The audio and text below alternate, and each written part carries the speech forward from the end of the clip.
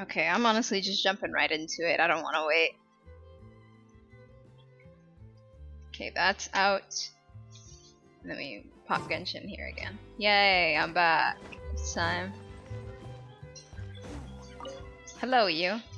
Welcome, welcome. Our store offers the most extensive selection of precious gems in the entire court of Fontaine. We also have the newest ornaments and craft goods for sale. Anything here catch your eye? About the latest ornaments on sale, see you. Oh, he's gonna be that guy with the little diamond over his head. That's gotta be the wings of oscillation. They are modeled after the slim wings of crystal flies. The metallurgical process used to make them is quite unique, and they are encrusted with dazzling gems. They say that even the gentlest breeze will cause them to flap like real crystal fly wings. To say that the wings of oscillation have taken high-class society by storm would be an understatement. But though everyone loves chasing fads, I'd say that the ornaments should be chosen according to their ability to bring out our unique characters. Yeah, fair enough. Alright, what's your other thing? Navia's so pretty. Stop talking. I don't want to hear about her until I get to the story. I thought it says something Navia though. That's why I mentioned her. Oh, well. We often push out new projects, so your patronage is always welcome. Oh yeah, you're not meaning to hear that. Navia line, not Navia. It's her line. Still, why are you telling me that? How do I get under there? You ever, say Navia thoughts, Navia line thoughts. Jeez, this place is giant. The Gardamex are like huge clockwork toys. I wonder if I could open one and have a look. Like clockwork toys, do we? Yes, my father's a great scientist at the Fontaine Research Institute and brings me lots of fun toys. I love opening them from the inside out and putting them back together bit by bit. Well, the later bit doesn't work out sometimes, but other times I can pull it off without a hitch. You're not gonna make up some story to scare me off, are you? Oh, you can't touch this or the guards will catch you. Adults are so boring. That blonde guy I met at Les Choses? I don't know how to say that. Hold up.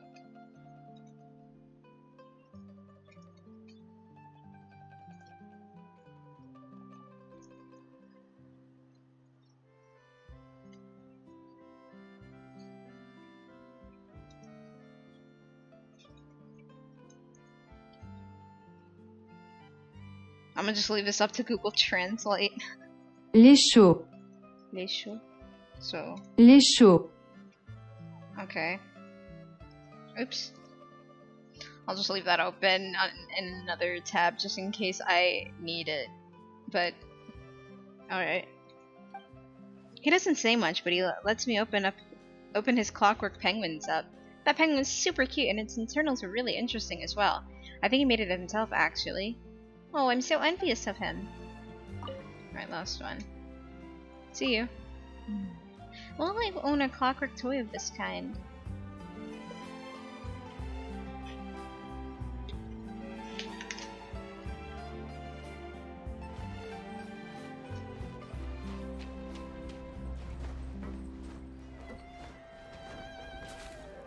Alright, well, whatever.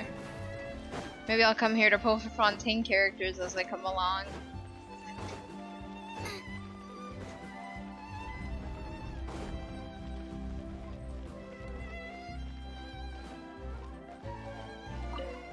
Hello there. Still, what can I do for you?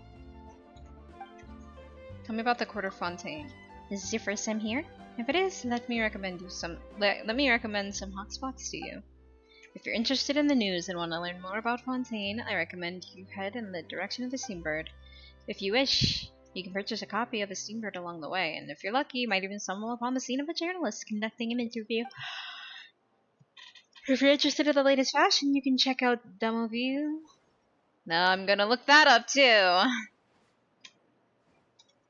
Demoville Purveyor.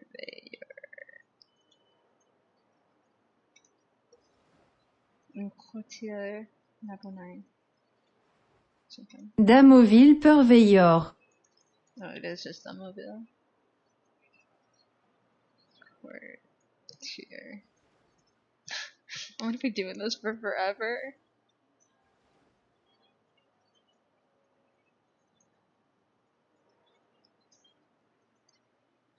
Quartier Narbonnais. Okay. Thank you, Google Translate.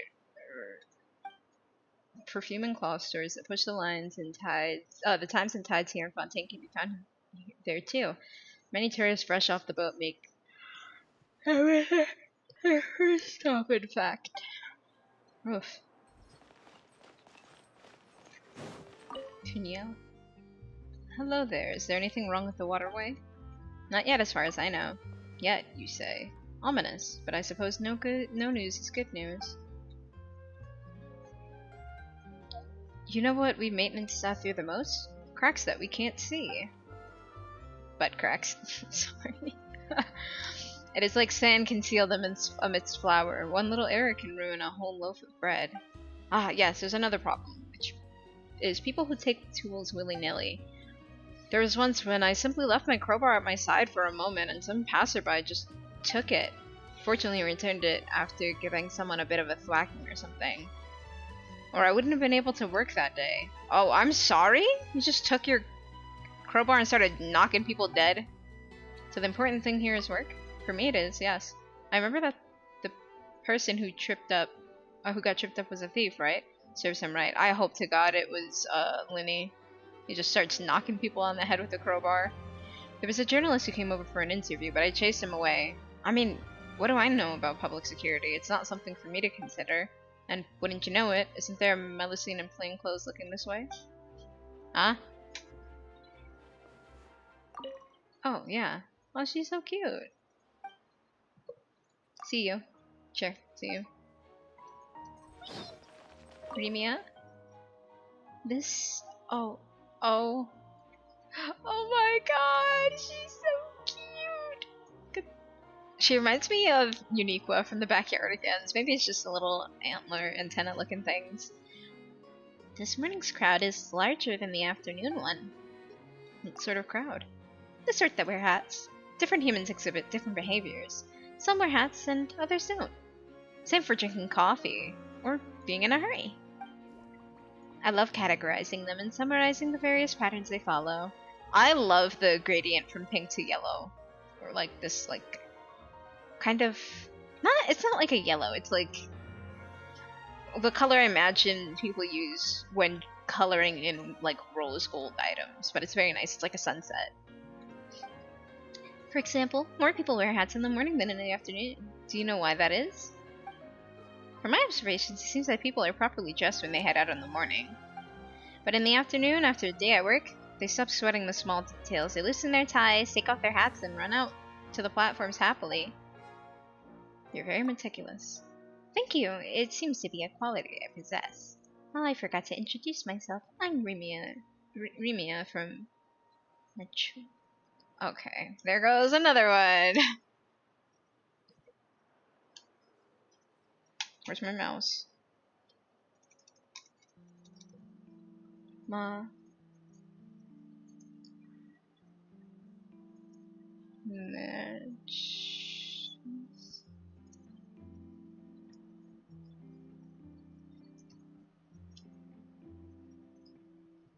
I'm assuming they just didn't add the accents. Maréchaussée Fantôme. Okay. I'm on vacation right now, but I can go back to work mode at any time, if some emergency calls for it.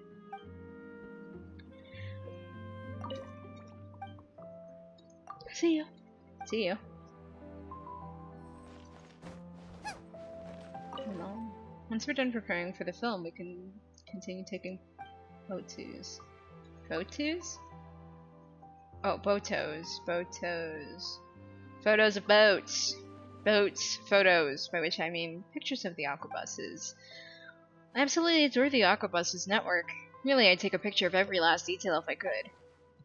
My dream is to someday recreate a scale clockwork model of an aquabus without needing to refer to the real object, or even pictures of it. At this moment, I've reached the phase where I'm taking photos daily and familiarizing myself with them. Wish me well, friend. Good luck. Sounds impressive. Of course it does. If you're interested as well, you are welcome to join us Aquabus enthusiasts. However, I have a few reminders for newcomers. While admiring the Aquabuses, do not behave in any way that might interfere with the normal functioning of Aquabus facilities or disturb the tour guides on the Aquabuses. Okay. What if someone just started beatboxing? See you. Be sure to take a trip on board yourself. I'll say abroad. Looks like you're running out of type 3 screws. Feel free to check the Aquabus map and schedule for details.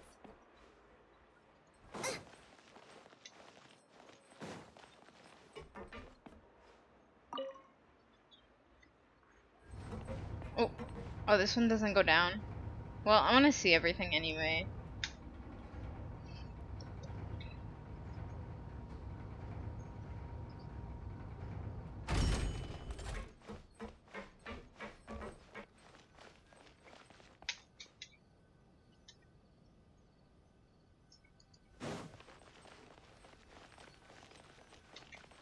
Welcome to the court of Fontaine. Please watch your step.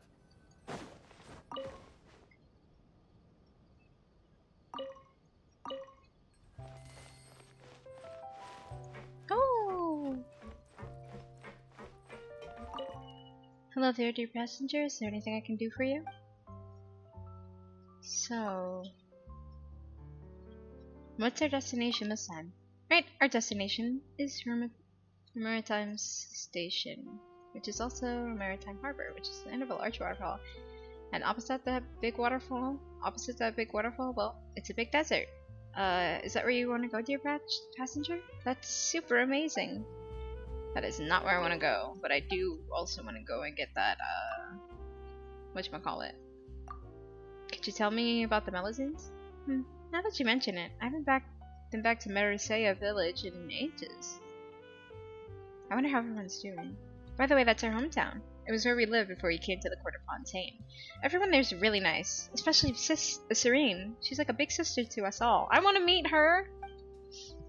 There's Vitine, who makes awesome food, and Tapias and Conatilla. I wonder how they're doing. Guess I should write them a letter, huh? I'm also a bit worried about Mamil. Speaking of which...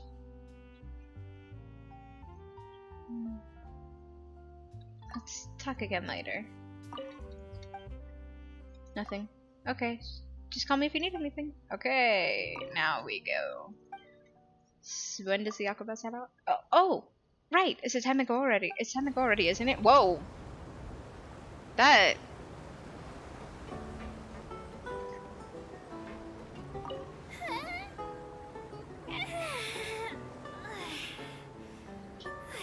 Okay, I'm back to work. Please take your seats. It's time for our merry departure. This Aquabus tour is bound for Maritime Station. I'm on one of the And I'm your tour Aquabuses. guide, Abel. I'm here to tell love you Abel. all about the amazing Can I sit in the middle? we'll pass by Can I on not sit in the... Clementine Okay, I line. guess I can't sit in the middle. Even though I'm not an expert tour guide, when it comes to interesting stories Oh my and god. fun places in Fontaine, I should jump off and chase definitely after know it. a thing or two. I hope that my commentary will give you a newfound appreciation for this nation, and that you'll be inspired to visit every corner of Fontaine, just like Alvin was. I'll come back for you. I'll catch you and I'll bring you to my teapot. Oh, sorry.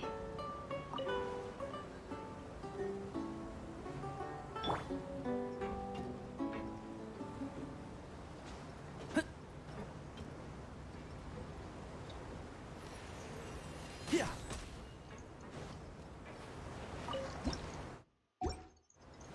Okay. Okay, I can do this. Oh wait, no I can't. Keep up. Ah! I know who to bring.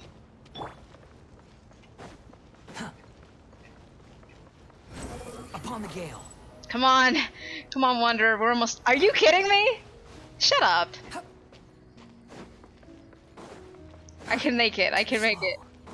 No, you're too slow. I could just run along. Behold. Come on. Yeah, let's go. Back on the aqua bus. I couldn't help myself. This poor Melusine just watching me panic run and then like just start floating and fly at her.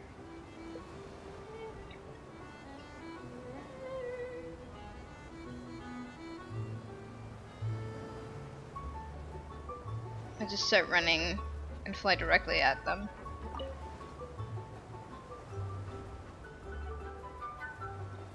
Oh, well, actually, this is my stop. Later.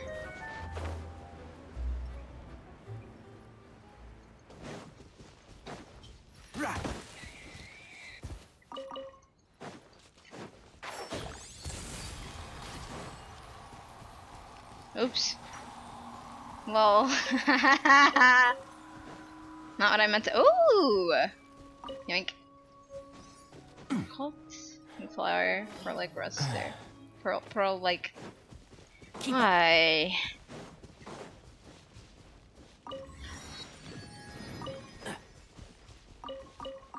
Ooh, pretty.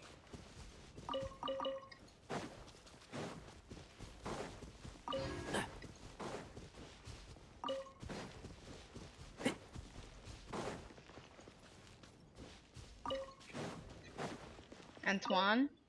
Humans should break free of the shackles of the earth and soar into the skies. Don't you think so too? You are? Antoine Rogers the name, and Clockwork Engineering's the game. My specialty? The eternal dream of humanity. Flight. Now, you might be curious, and rightly so, as to how this might be different from Edwin Eastinghouse's research. In which case, let me explain. I generate propulsion using energy converted from the annihilation reaction between Numa and Ozia. Ozia? Ozia? Numa? Numa?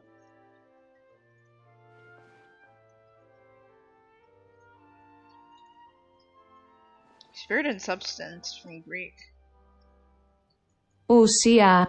Ossia. And I'm guessing this is Numa, like Pneumococcus or whatever. Numa. Oh, Numa. Wait. Okay, stop. What do you think? If you'd like to give it a try, hop aboard the Antoine Roger aircraft and activate it using an annihilation reaction. It will move along the designated path. Accident-free, travel guaranteed. Is it really safe? Absolutely, positively, according to my calculations and simulation experiments, that is.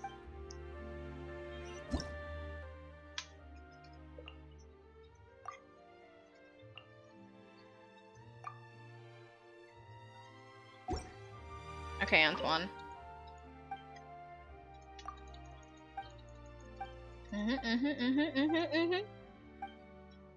Is this work for the Fontaine Research Institute? What are you talking about? The Institute has been rendered a ruin. Its capacity for research has been lost. All that remains is the official agency. But what cannot be denied is that many independent engineers, of whom I am one, still use kinetic cores designed by Guillotine, the Institute's founder. The aircraft is merely one step in the realization of my goals. My final objective is creation of sufficiently powerful and affordable kinetic cores.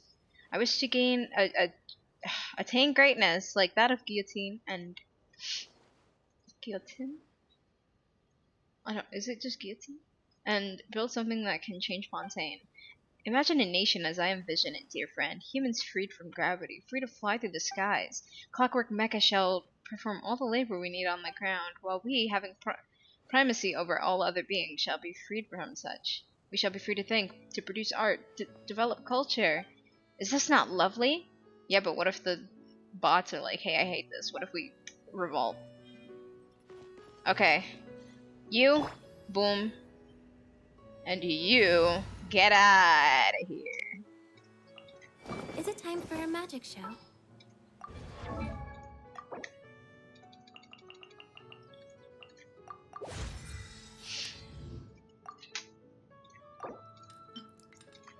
Nah, whatever. Hi, those are hers. My Okay, neat. perception. Bless you.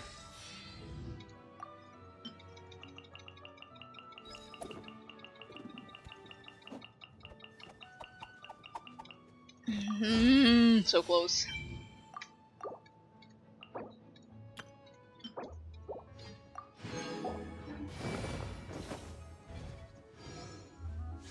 Let's see how my luck on the banner is.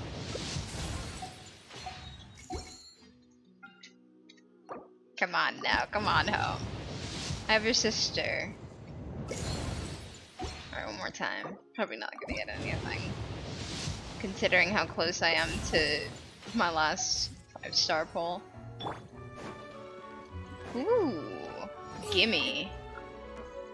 So many spin crystals for me to collect. Let's go.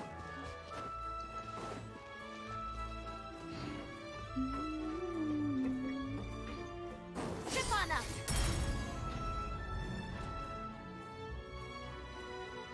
So do I have to like... Water jet! Over here.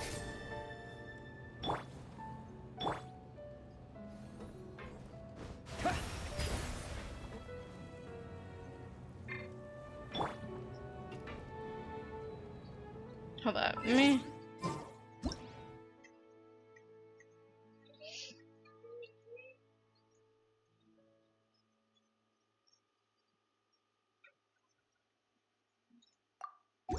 Oh wait.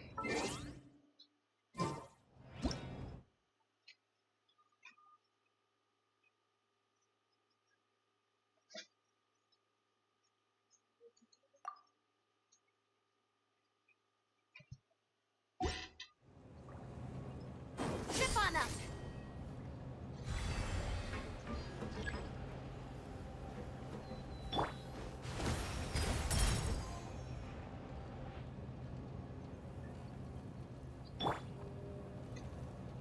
Surprise!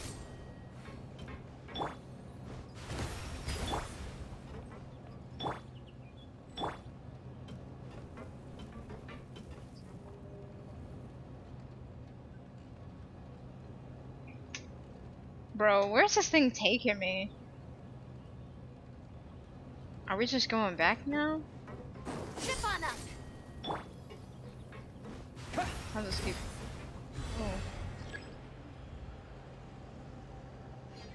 Oh. Come on, come on, come on.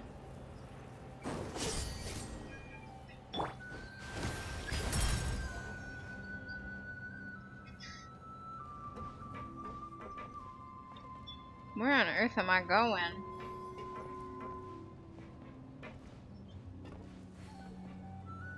Are they gonna try and take me out of the... Oh! Never mind. Over here.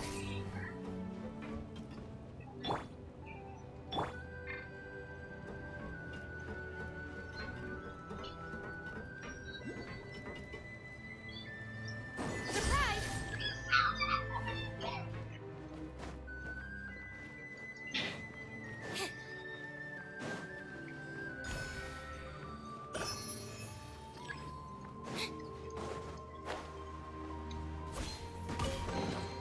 The scent of treasure. Ooh! Furniture!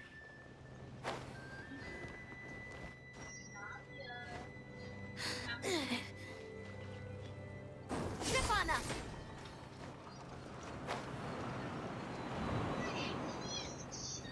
Oh, is that all that's for? Yeah.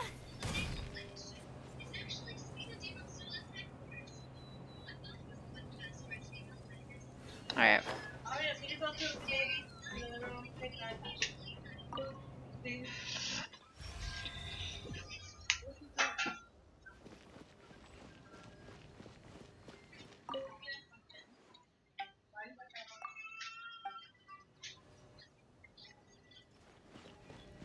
Over here. Go! Humanity doesn't have to be land-bound. We can break free. It's our destiny.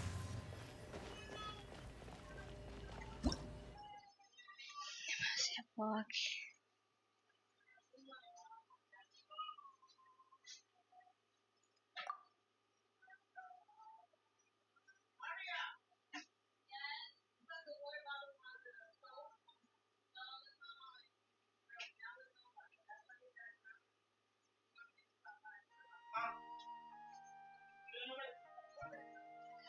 Oh, you have no idea what that means. Ooh.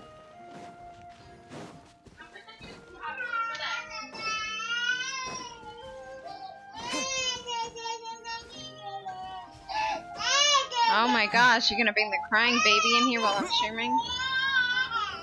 I know she can't. I don't know where.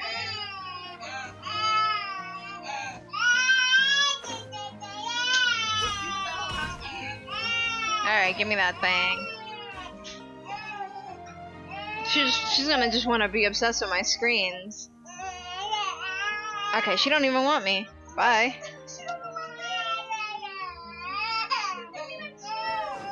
Well, I'm reaching out, she ain't...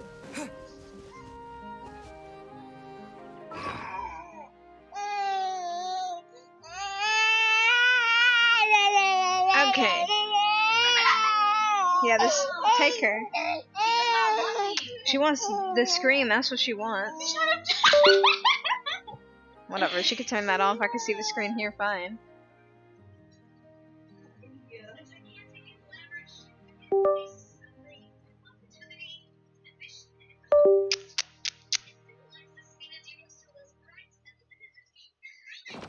Okay, oh, right. That's what I was switching.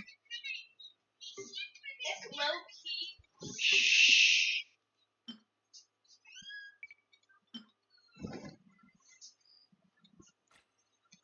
Oh, I didn't have any more of those nets. Dang, I can't claim it. I can't catch it. Alright, let me quick swap. Let's get this thing out of here. Let's get this thing out of here. I'll bring my Windsong wire. Can you stop doing that, girl? One last thing. What do I bring?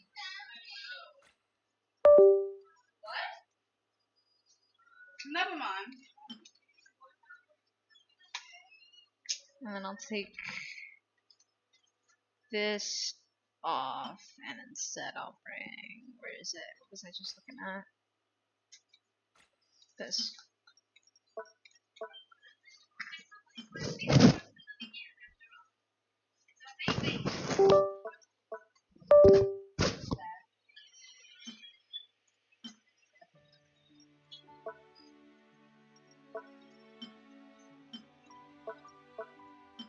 Grab her. I don't know what she's doing. What is she doing? Oh my gosh! Shh. My first time diving! Oh my gosh. Take the baby. Why is Hawaii about to like that? Yo. You don't even see nothing, bro.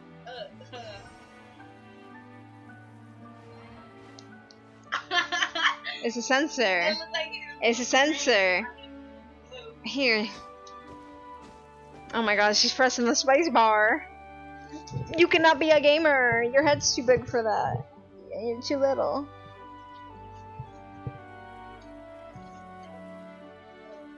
Take her so I can keep streaming. Look, she was trying to take the money. Here, put this on for her. If it's charged, if it's not, I don't know what to tell you. Dang,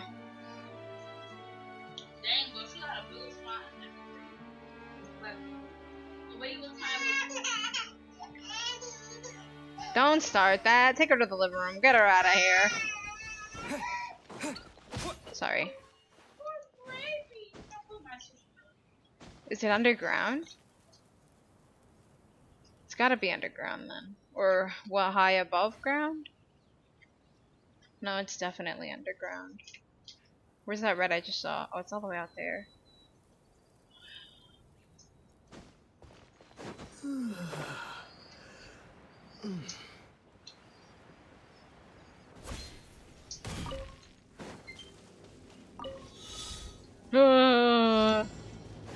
Okay, fine.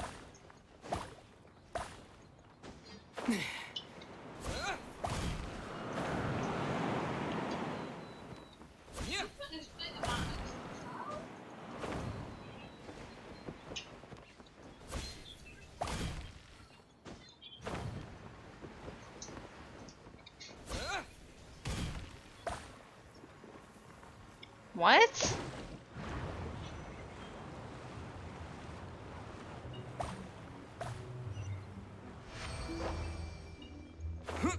It just like boom, drops you out the sky. Like, okay, I'll keep this close. I'll keep this close.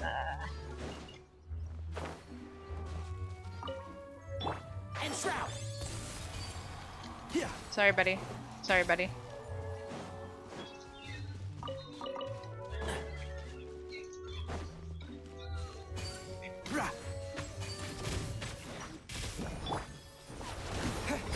Wait, right. Out the frying pan, into the fire. One with the force. Oh my god, evil Hydro Eidolon. Nice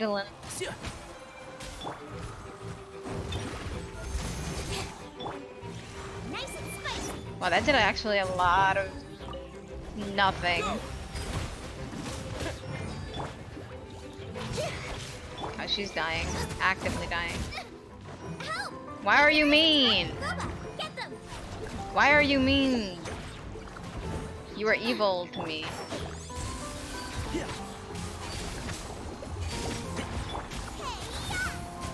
Out the frying pan, into the fire. I'll uproot you.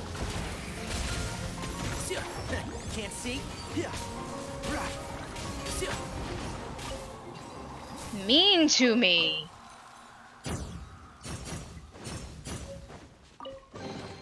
Why is there a chest here? Drop of tainted water. How do we get under here? Probably go down this way and then go down lower.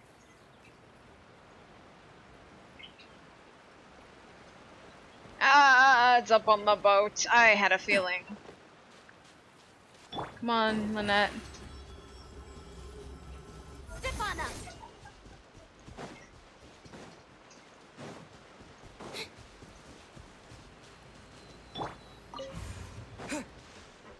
What is this for?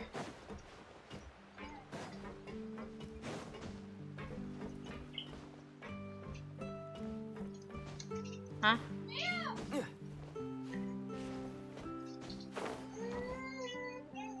There's a fishing spot.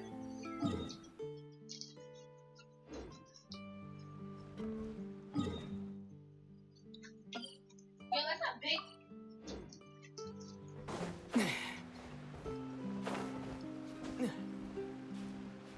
Oh, and there's a chest on that island.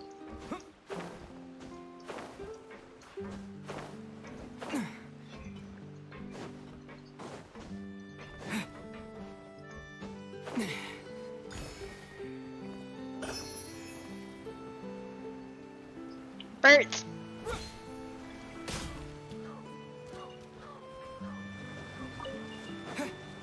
Hi, Bert. Ah, I was a little off.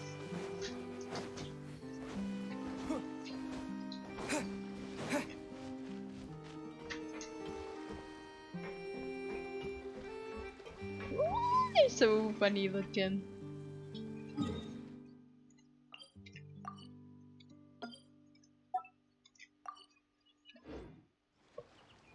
I only bring in things that help. Okay, so I need to make new.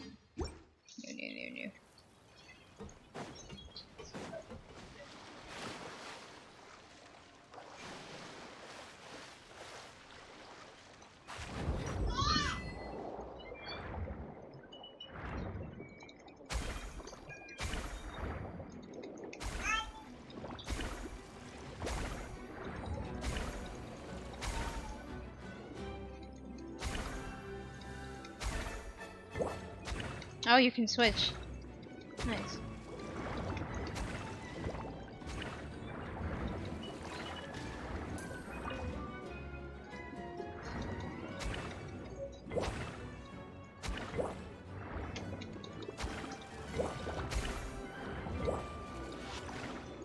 Oh, you can aim these things. Oh, this is gonna take forever.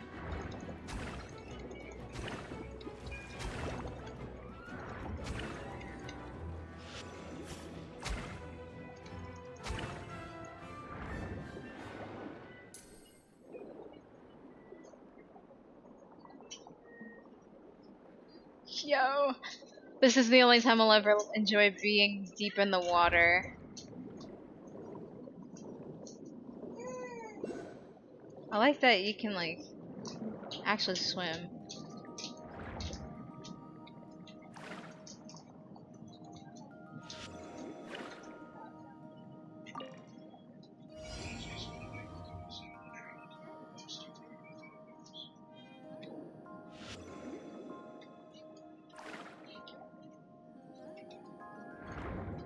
Seriously?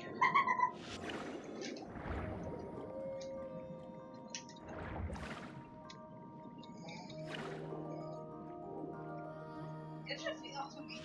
Because I don't play that.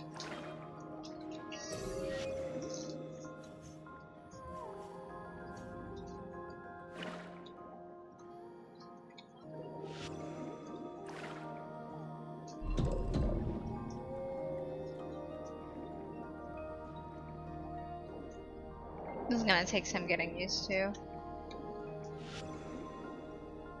Huh? Wait. Oh, did I run out of the blubber beast? Oh wait, it's E.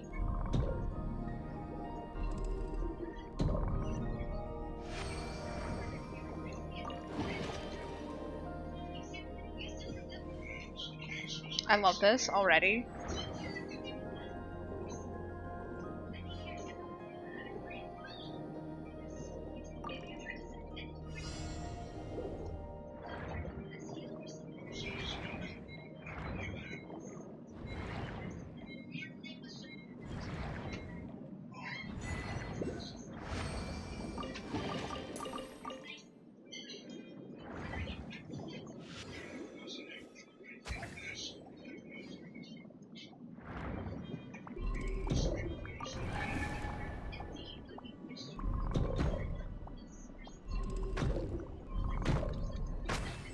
Ma'am!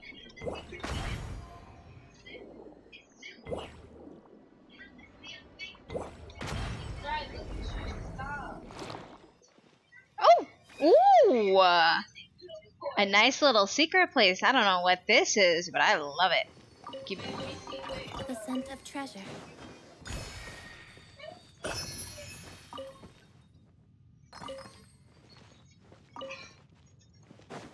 that's cute. I'm underwater. Oh, that's adorable. Yeah, look. Oh, that's crazy sick. You should get the jellyfish. Oh, oh, oh. Spin crystals. I want to hear. These are a few of my. You can play it? Yeah. Well, this is someone's That's music. sick.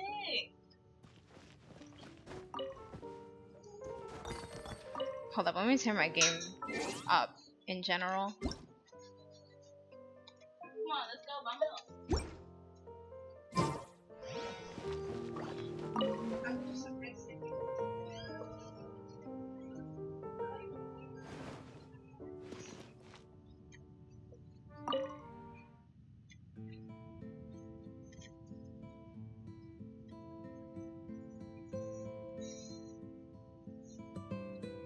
I wonder who this is. I'll find out soon.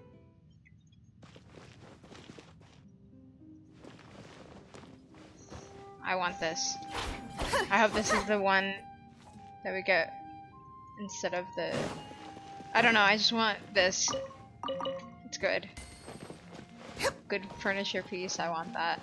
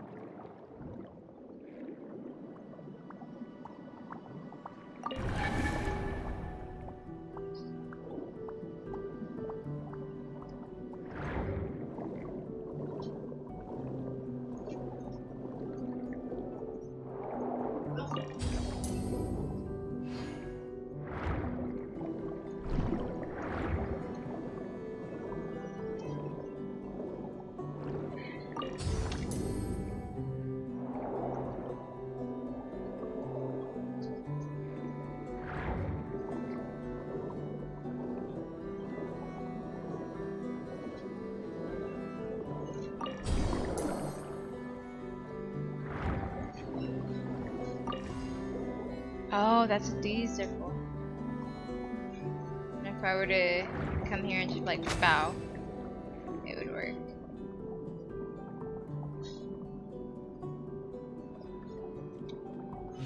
Aw.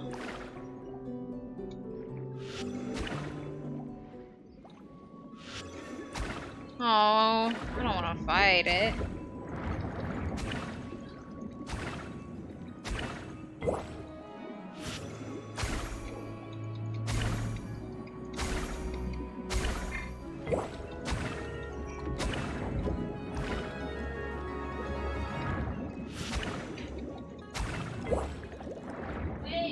Alright, what do you drop?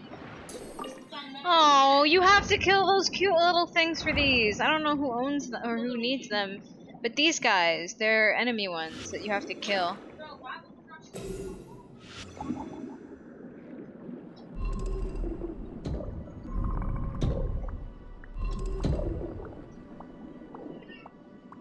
But look, oh, it's so pretty.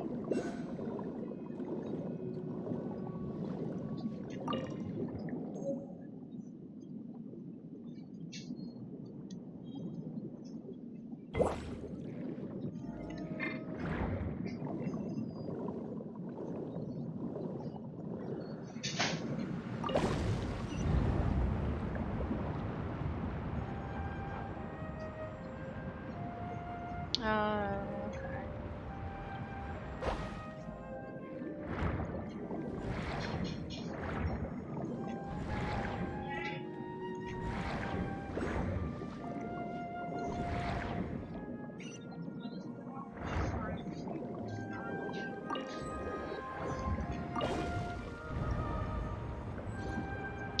So it's probably not plugged in.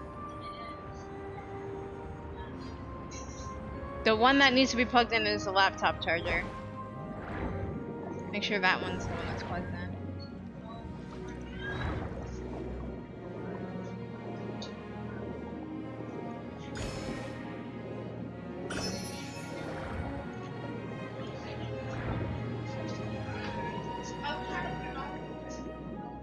I wonder if I swim too hard, can I drown?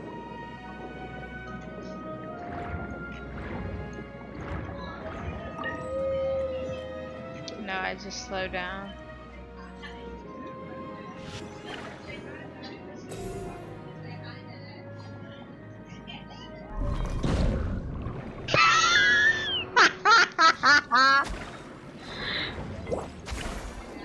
Oh my god. Oh my god, that was extremely funny. No, it wasn't that funny, but it was...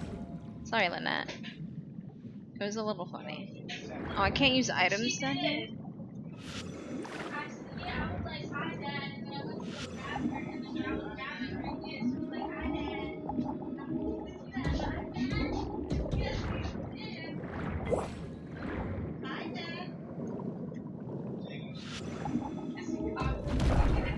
Oh.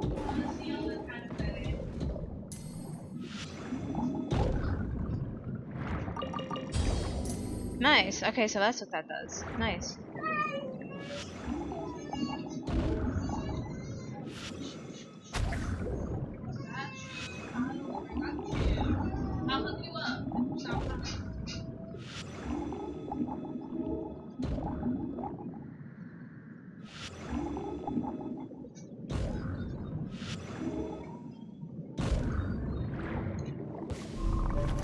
Oh, that's what these are for. Okay, well.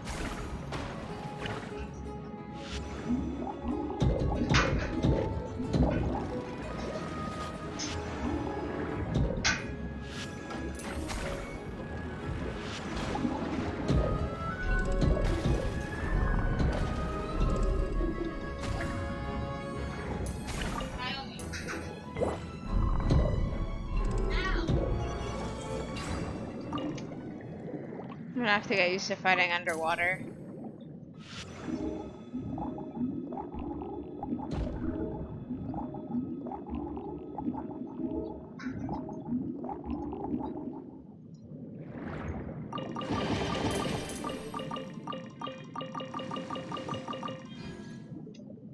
Thanks, buddy.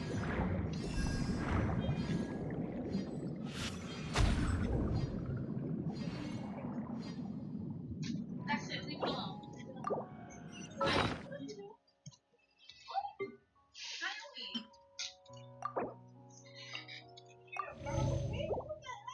Hmm?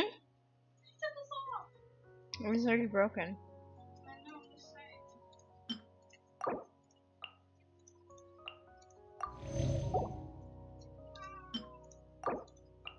Yeah, whatever.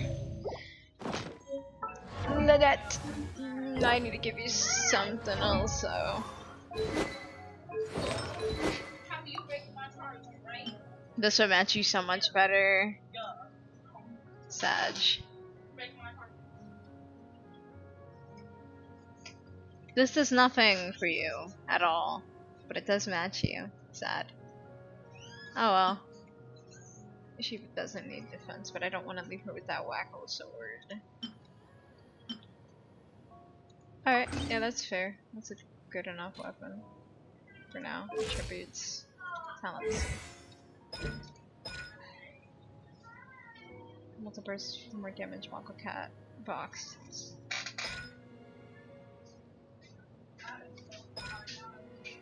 Okay, flips her mantle and executes an Enigma first, dealing animo damage. Based on her max HP. So I should give her healing pieces. Artifacts. 2 HP and HP percentage. Never mind, looks like I don't need to look very far. Let's see, 30 good pieces.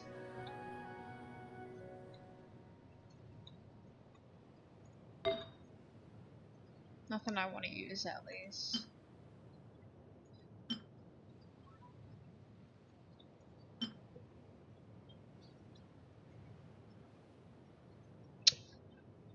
Alright, looks like you're gonna rob. Okay, there. 2-piece attack. Maybe I can do elemental. Let's do HP percentage, HP. Let's do actual EM. Energy recharge and a healing. Maybe not EM. We'll do healing bonus and energy recharge. I don't be using you anymore. But also, I don't use you at all. Okay, let me give. What did I take from Chunyan? It wasn't this piece, it was this one. Oh wait, I can't give it back to him. I literally took it from him. The healing bonus.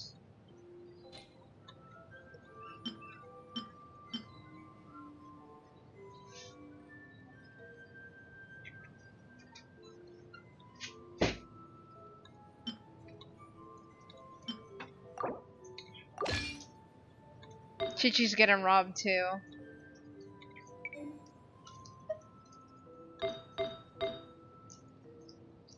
This is defense piece. Just okay. Damn. I'll have to do a different healing piece. Let's try. Oh, wrong one. Made him beloved.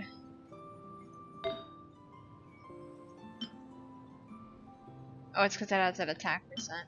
I'm just gonna take these from Yao Yao. Sorry, Yao Yao. Actually, no.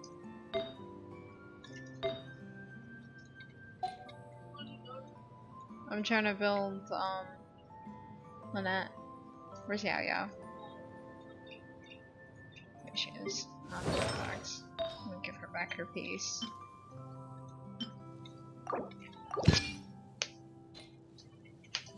And then I can give Chungyun back his piece.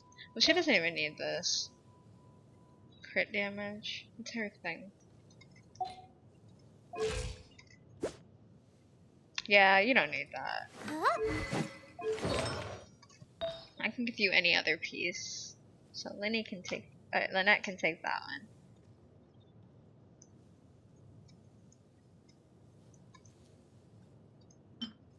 Let's do that, and then for Lynette, I give her your piece.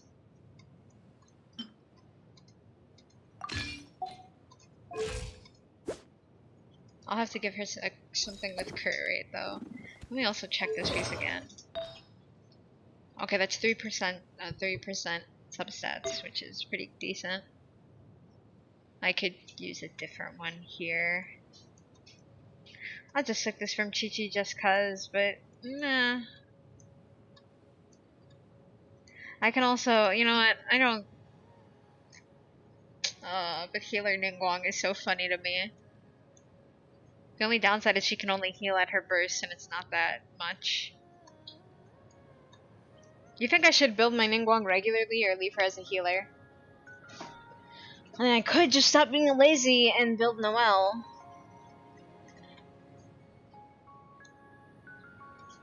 Let me see, do I have anything with Animo damage bonus?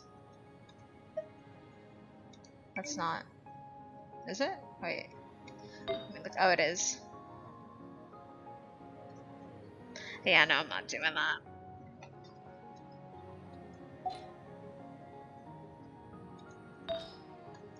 Sorry, Ningguang.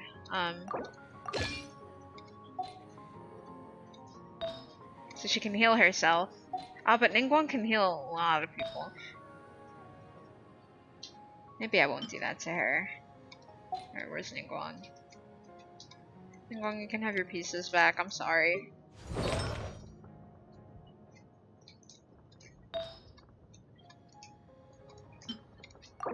Then that can just stay with these pieces for now, and then later, if it's any better, I'll... Okay, so using a elemental skill or burst increases healing received by all party members for 20%. By 20% for 10 seconds, and she's got prototype Amber.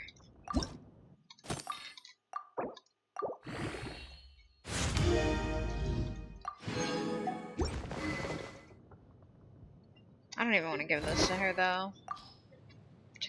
Are there really no good weapons?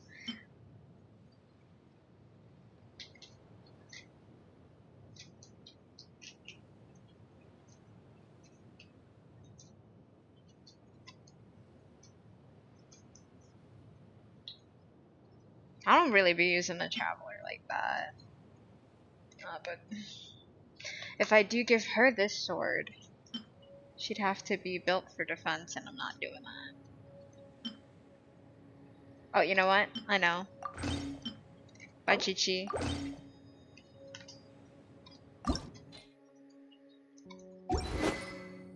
This is a piece that can be thrown.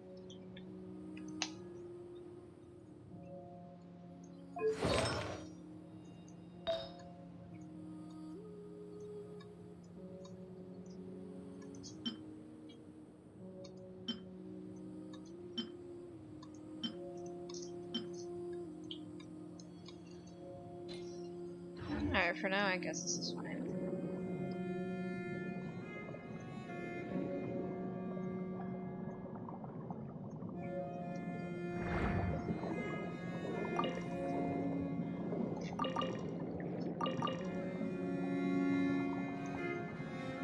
Oh, it's underground even more? Or am I just silly?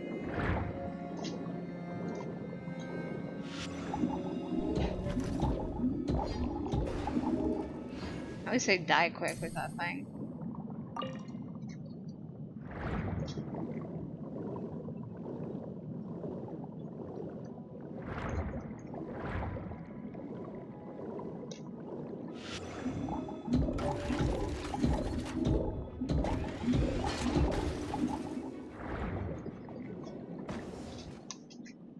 Well, that was lame.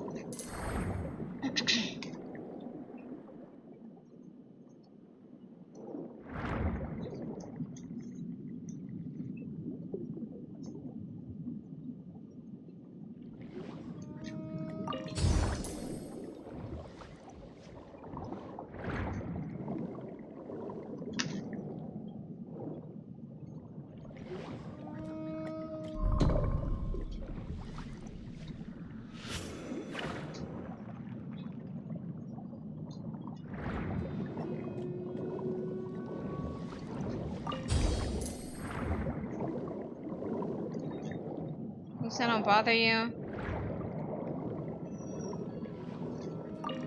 Federal conch.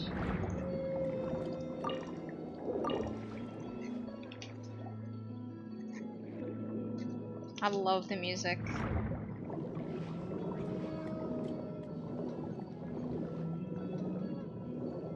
We can fish underground? Or like, what's this about?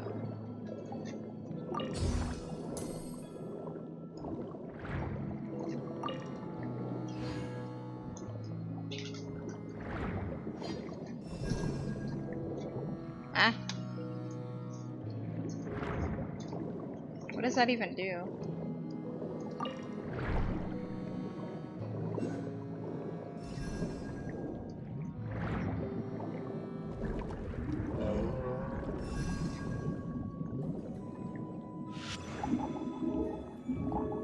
Oh, he's cute. I see you.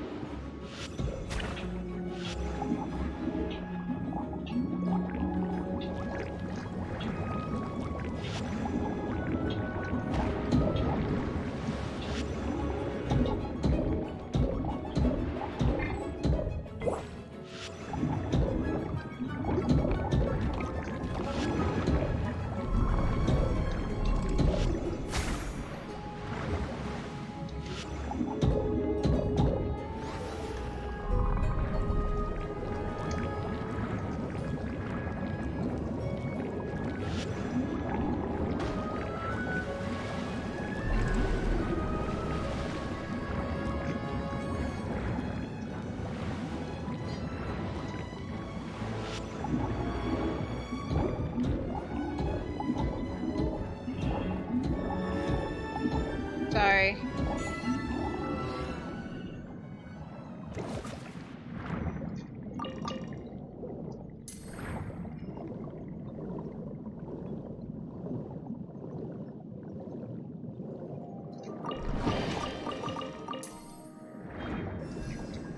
Oh! It heals you. Okay.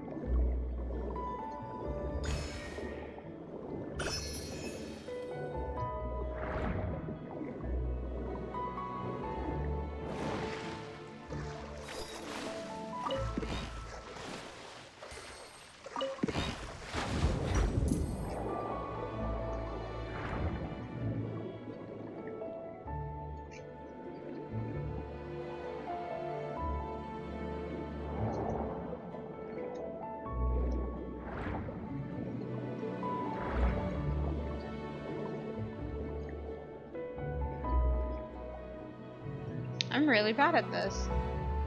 Where is this thing? Oh well, I'll find it later.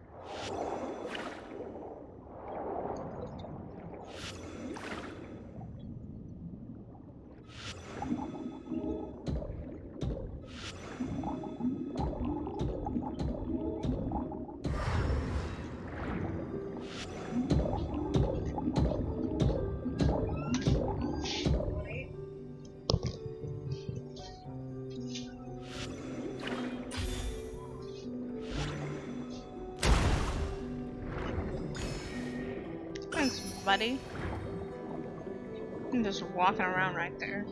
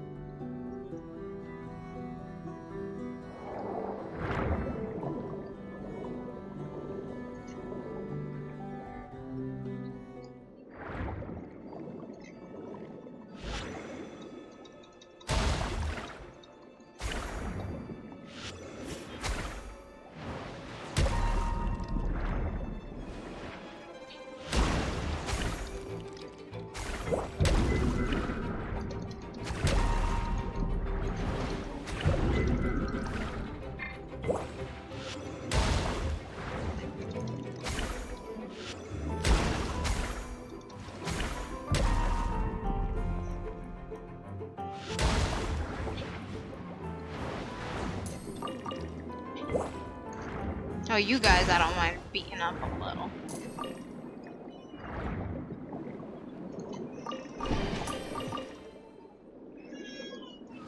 Fish.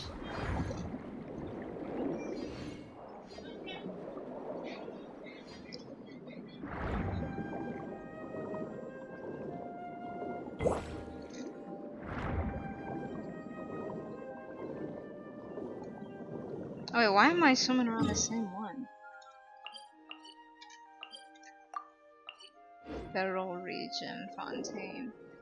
I'm assuming I gotta get out of the water. Ooh.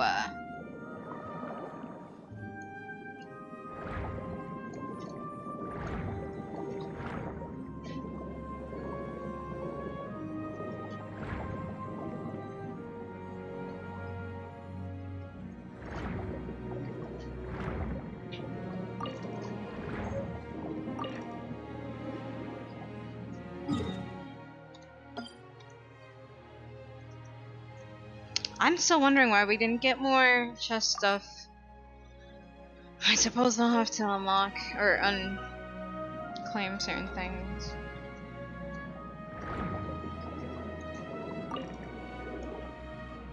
Not more chest stuff, more map.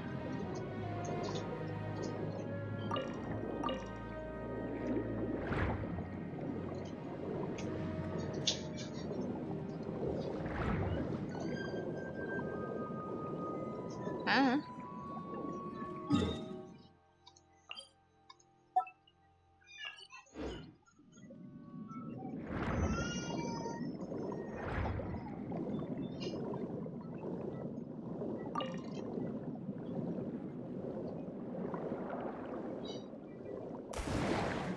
Whoa!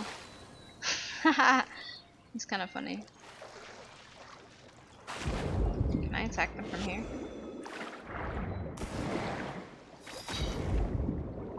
Oh, that is sick.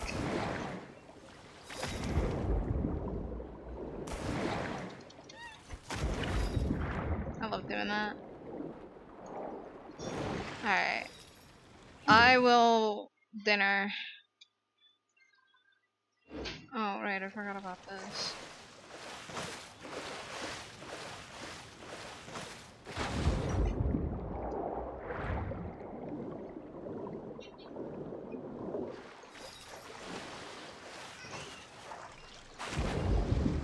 I wonder, can I drown in Fontaine, or do I just go... Alright, Ether, you're my test puppet.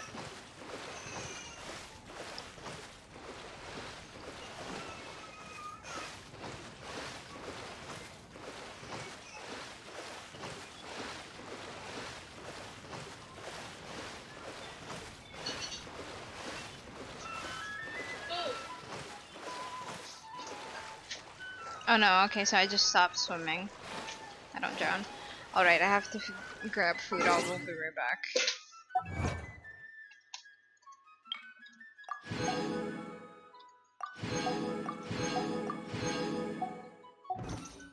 Oh, there's one more. Hold up.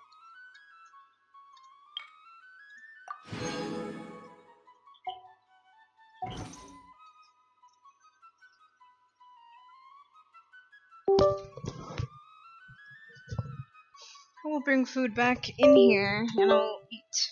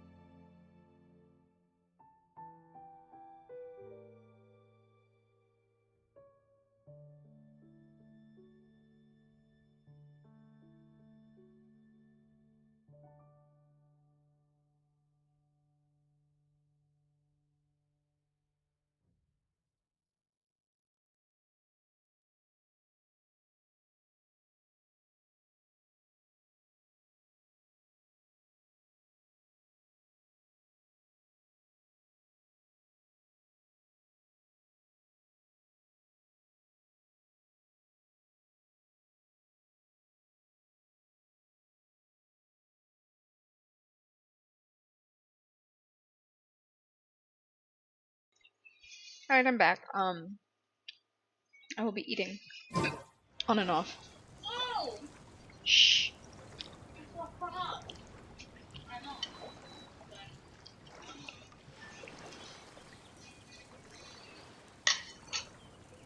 What if my water? Oh, water.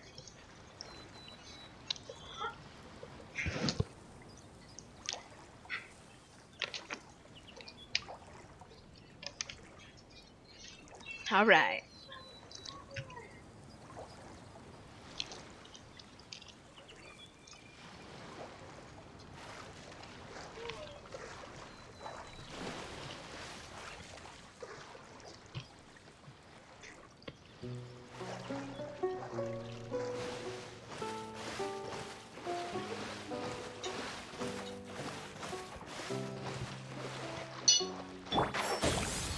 Yeah. Rah. Yeah. Nice and spicy.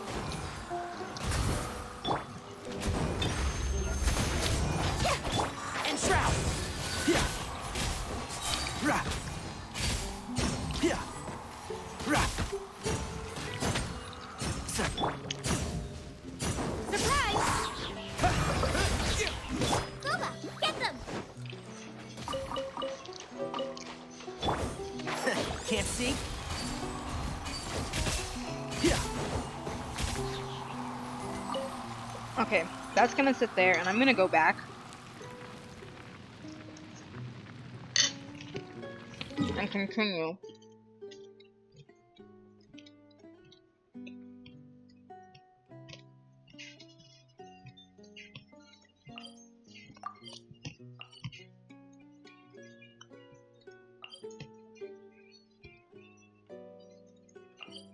Ah, okay.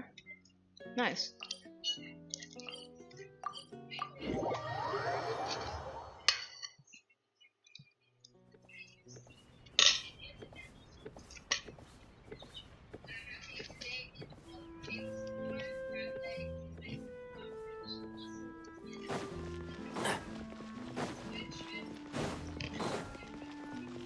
Keep up.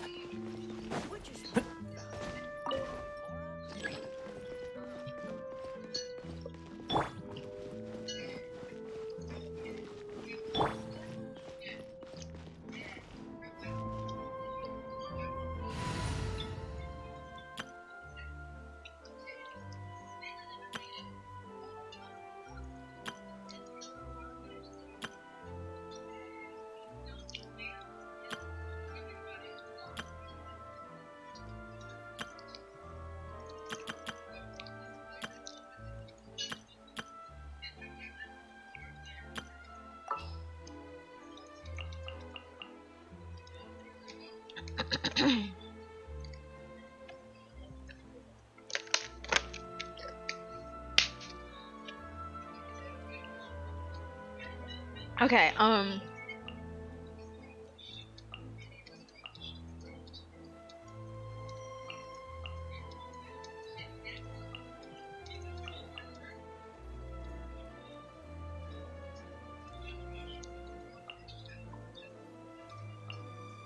The hunt begins.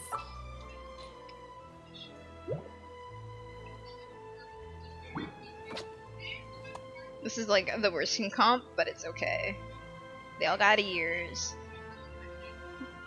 Kitty. Pointy ears. Well, technically. Kirada, you count, but also don't. There we go. Prepare to move out. Now this is officially the worst team. 3 archers and a sword fighter.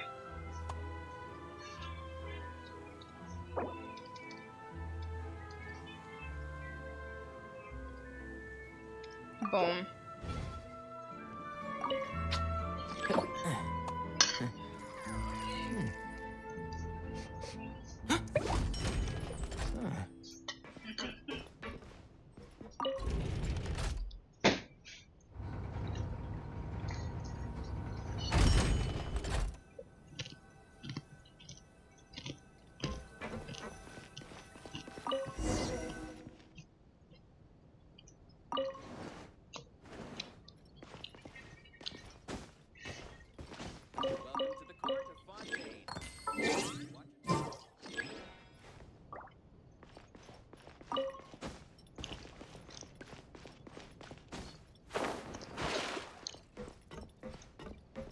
Alphane. How do you do? So where are we? This aqua bus is bound for Arenius. Points of interest include the Fountain of Lucine and Opera Epiclese. Okay. Adorable. So what is this? Welcome aboard the Navia line. This aqua bus is bound for Arenius. Oh. How do you do?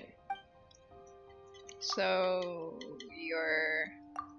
I'm Fontaine, guide for this trip. I'd like to ask about... Melusines are a young race born in Fontaine. There are many differences between us and humanity. Is there anything else about Melusines? We do have one secret that we can share with you, passenger. We are simulator humans in one way. Each of us has a different personality. Some of us like chatting, some don't. I'm assuming you're the one who doesn't. You are adorable. When does... see you. Okay, now I've exhausted all. Immediate... Oh, okay, great.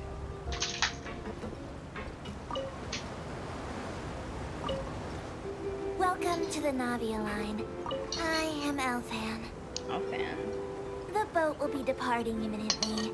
Please do not stick your head, hands, or other body parts outside the boat. The Aquabus operator is not responsible for any accidents or injuries resulting from doing so. Also, please remember to buy the Steambird, though I don't read it myself. The destination of the current tour is Arenius. Points of interest worth visiting include the Fountain of Lucine and the Opera Epiclese. If you look to the left in the direction we are currently traveling, you will see the famous Fontaine Research Institute up in the sky. Oh! An experiment gone wrong turned new sightseeing opportunity. Human ingenuity truly is a wondrous thing. Bro, they blew that thing up. Oh.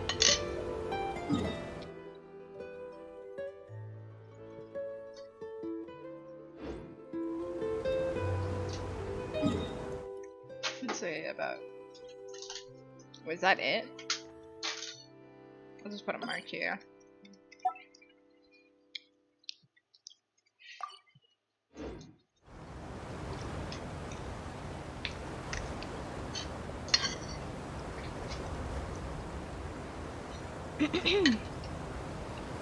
We are now approaching our final destination.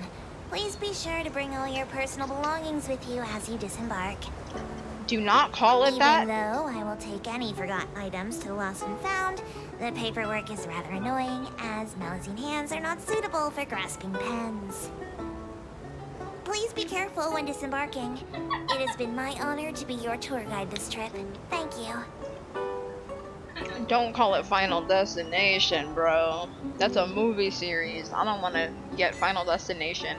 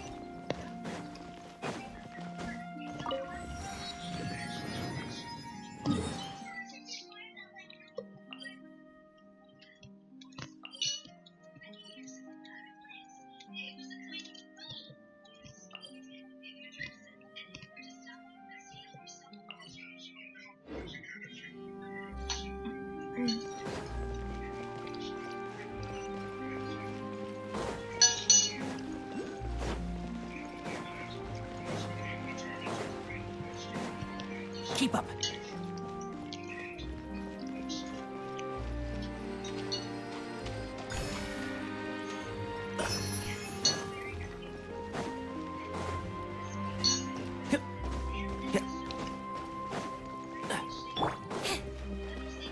Beep.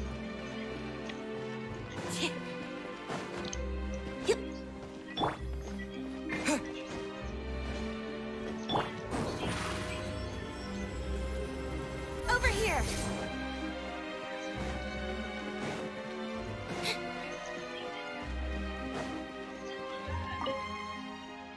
Whether you wish to go to the Opera House or Fontaine of Lucine, please head southward along this large road. Tell me about the Opera House. The most magnificent building on Erignes is the Opera Epicle. When we Fontinians speak of the Opera House, that's normally what we're referring to. It has another more important role, besides serving as a site for various cultural performances. It is also a courtroom in which all cases in Fontaine are judged. I ain't done with you yet. Don't you dare walk away. Tell me about the Fountain of Lucine. That is where all the waters in our land gather, and so it is the most popular site for wishes. Oh! Couples who wish for children go there, believing that the spirits in the water will bless them with healthy and happy children. Last thing. Thank you. You're welcome.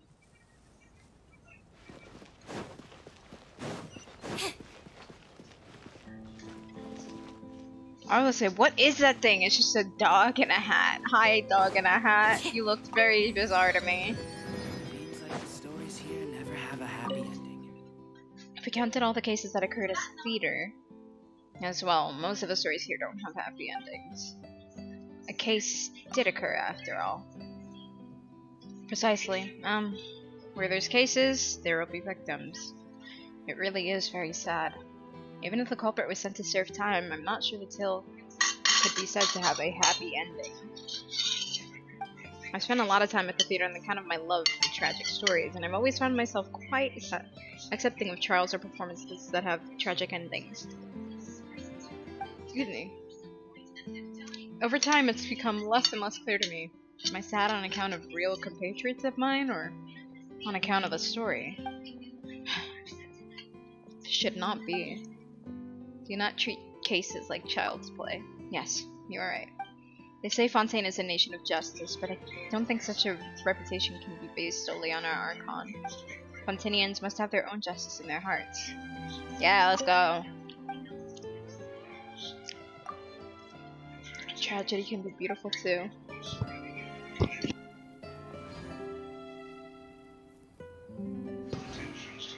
Alright, more water.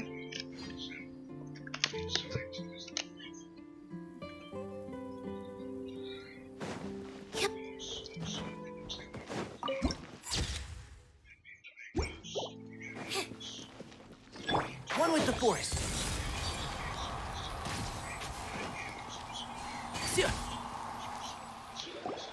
Whoa! Now this is fancy! The Opera Epicles. What a place to hold a performance! No wonder Linny and Lynette were looking forward to it. Huh. Looks like there's a lot of people standing around the fountain up ahead. Oh, Archon, please bless us with a bright and healthy child. We pray. I don't know why you always feel the need to ask so much. I'll be happy as long as our child is healthy and lives a peaceful life. I guess if they're our kid, then there's no doubt they'll turn out smart. Maybe this is one of the customs in Fontaine. There sure are a lot of couples here. Vache. Huh? Huh? What's wrong? Vache. Vache. Did you just say something, No, Paula? Paimon didn't say anything. Strange. Are you hearing things? Whose voice was that just Welcome now? to the Fountain of Lucine. All the water flowing through Fontaine converges here. It's customary for newlyweds to come here and wish for children.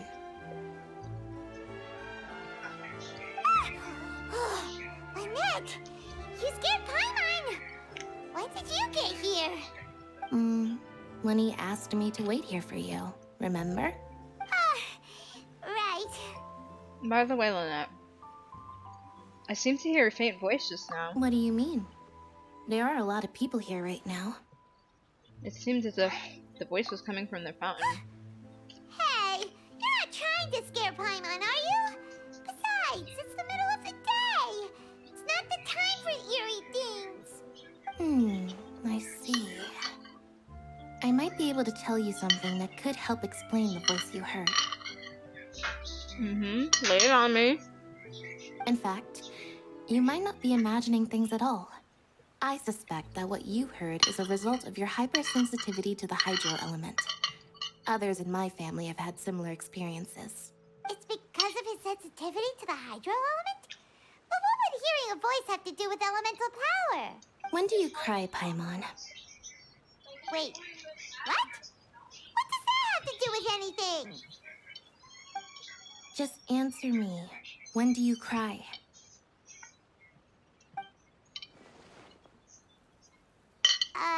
When Paimon's really sad?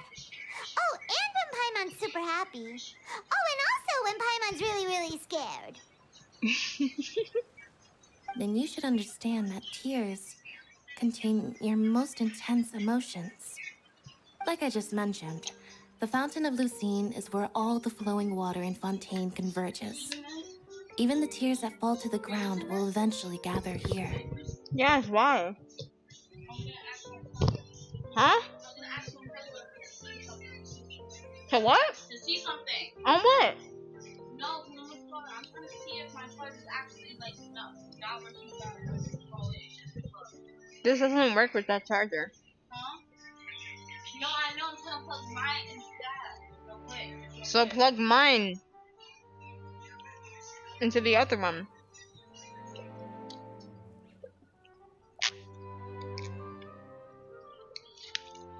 So maybe what you heard was the intense emotion coming from someone's tears. Huh, that's an interesting explanation. I'm not sure whether I buy it though. So, what did the voice say? It seemed to be calling out someone's name. Huh.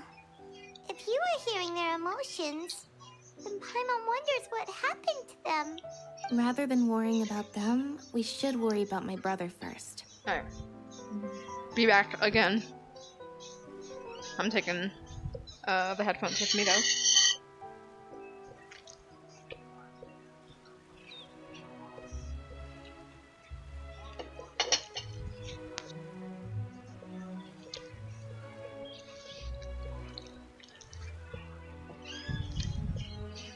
I hate to break it to you, that sink is full of dishes. Don't let that calm look of his fool you. He tends to get pretty nervous just before a performance. So chatting with Linny might help him relax a little before he goes on stage. Oh, right. That makes sense. Let's go in and see Linny. No, let's not. Keep up.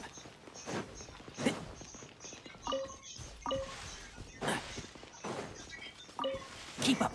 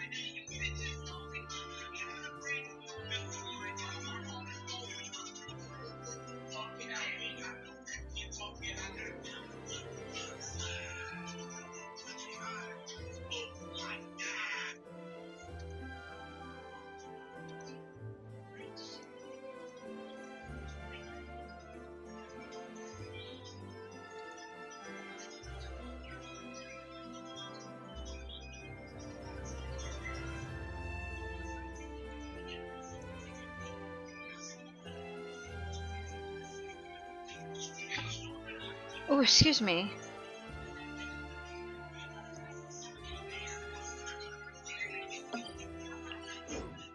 Yeah, just had to get rid of that. Completely forgot to turn on moderator mode and how to do that, but I figured it out. Oh, I'm quite curious as to how this will end. What sort of end are we talking about?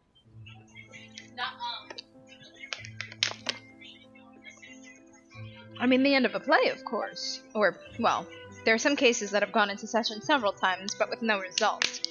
To be honest, they seem all the same to me. That doesn't sound like a very rigorous distinction to me.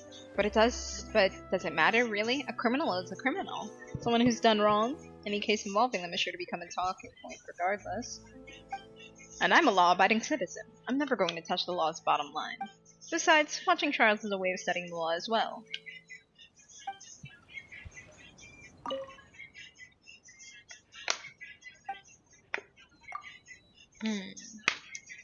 Let's review the plot again.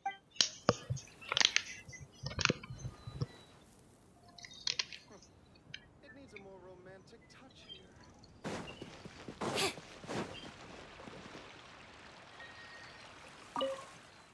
This section here and this bit here, I feel that more romantic elements need to be added here to allow the readers to experience the emotions within. Mr. Arnhem, please allow me to remind you that adding romantic descriptions does not mean adding a few personal opinions too many to the context. We are here to draw inspiration from cultural performances from other lands, not to mutate their stories with our personal sentiments. Tisk tisk. What did I expect of a writer of deductive novels? Of course you know nothing of poetic beauty. A poem that is to be recited, whether romantic or ironic, must have pulse, with an emotional rhythm. I have a feeling that you're simply avoiding the crux of the issue here. If you cannot answer my questions directly, then at least don't add on whatever you please whenever you please.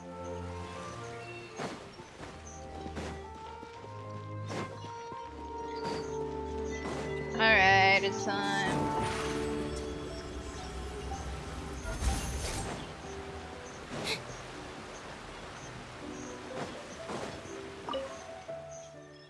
Isn't this the one that I seen? From the one Melusine from the trailer. Maybe not. Maybe it's just one that looks like. Alright, up and down the fountain goes. It's like a magic trick. Which fountain? Oh, these ones? Do you like magic? Yep. I've got good enough eyes to catch even the smallest details at a crime scene, but I can't understand the secrets of magic tricks.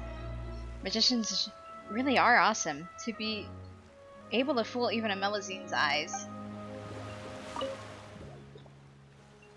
Oh. So some of them have these pointed looking ears and some have antennae. Do you like fountains? Yep, I do. Fountain water never stops. It's full of life. Oh, and wings. Take these tall pillars of water, especially. Sometimes they're up and sometimes they're down. Oh, you're right. Aren't they like the music that plays in the background during an opera? That said, I don't really like watching performances at the opera house. They're created, engineered human behavior. They're not real to me. Welcome. See you. Bye. Take care not to let the fountain get you wet. I prefer magic personally. They should launch me. I think it'd be really funny.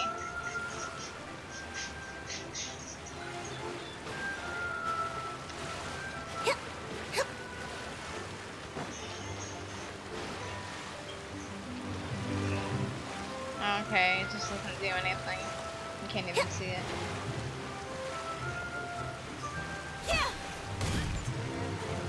Give me a... Hello there. Is anything the matter? I can help you with it so long as it doesn't involve performances. Is there something wrong with performances? Not that per se. I'm just not all that interested in operas, plays, or magic and the like. Speaking of which, I was always sent here because when asked, "Do you like theater?" I answered no. I suppose they don't want guards posted here to be distracted by performances or trials.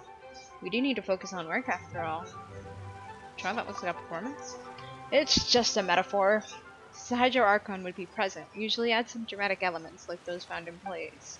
But the trials themselves are legitimate, thanks to the Chief Justice and the Oratress's just verdict. Every trial will come to a successful conclusion. Hello there. What, boss? I'm fine at the moment, thanks. Alright then, see you. Bye bye. Hold up.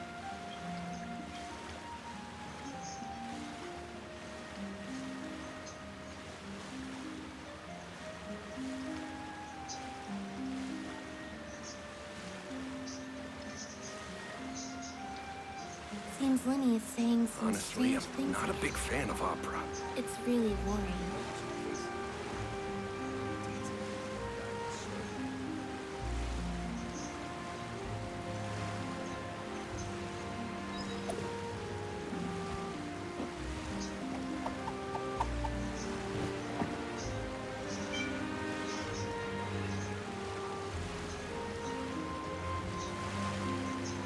Honestly, I'm not a big fan of opera.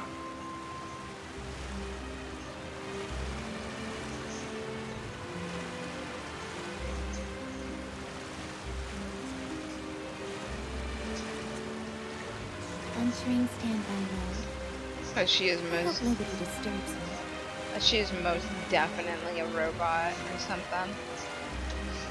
Honestly, I'm not a big fan of opera. No two cases are alike. The details guide the story. And how would you differentiate them? Well, I'll leave it to you then. How would you? Well, we need to analyze each case in detail, but I do have a personal prescription. If Lady Farina comes personally and looks excited, then the case itself might not be important, but there must be something incredible about it all the same. Though even if there is no such thing, she'll live with drama of her own accord. And if the Chief Justice personally presides over the trial, then it's almost certainly worth paying attention. It will certainly be more newsworthy, that's for sure. But such cases aren't easy to report on. In fact, some of them involve information blackouts. I'll leave you to it then. See you. Okay, that's enough. I need to stop talking to people.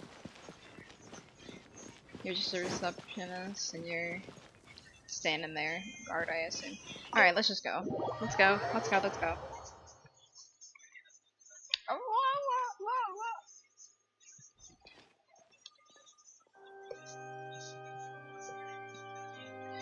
Ah, okay. Traveler and Paimon. Good to see you. I knew you two would come. No music is playing. I can get rid of the color block. Put this into a folder.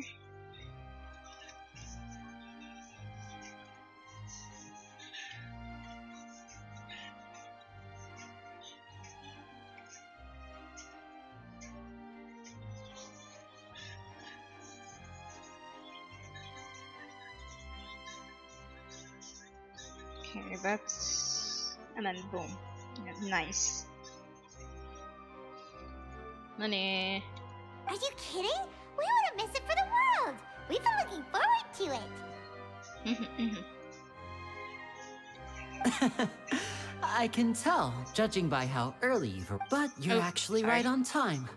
The audience still hasn't started entering the venue yet, which means now is the perfect chance for us to take you to the best seats in the house. Wait just a moment. I'll fetch the tickets.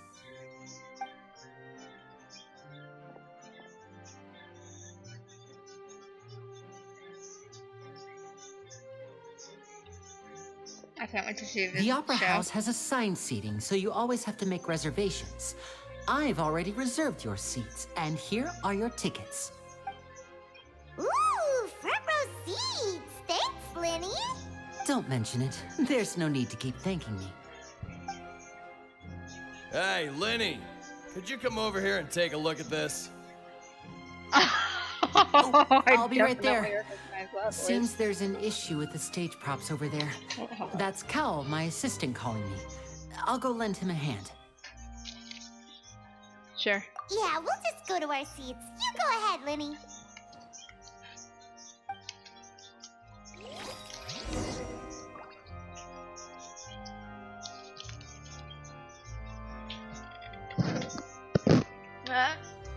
Hold up. There we go. 5. Sorry, I dropped something. Had to make sure I had everything all together. Pretty.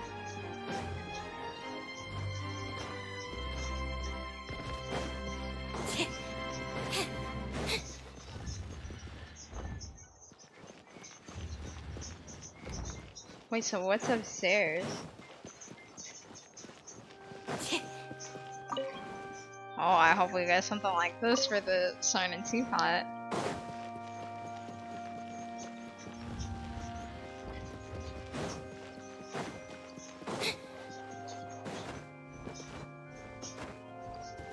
Okay, fine.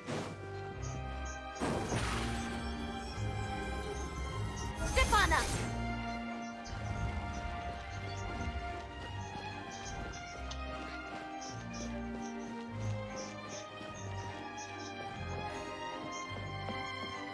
Wow, there's so many seating areas.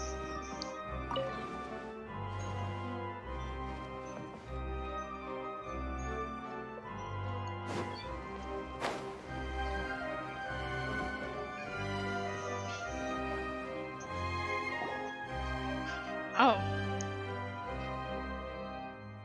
Oh. Oh, these should be our seats. Come on, let's sit down.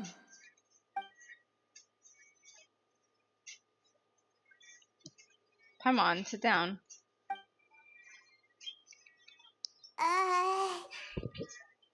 Say something.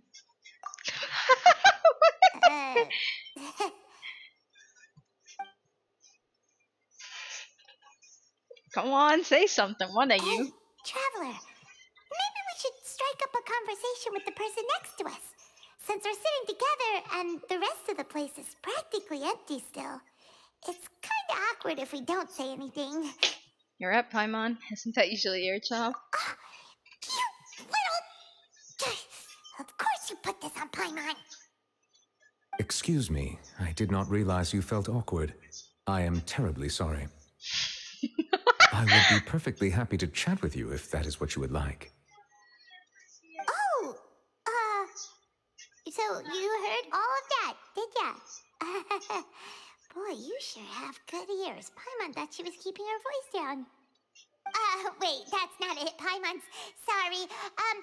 Paimon's the one who was being rude, talking under her breath like that. So let's talk, but, what should we talk about? This is getting even more awkward. Oh, Paimon's got it. You're also here early and sitting in the front. Are you a friend of Linny's too? A friend, you say? Well, if Mr. Linney would like to be my friend, I would be more than happy to reciprocate. Oh, so you're not friends with Linny then? Oh, this is getting more awkward by the second. Paimon nearly forgot to make her introduction. Nice to meet you. Paimon is Paimon, and this is the Traveler. We just arrived in Fontaine. It is an honor to meet you two. I have heard of your deeds across Tevat. And as required by proper etiquette, I will also introduce myself. I am... Oh, Monsieur Nervillet. What an honor it is to have you here to see my show. Ah, Mr. Linney. I should say it is in fact an honor for me to see your performance in person. Wait, Nervillet? Could he be... I saw you all chatting just now, but it seems you still don't know who Monsieur Nervillet is. Allow me to introduce you to Fontaine's Chief Justice. That seat is always reserved for him. It wouldn't be too much to say that he's the symbol of justice and honesty here in Fontaine. Whoa! Sorry for being so rude just now. Paimon had no idea you were such an important person. No offense taken. Being Chief Justice is merely what I do for work. Nearly every person has their usual reserved seat, so I'm not so special, really. And by the way, I should probably let you know, even though I would prefer not to. There's someone sitting up there in the VIP seats that has been striking a pose for quite a while now. I believe she is trying to give you a most elegant and impressive first impression. So I think you should take notice of her sooner rather than later, otherwise she may become flustered.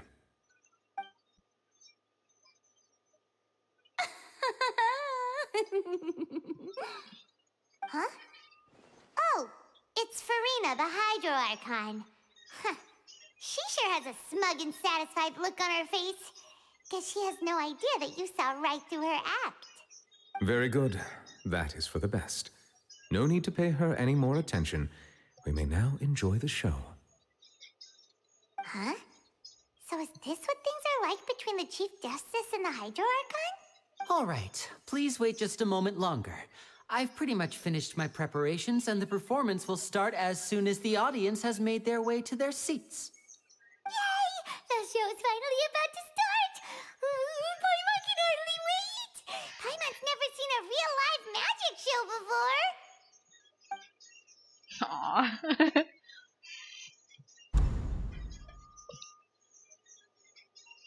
Oh! They're dimming the lights! The show must be starting!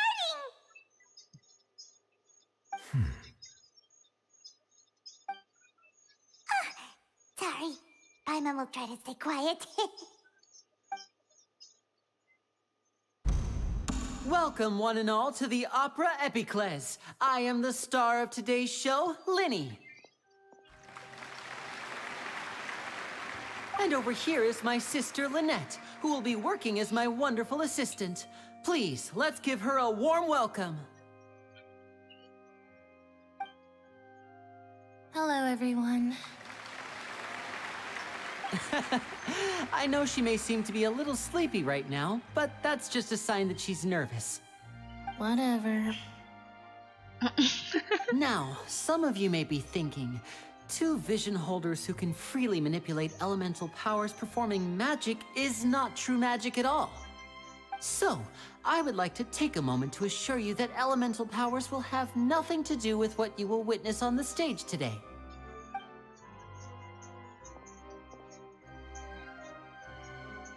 Both Lynette and myself have removed our visions for the show. That way, even the gods won't be able to help us. Oh, good point. That's what makes the show real magic. Now, without further ado, let the show begin. Lynette will now exit the stage to make some preparations. I know you might miss her, but don't worry. She'll be coming right back on stage momentarily. Perhaps in an unexpected way. I'm sure she'll be stealing the spotlight soon enough. Oh, and before I forget, there's one more thing I should say. You never know what can happen in the blink of an eye. A magician's greatest skill is making things disappear or appear. The possibilities are endless.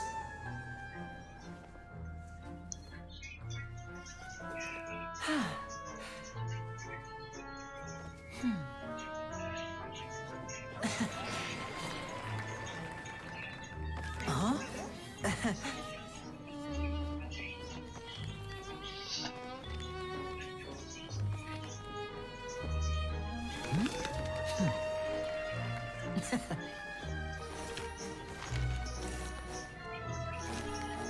But this isn't what you came for. These little tricks, you've seen them all before. So it's time for something truly extraordinary, don't you think? This one's a little tricky.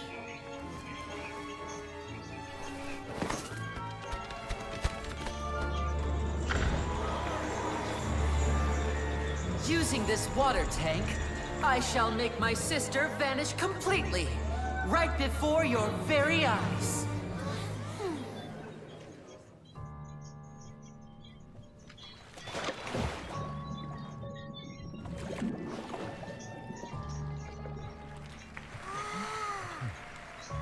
It's actually quite simple. She'll just turn into air bubbles and float right out of the top.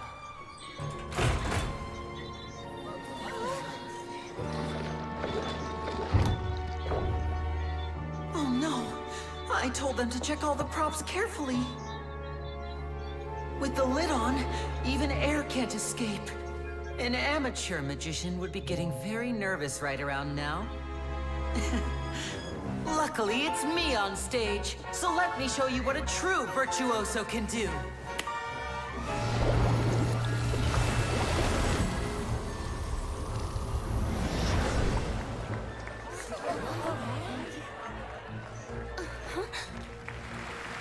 Lynette, are you still there? Don't go too far. We don't want to use up all our magic. Hi, I'm back. Uh-huh.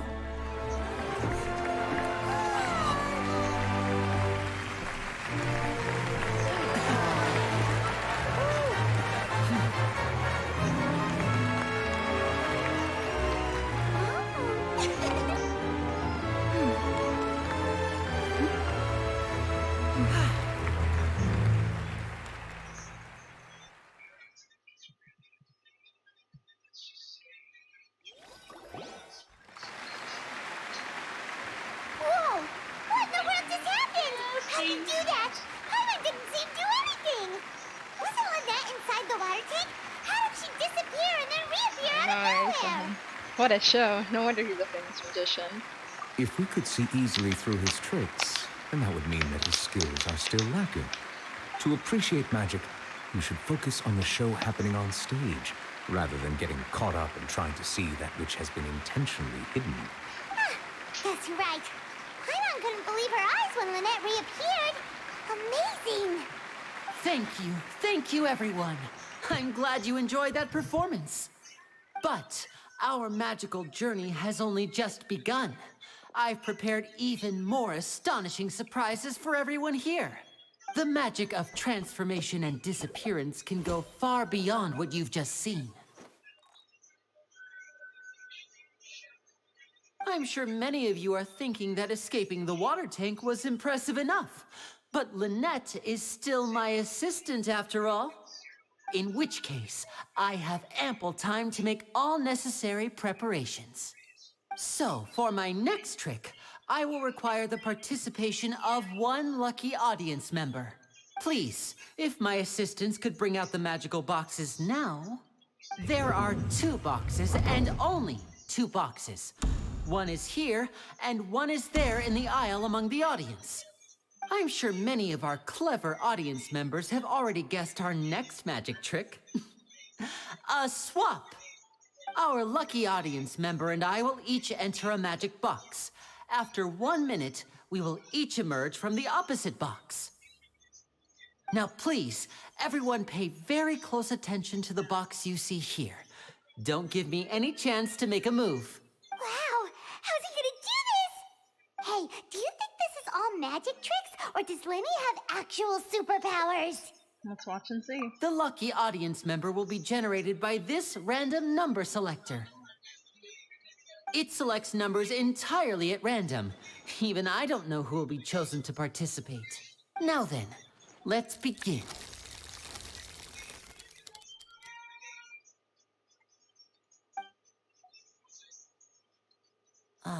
Let me see. Oh, row 7, seat 3. Congratulations! Oh! You now have the chance to experience magic firsthand for an entire minute.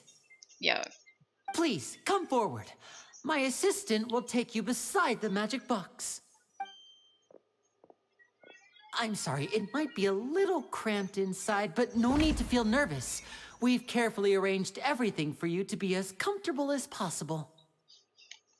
You don't need to do anything, but no matter what strange things may happen, don't come out of the box. If the magic is interrupted, who knows where you might end up? You might even find yourself in the Fortress of Meropide. Meropide. Oh, okay. Oh, it's you. All right. Before I enter the magic box, there is one more thing I need to ask the audience to do. Could you all give me a countdown? Like this. 60, 59, 58.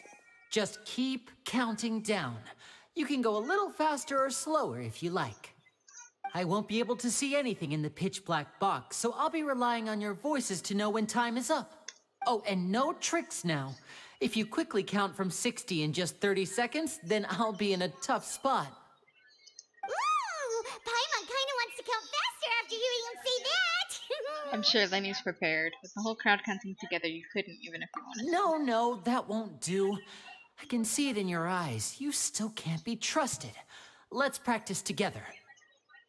Come on, repeat after me. 60, 59, 58. 60! 59! 58! That's right, perfect. Keep it going. All right, I'll see you all on the other side once you've finished counting. 54, 53, 52? Why aren't you counting, Nervalet? I am counting in my head. I think things are exciting enough in here as it is. Merely a consequence of my identity and personality. Do not worry about me.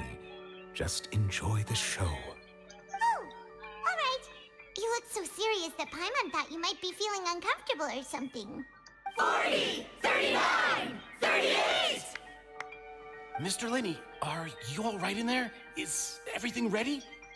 Yes, I'm fine. I'm just double-checking the direction of the magic. It would be a disaster if we get sent to the wrong places. For example, mid-air right above the audience. Even though he's saying that, Lenny doesn't seem nervous at all. I think it's all part of the show. Maybe he's extremely confident in his abilities. What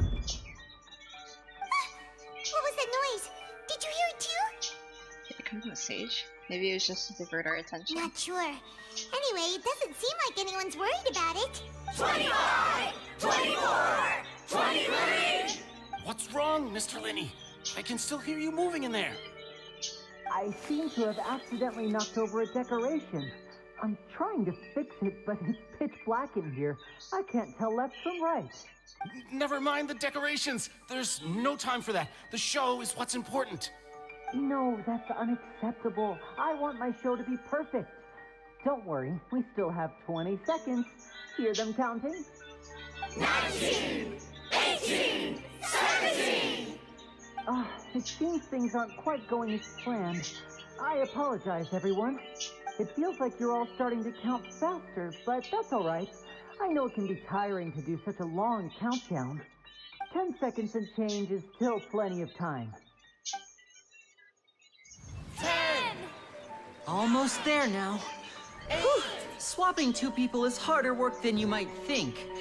Even a master magician like me can't guarantee I'll get it right the first time. Hey, wait! Is this the back one? I can't tell. They both look the same inside. Huh? No, that's not it. I'll try again. 7! Hey, slow down! Honestly! 5! 4! 3! Whoops! That doesn't count! 0!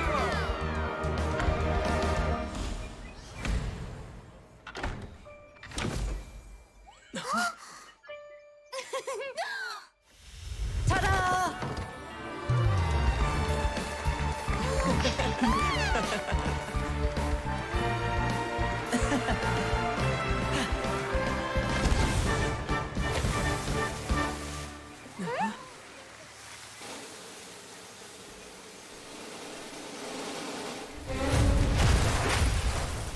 Oh!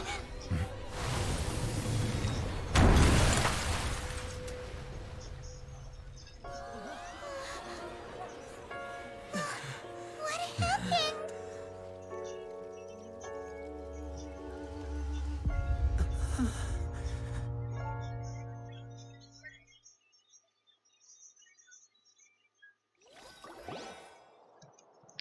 Huh?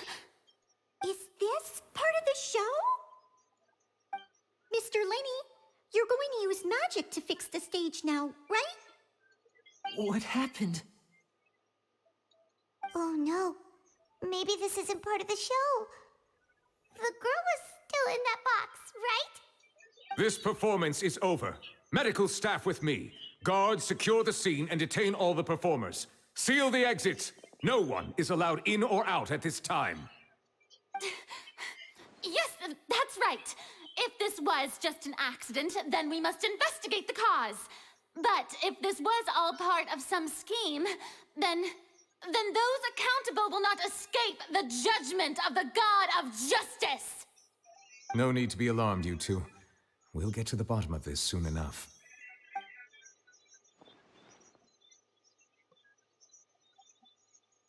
Unfortunately, the person who is in the magic box has been pronounced dead. His name was Cowell, one of the assistants in Linny's magic troupe. Apparently, the fireworks on stage ignited the ropes that were suspending the water tank, which then caused the tank to fall onto the stage. As of now, we are still not sure why we found Cowell in the box, rather than the guest from the audience. And after an initial search of the area, the guards have confirmed that the girl is nowhere to be found. It appears that this incident was not merely some mishap with the performance. And there are many indications that it is connected with the case of the serial disappearances of young women. The serial disappearances case? That's the case that Charlotte mentioned before. And to pull it off like this in front of an audience including the Archon and Chief Justice. I know the truth. I can see through the whole thing. Really, using such a shallow and obvious mystery as his finale. Did he really underestimate us that badly? I say that our powerful magician, Mr. Linny, is now the prime suspect for the serial disappearances case. Huh? Why me? This whole thing was an accident. No, this all occurred during your magic show, did it not? The missing girl disappeared after being chosen, did she not? The deceased is one of your assistants, is he not? Now that I think about it, that whole speech about magicians making things disappear was nothing more than a provocation, a bald-faced challenge. That can't be right. How can Linny do this? He was in the box on the stage the entire time. We can even hear his voice. Besides, before the show, he told us that he would like to catch the criminal behind the disappearances. He couldn't possibly mean catching himself. He's a suspect at most. It's hard to believe all this happened during the show. Save discussion for a later time, please. Lady Farina, may I assume that your comments just now constitute an accusation against Mr. Linny and his associates, and that you are pressing charges? I just think that I think it might be a little early to talk about formally pressing charges. But what Lady Farina said just now makes perfect sense. Looks like she's gonna personally deliver justice. A kidnapping and murder carried out under the cover of a magic show. Lady Farina said it all. Bro, she's just reading too many mystery books.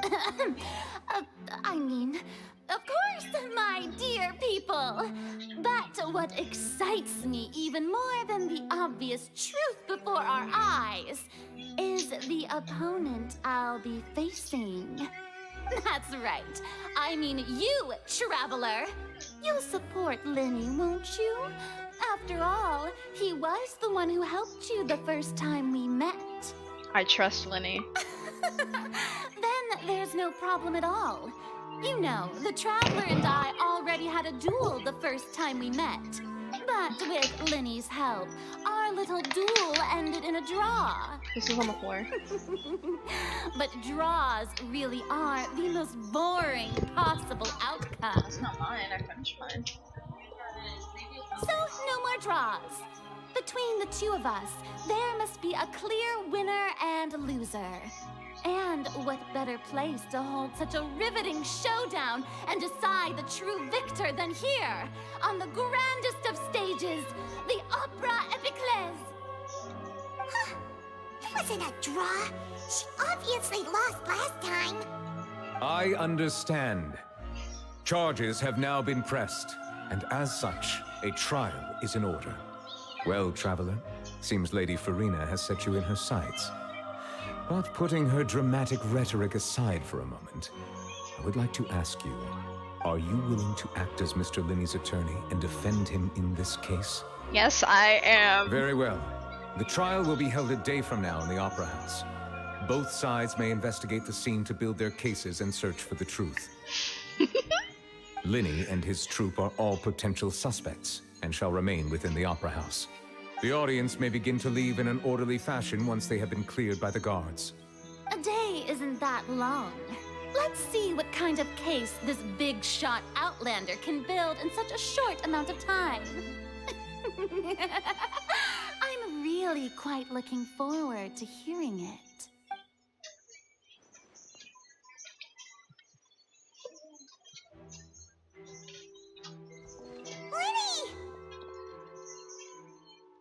Sorry about everything that happened just now. Were you frightened? Of course! Who wouldn't be scared after witnessing an accident like that? Yeah, I'm a little shaken up myself. How could this happen? And poor Cal. I know you already claimed that you would defend me, but now it's just us talking. Tell me, do you think I could possibly be the murderer? No. Good to hear. Thank you so much for trusting me. I'm sure everyone sees me as the biggest suspect at this point. But if you ask me, the whole thing is mysteries layered upon mysteries, such that all that's left is confusion. I don't know whether what happened there on the stage was purely an accident or not, and I don't know why poor Cal was in the box. As for how that girl chosen from the audience could suddenly disappear, I'm afraid I don't have any answers either. If someone tampered with my performance, then we need to figure out what they did. Even a skilled and knowledgeable magician like myself couldn't pull all that off in just 1 minute. Yes, it is very strange, but there's no denying what happened. Which is precisely why we need to investigate. As this book says, the impossible could not have happened. Whatever happened must have been that which is possible. Where did you get those glasses? Paimon bought them when we were reading at the bookshop in the city earlier. Pretty cool, huh? Don't worry, Paimon used her own savings to buy them. It wasn't from our travel funds. I think they look cute on you, Paimon. Agreed. You have good taste, Lynette. That's the right attitude. Feeling depressed isn't going to help me now. I need to get back to my normal self. But with the guards watching our every move, it's going to be especially difficult for Lynette and I to prove our own innocence. Good thing you agreed to be our attorneys. Thanks for that. We'll be counting on you. Yes, thank you so much. I won't let you down. Yeah, just leave it to us. Since we're going to start investigating, Paimon has a question first. Where did Lynette go during the performance?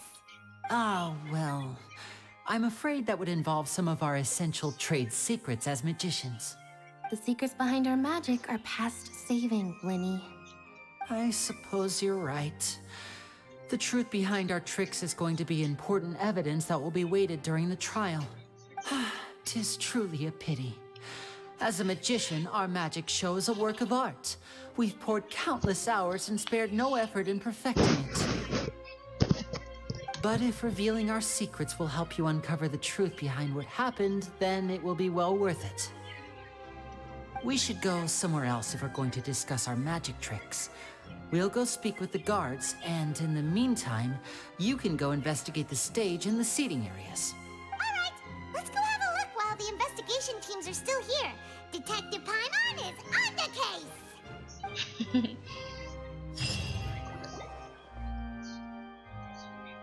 Hello, officer. How's the investigation going? We're Lady and Lynette's attorneys. I see. You must be the traveler that Lady Farina mentioned. Listen, I'll be perfectly honest with you. I'd avoid getting mixed up in this whirlpool of a mess if I were you. Huh? What do you mean? Come with me and you'll see. The deceased is one of Linny's assistants named Cal. Even though he hadn't joined the troupe long, he was hardworking and everyone generally liked him. The assistants are usually in charge of setting up and inspecting the props, as well as assisting with the show and keeping the crowd engaged. As you probably saw when you were in the audience, the water tank suddenly fell and smashed the box with Cowl inside it. But why was Cowl inside? Wasn't the girl supposed to be in there? This is the real mystery. We've already searched the scene and were unable to find any traces of the girl. However, if you look carefully, the box was positioned directly under the water tank. The ropes holding the tank were then burned by the pyrotechnics on stage, causing them to snap. All these factors lining up so perfectly makes it hard to see this as a mere accident. If anything, the more logical explanation is that the whole incident was intentionally planned, and Linny is the most likely person to have access to all these areas. But he doesn't have a motive. Are you both good friends of his? Well, you can't say we're good friends, but we've known each other for a little while. So in just a short time, he was not only able to win your trust, but even convince you to act as his attorneys. I know there's no such thing as magic. The real trick of a magician is holding the audience in the palm of their hand. I've seen a lot of cases, and I can tell you that people are the least reliable kind of evidence. But that's not always true. Sorry, I tend to be pretty straightforward. Just know that I'm warning you for your own good. Okay. Anyway, you may investigate the scene of the crime yourselves if you're curious. Who knows, maybe you'll be able to come up with some new evidence.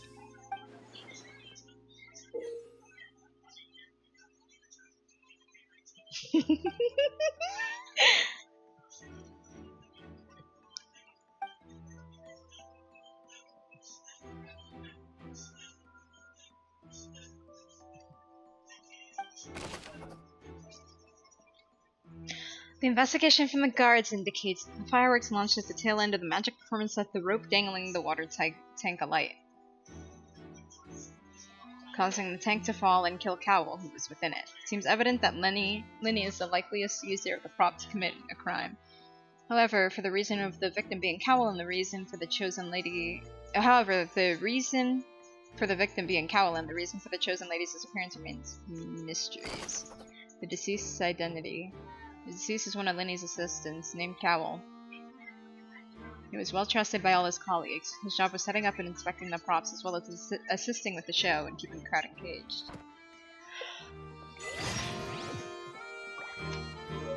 Okay, this is where the magic box was struck. If Cowell weren't inside the box at that moment, he might have dodged the water tank. The falling water tank.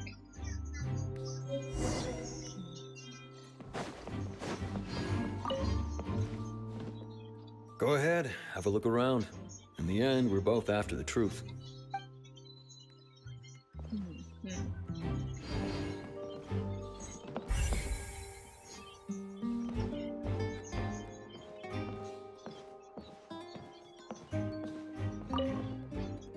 The broken magic box was left on the scene after the guards completed their investigation. Looking at it now, the water tank must have struck it really hard.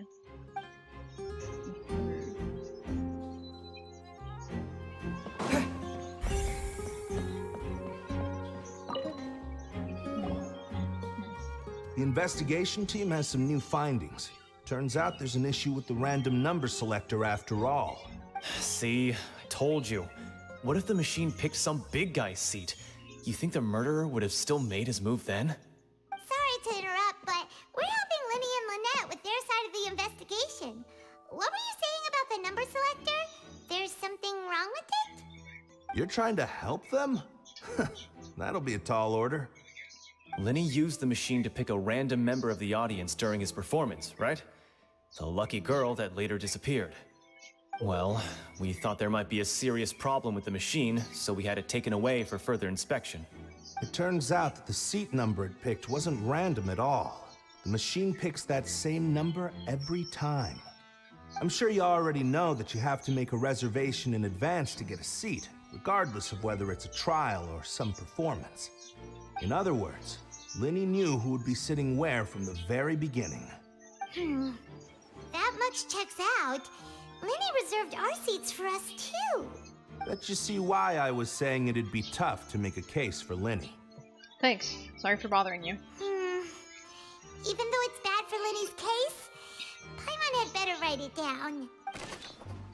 This device was used during Linny's magic performance to choose a lucky member of the audience. However, the guards have found that it will generate the exact same number no matter what.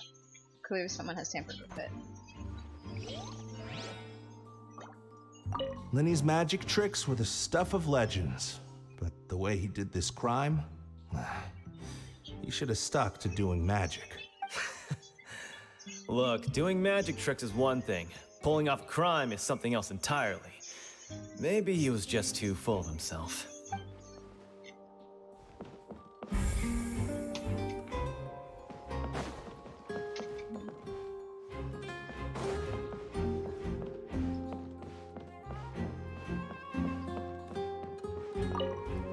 Hello there. What are you investigating? Oh, this location has also been cordoned off because the Magic Troupe members are currently considered prime suspects. The investigation team is still collecting evidence. The seats were all booked in advance, so we were able to deduce the missing woman's identity by checking the guest list. Could you tell us who she is? We're Lenny and Lynette's attorneys. Sure, it's not like this is confidential information. We will publish it later anyway when we petition the public to help us find the missing person. Her name is Halsey. She's a painter from Fontaine who's made a bit of a name for herself. Apparently, she wasn't a regular at the Opera House, but she'd been feeling some pressure with her work lately, which made her decide to come see the magic show. The Magic Troupe members all claim not to know her. We have looked into her social connections. It seems that she has no personal grievances or conflicts of interest with the suspects. Simply put, she wasn't related to the Magic Troupe at all, which matches the features of the previous serial disappearances. Were the victims of previous cases also chosen at random? That's how it seems to us, in any case. Apart from the fact that they were all young women of around the same age range, there really weren't any other connections between them. Okay then. Thanks for letting us know all this. No need to be so formal. If you do happen to see the missing girl, please be sure to contact us. It is of utmost importance that we get to the bottom of these disappearances.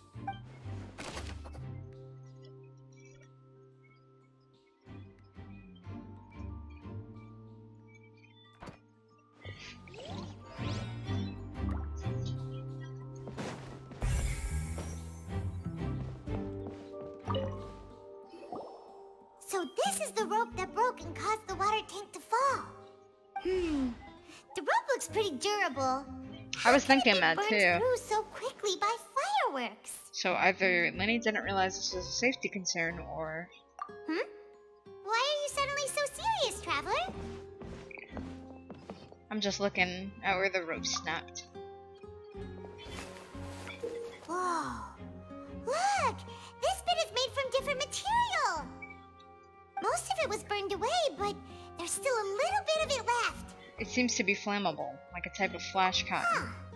So if a rope meant to hold something was made with that kind of material in it, then that means... Wait! Why don't you write all this down? Let's take notes!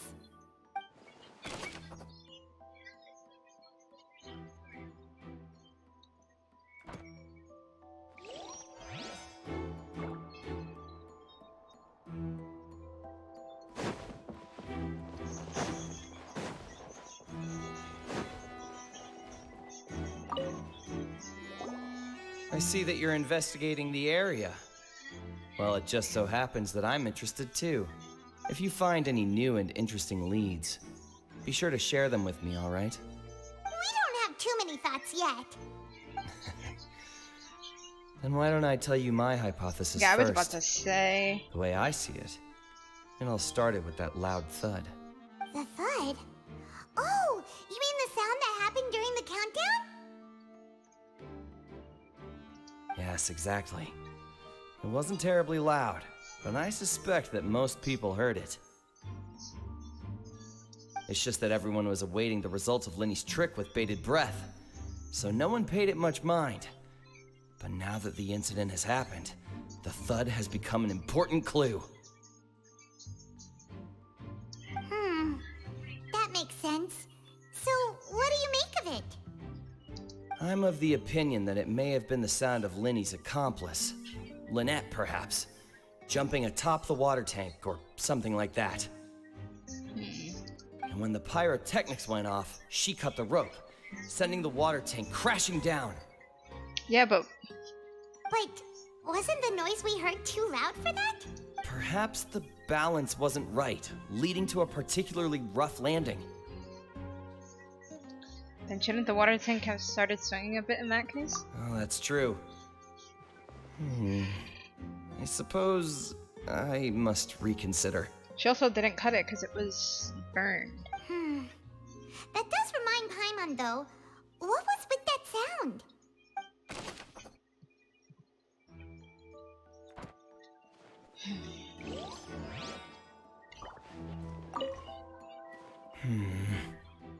Could it be that I didn't see it happen? Wait, so you saw something? Someone was up there? Is there a way up there?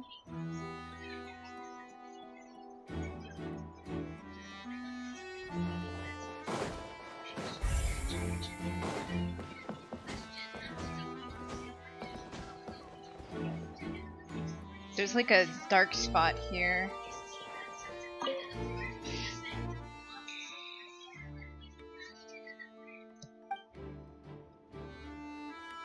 Can I open it?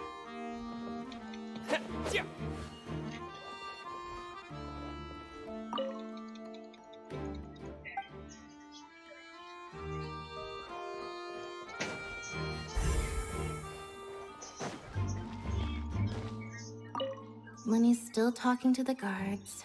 It seems he'll have a lot of explaining to do. I think someone will be assigned to monitor us later, but that's alright.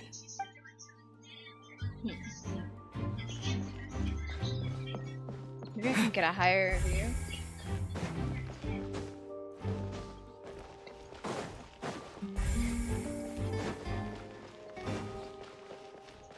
Alright. There's nothing here. It has to be higher up.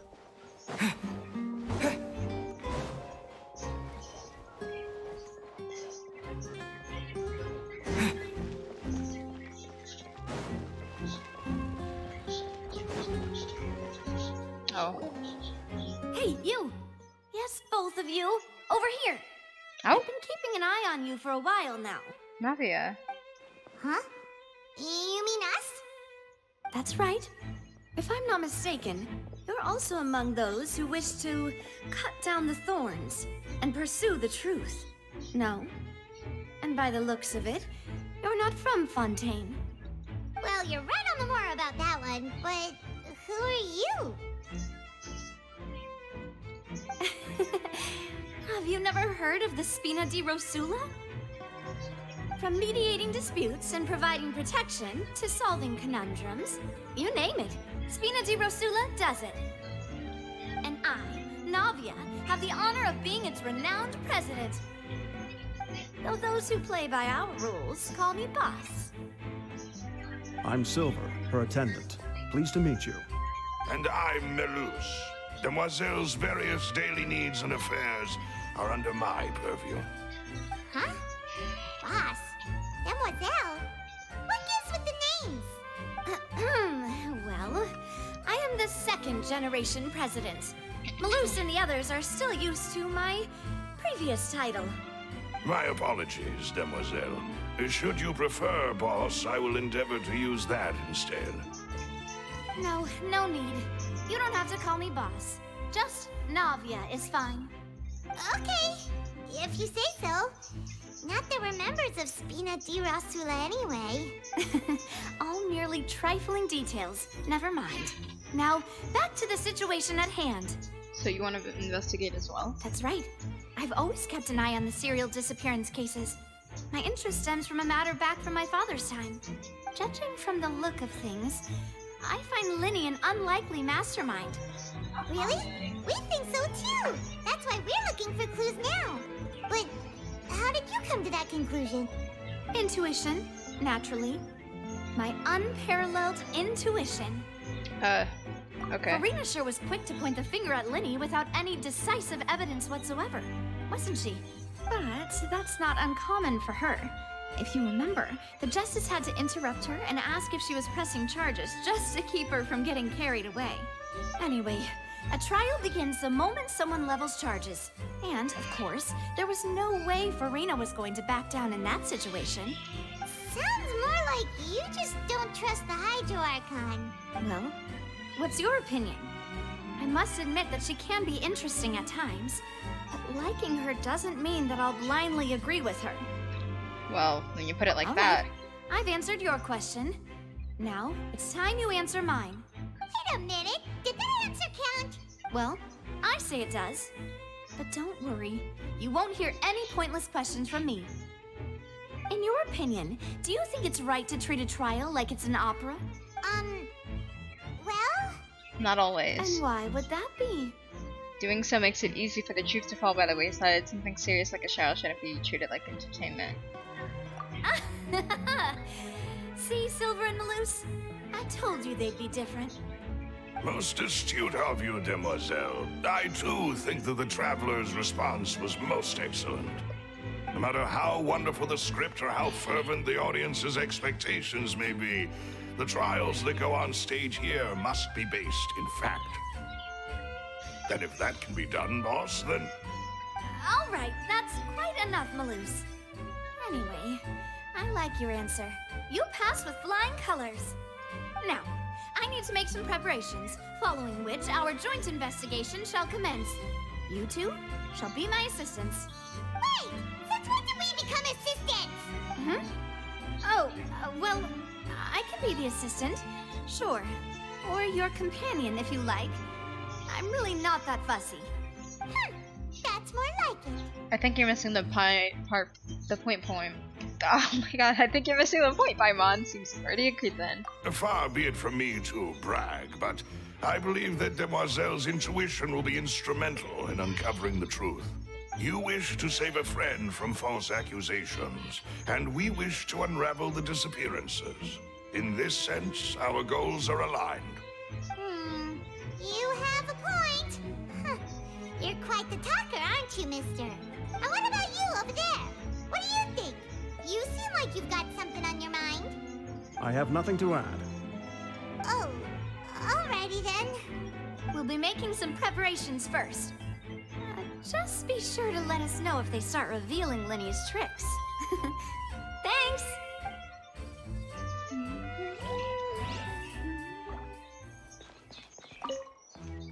Speaking of that, I think magic shows would be very popular in Poisson. I can see that. Maybe I should try to learn some magic. If I could make things disappear, cleaning my room would be a cinch. You need not worry about such things, demoiselle. That falls under my duties. Oh, right.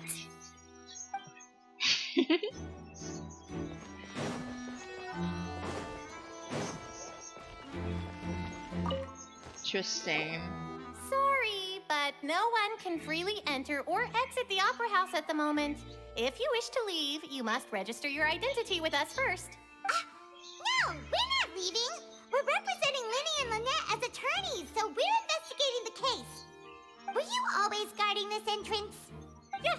After the Chief Justice gave the order, everyone coming in or out must undergo a strict inspection.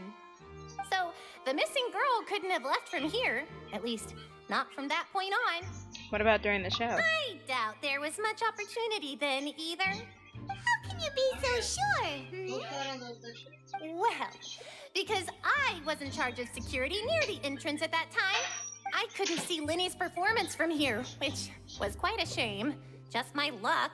But still, I could not abandon my post. And I stayed put no matter how loud the applause was. If someone had so much as even approached the door, I would have noticed it, let alone if they had tried to leave. We Melusines are good at that sort of thing, you know. So, it's safe to say the girl couldn't have left through here.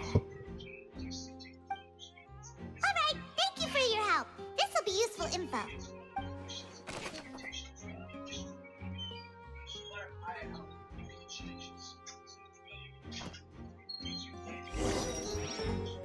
We checked everything of note here at the performance venue. Paimon wonders how Linny's discussion with the guards is going. My apologies, but access to the venue is restricted. Let's go see, shall we? Ooh, things are getting interesting, huh? We're about to see how magic is made.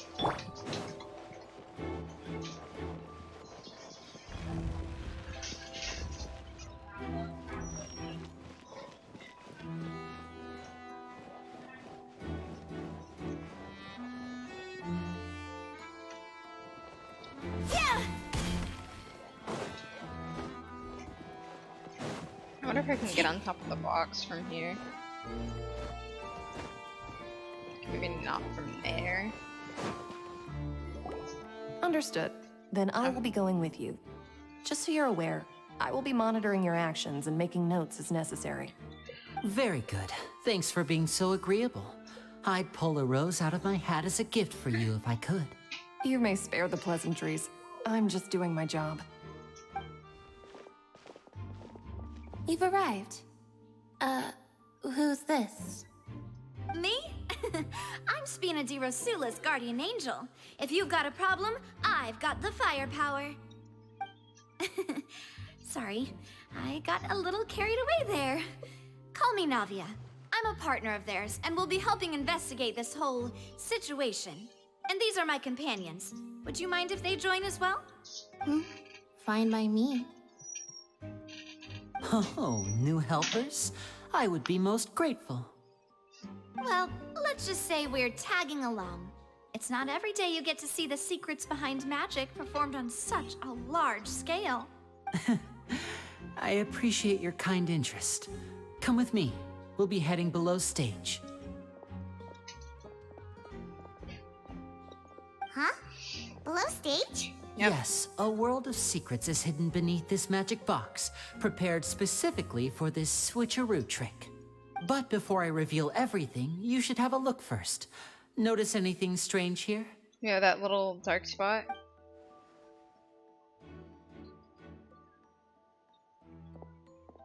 I'm not trying to be dramatic. Remembering the details of a trick will help you understand the methods used to perform it There more was also easily. a lot of smoke in this, in the back. Weren't there balloons and other Oh, yeah, that decorations too. here? Where did all that go? Ah, good eye. That said, you're still far from discovering the answer. The back of the door isn't the same. The back? You mean the inside of the door? What's different about it? Paimon didn't notice anything. Very good indeed. I thought you might not be able to catch that, given that you were sitting in the first row. The back of this door was patterned. Those patterns are now gone, replaced by a smooth wooden board. So, if you put 2 and 2 together, what do you get? Wait, does that mean there's another box inside this one? Exactly. All right, let's go. I'll tell you how it works as we head down. Oh, so there was a passageway under the magic box! And this passage linked the 2 boxes together. I knew you'd figure out most of it as soon as you saw this place. The 2 magic boxes are positioned right above the 2 entrances of the tunnel. See this flatbed trolley? The box with the lucky audience member in it would be shuttled over to the other side using the trolley. This trolley can raise and lower and even rotate, ensuring that the box will face in the right direction. I see. So that's the purpose of the box inside another box. Precisely. The inner box would descend after the audience member was put inside and be moved along the trolley, all while the outer box would remain on stage as if nothing had ever changed. So that's how you did it! Once the box was lowered, the trolley would store some energy through this device here, with which it would complete the rest of the steps. The audience member would only be able to feel some slight movements in the dark, and by the time she walked out, she would already be back on stage. Then what about your side of the trick? Right! You were talking that whole time, and you even came out for a moment near the end! Ah, yes. A phonograph operated by Lynette was used to achieve that effect. My assistant and I had already scripted our conversation beforehand. When the countdown began, I had already gone to the opposite box via a tunnel using that ladder. And what about Lynette? Where was she? Hold up, I'll be back.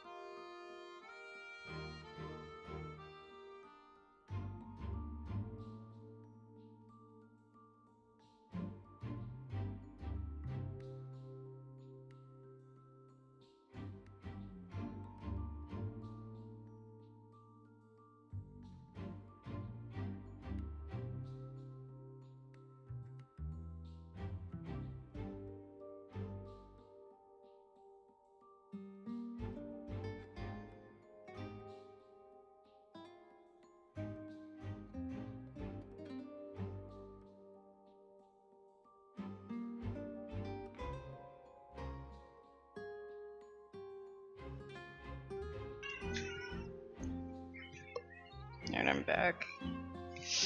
I was in the mezzanine space in the back of the box. Oh, interesting. That's how we were able to coordinate Linny's lines with the assistant. And by the way, I was the one who walked out of the box at the end. I mean, we are twins. All it takes is a change of clothes, and no one can tell who's who. Yeah, I did not look hard enough to tell if that was Lenny or Lynette. I probably would have been able to if I looked at their eyes, but I was not paying attention. And that's my favorite part of this trick. Only Lynette and I can perform it. So that's how it all worked. Wow, every detail you revealed was more amazing than the last. I can tell a lot of thought was put into this. Lynette would briefly walk out of the box and then go back in, jumping into the tunnel and escaping before the box on the trolley could finish ascending. No, wipe your face. You have stuff on your face. No, stop talking to me. I'm. Bro, let me tell. No, I am streaming the game. Go tell Aaron.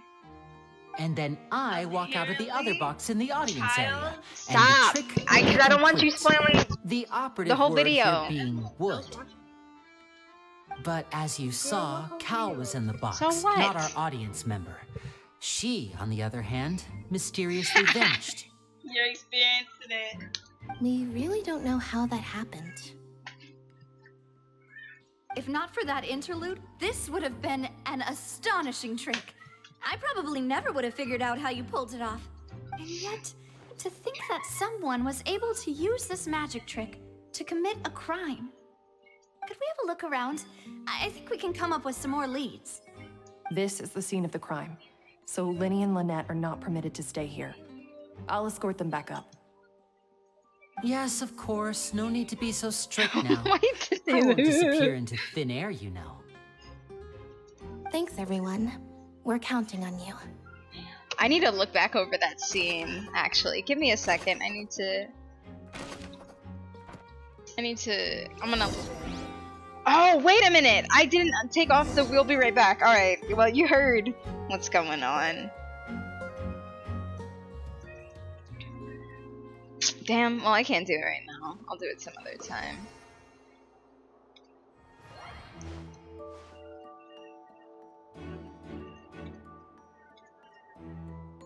Meh. That's not the right thing. Let me close that. Open this. I'm gonna bring up Genshin again. Boom. Okay, this should be the control device for the trolley. It seems to be able to operate automatically. So does that mean there doesn't have to be anyone there? Who's on hill? Pulling up my ponytail. Pulling up my hair.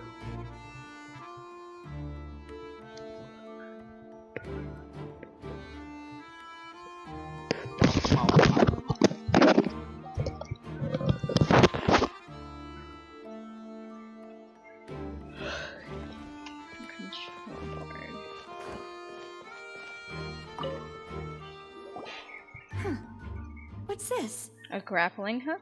Looks like a hook tied to the end of a rope. Huh? There's all kinds of odds and ends here. Linny didn't mention this earlier. Perhaps it was a prop for a different trick. But why would it have been left here? Whatever it is, let's make a note of it first. Yeah, don't touch it. Metal hook that is tied to one end of rope. Its use is unclear.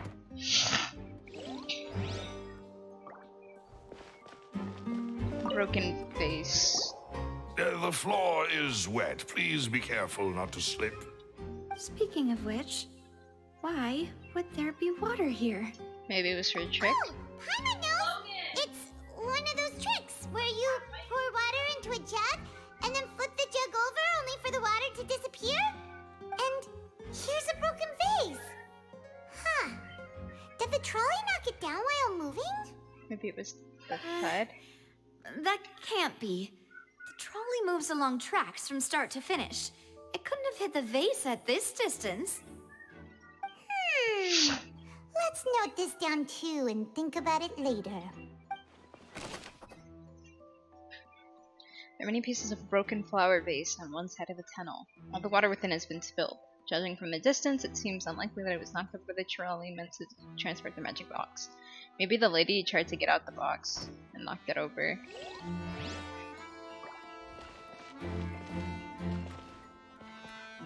Is that what she was wearing? Oh, these are the clothes that the lady chosen from the audience was wearing, right? Her clothes are here, but she's nowhere to be found. Lenny didn't mention the guest having a wardrobe change. Right. And do you really need to do that if you're kidnapping them? Ugh, this is so confusing. Paimon doesn't want to be a detective anymore. Wait, why did the glasses suddenly have the spiral? Didn't have that before. It's because she's stressed. Probably. Alright. The clothes belonging to Halsey, the lady who went missing, were found in the tunnel. The reason for this remains unknown.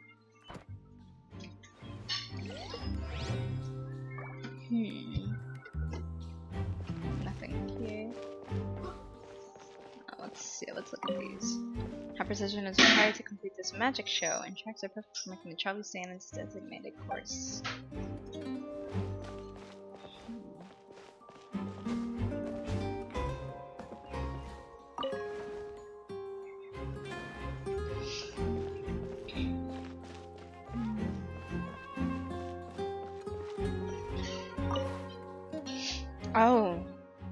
Oh, wait a minute. The Charlie is crucial for transporting the magic box to the other side. The culprit must use this to execute their plan. What is this place? Looks like a vent. It seems someone could fit through here. Could this have been the suspect's escape route? Alone, perhaps. But if they had to pull another person with them, this space would be too narrow. But there are no other ways in or out of here. Other than those that go through the magic boxes. And Lenny and Lynette were in the two magic boxes. You're right! Let Paimon write that down.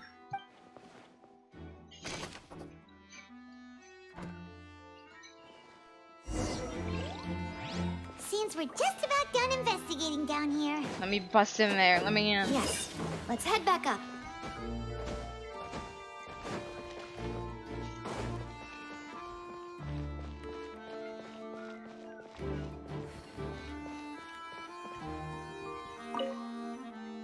Oh, I didn't even examine the ladder. Oh well. I probably did actually. Well, we've ascertained the state of the crime scene. Let's find a place to sort out our findings once Malus returns. Seems to me that there are several things that don't add up here. Apologies for the wait, demoiselle. So, what did the guards say? Did the criminal escape through the vent? They believe the odds of that are very low, since the vent leads to the Opera House's basement. The guards have checked the area carefully. No one left through the basement during the performance or after the incident, and no one was found hiding there. So the tunnel's become like a secret chamber then! You know, like the kind you usually see in novels! It would seem so. The plot thickens. Halsey's disappearance and Cowell's death are both quite inexplicable. No wonder Farina was so confident in her accusation. All the current evidence points toward Lenny and Lynette.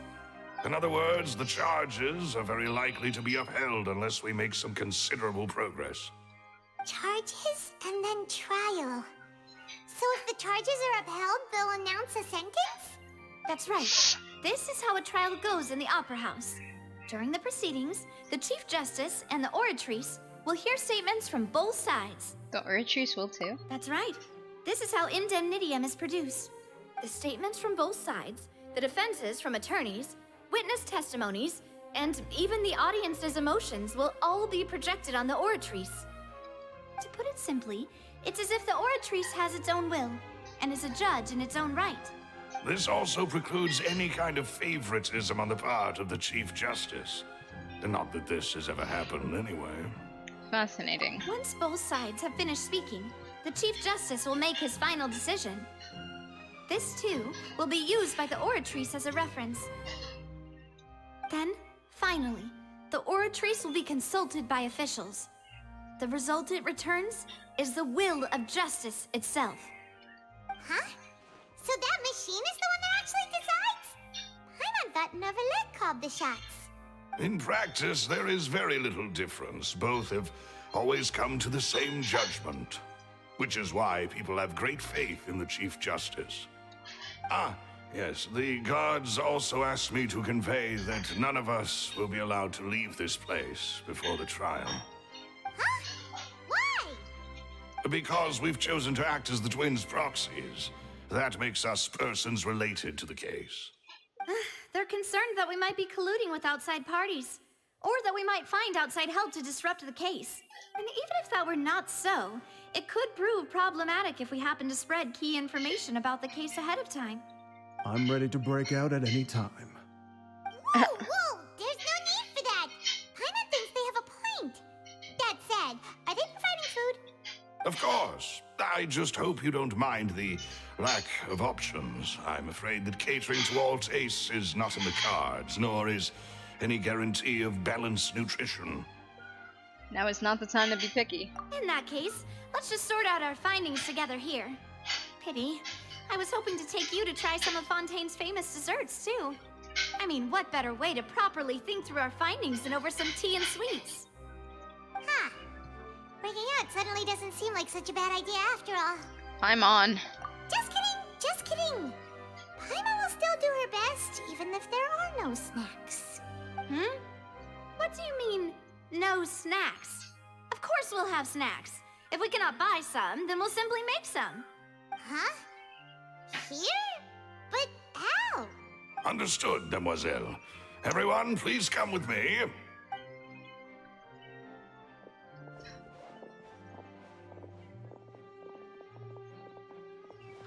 Wait, you're carrying a portable stove with you? Yes, I must be prepared to meet the Demoiselle's baking needs whenever the fancy strikes her. I have eggs, sugar, and almonds at the ready.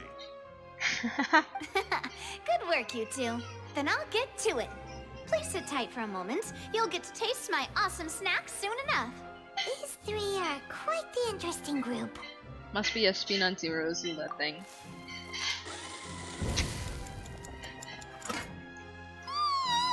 And Paimon thought it smelled good while it was still in the oven. Oh, it's even better now. Paimon can't stop drooling.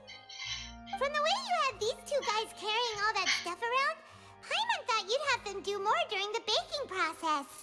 But you ended up doing the big entire thing by macaron. yourself. Beating the egg whites, grinding almonds, everything. I was applauding. And I was giving encouraging smiles. It's not quite what Paimon meant, but okay. Paimon was just thinking. Aren't you worried about getting your fancy dress dirty, beating egg whites and baking like this? Well, I don't think it's carved in stone anywhere that fancy ladies can only read books, sip tea, ride horses, and play the piano. I just really enjoy making snacks. Don't underestimate beating egg whites, by the way. It's a real arm workout. You also need to beat them to just the right consistency, or your macarons will crack. Anyway, give these a try, fresh out of the oven. There's 3 for each of us. Only 3? Paimon. Well, eating too many sweet treats might send all that sugar to your head. You wouldn't be able to think clearly about the case on a sugar rush, would you? She's right. Tea is ready to be served Dang, as that well. makes me want sweets. This Be is right back. I'm gonna go Demoiselle's get favorite. Strong black tea with a floral fragrance that clears the mind and lifts the spirit.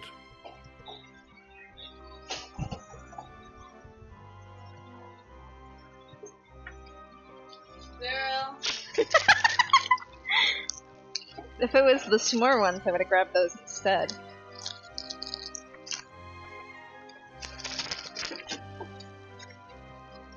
Maybe I should just... I don't know. Well, I'm taking 4 so I don't have to come back. 4? So I don't have to come back. You want one? No, I'm good. Why do you have more and more... What is that on your face?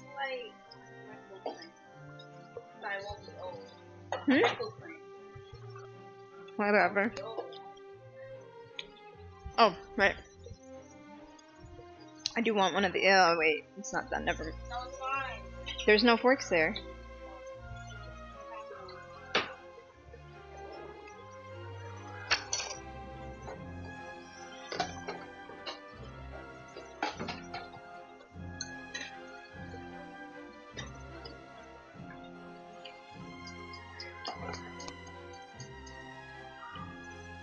Look, she started talking about macarons, and I was like, "Dang, I want something sweet." Navia? Yeah. Of course.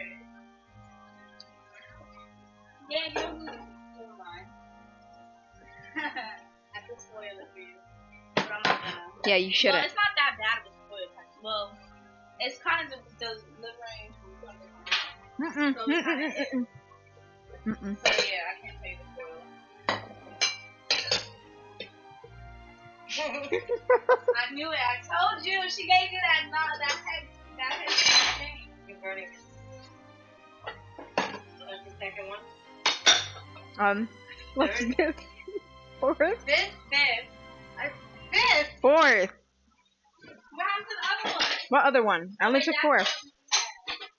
Just now? Yeah, Yeah, I ate two regular, and then I just roasted regular what? Oh, like marshmallows. It's because she seen someone eat something sweet, so she wanted to eat something sweet too.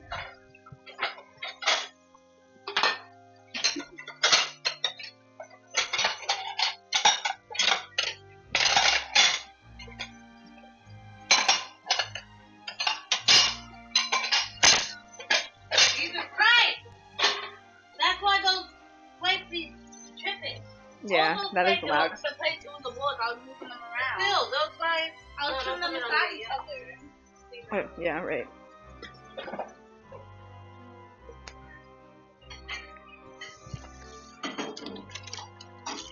gonna turn into a marshmallow club. I'm already on the way there. I'm getting my belly back.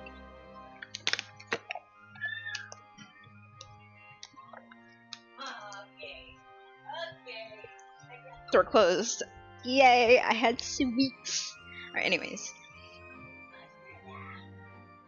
Thank you. No need for concern. I'm merely doing as I should.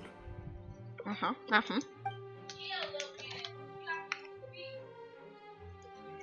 All right then. Down to business. As Paimon mentioned previously, the tunnel seems to be something of a secret chamber.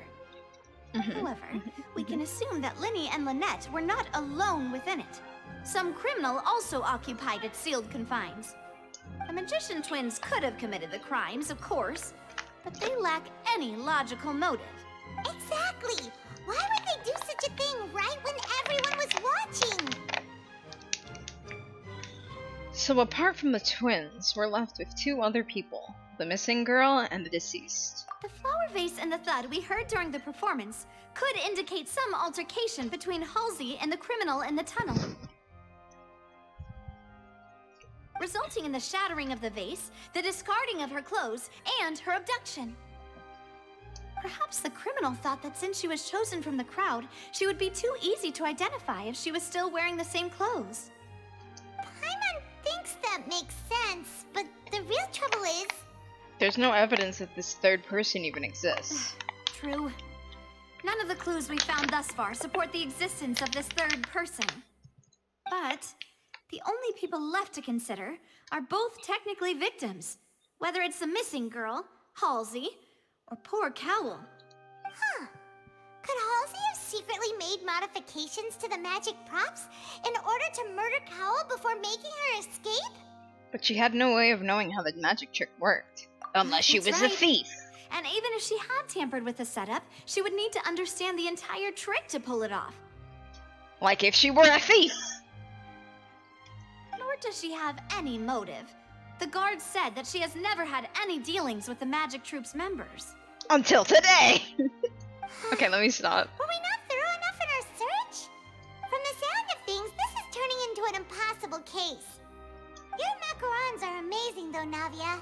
They smell great! They're nice and crisp and super sweet! They are my specialty after all. And I see you've already had 5 of them. What? 5? Oh, that can't be right. Paimon only counted 3, honest! Please don't worry about it.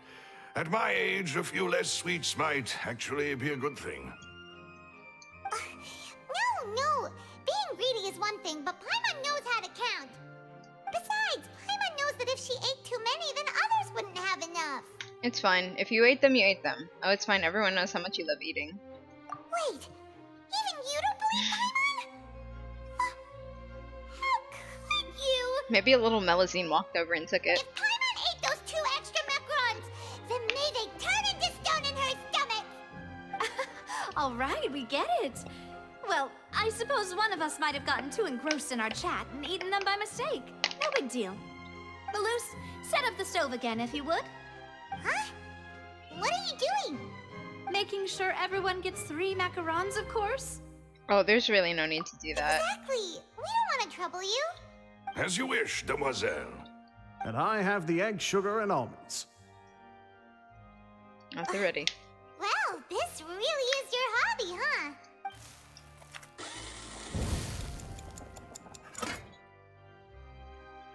Well, that's it for snack time. I'm going to have another look around the area. I don't know what we're looking for yet, but we've still got some time. As attorneys, I suggest the 2 of you think the case over again. That means she made like 15 macarons, right? Plus the extra 2. Ooh, excuse me, 17. It would be awkward if you got all tongue-tied on stage during the trial. Alright, thanks for your help, and for the snacks. It was nothing. A small task for the Spina di Rosula. Silver, Malus, it's time to go. I'll be back if I find anything new.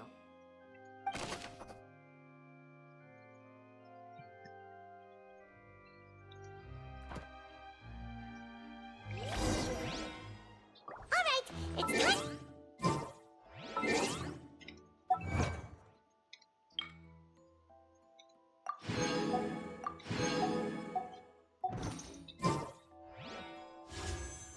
Come on, Linny! Come on, come home!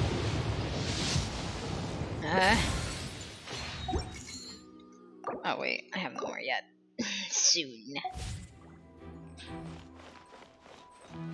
Oh, it's probably gonna be a long and difficult case. There's no point in worrying about that now. We just need to prepare. Oh. Here, take Paimon's notes. They should help you review the situation.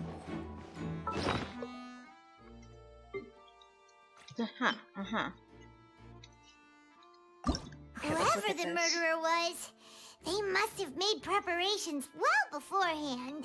Why would it be him? How strange. Gosh, no wonder the serial disappearances never got solved. We all heard that noise, didn't we? Maybe the thump was that vase? But it would have sounded like a shatter rather than that, right? The performance would not have been visible from where the doors were guarded. I'm missing one. I have to go back in the tunnel. Whoa, I forgot I had his vision. Alright, let me in.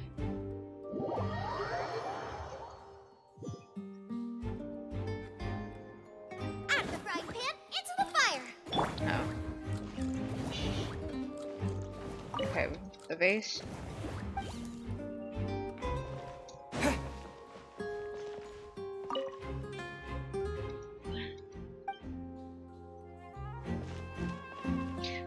Well, yeah, wouldn't there have had to been a third person? Because, well, they did say it stretches and...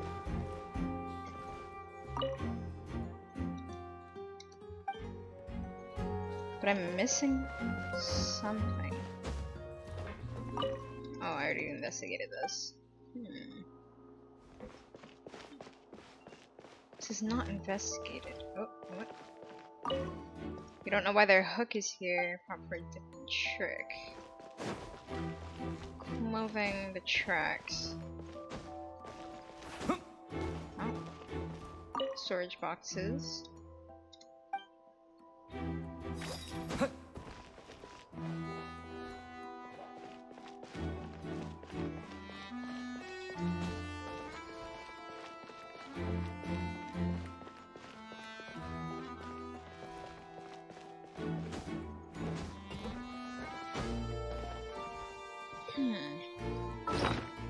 Would there be more to investigate then?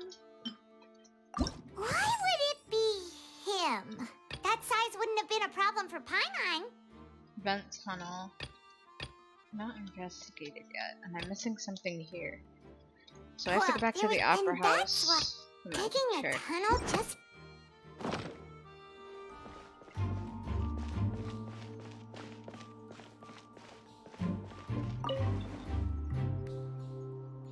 I wonder what this portrait painting thing is about.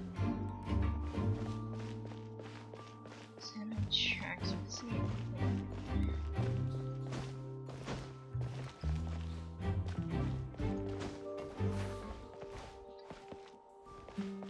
Alright. Go!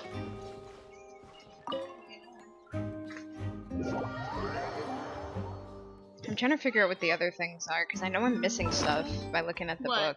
What? Let me see. I'm not sure if I get these later. Yeah. You get some of them later. Go back. What do you... Oh, it's just... Go back. What's this?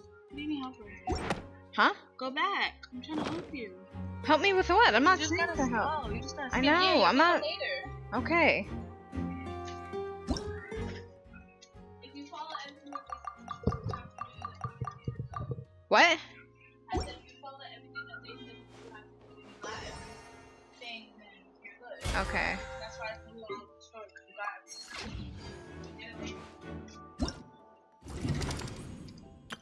Oh, I'll have to do the abyss too.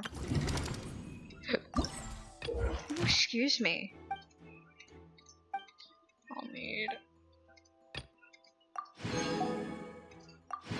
9 Lumidos spells. I'll need to get more of these. What's this? Oh, yeah. Nice. Nice. Nice. I need more of these flowers.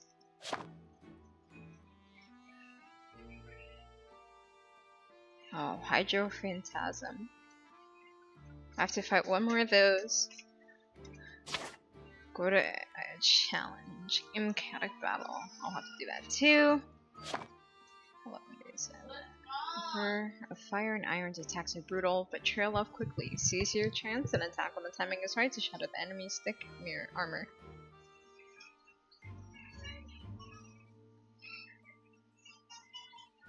Okay. Okay. Let me take the glove off.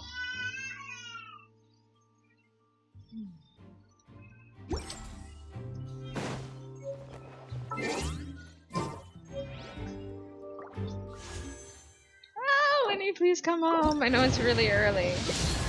Oh, see you in Lynette. Let's go. Wrong twin, but you know what? That's okay.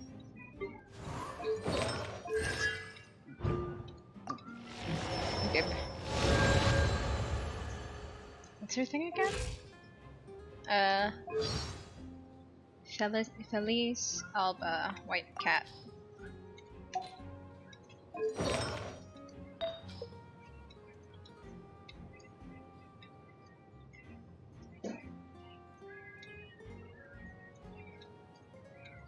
What is, did she, oh, I didn't put anything on her. I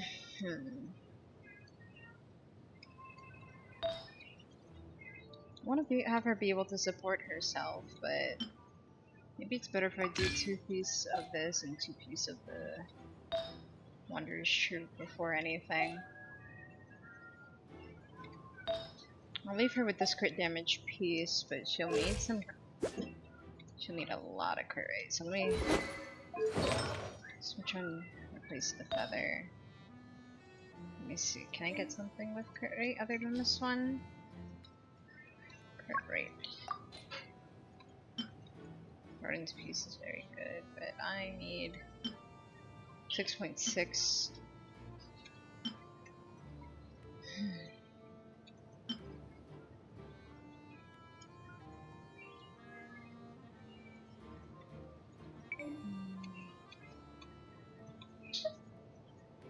Okay, Wanderer's Troop.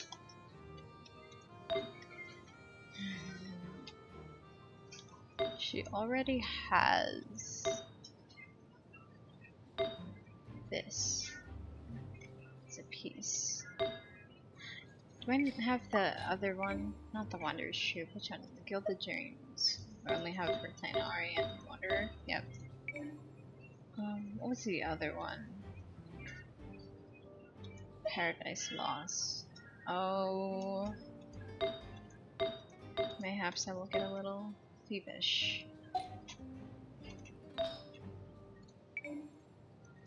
Where is it? Where is it? Paradise Lost.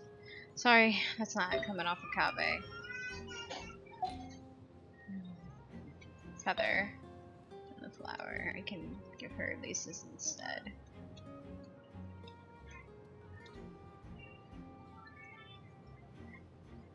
There she is. Defense charge.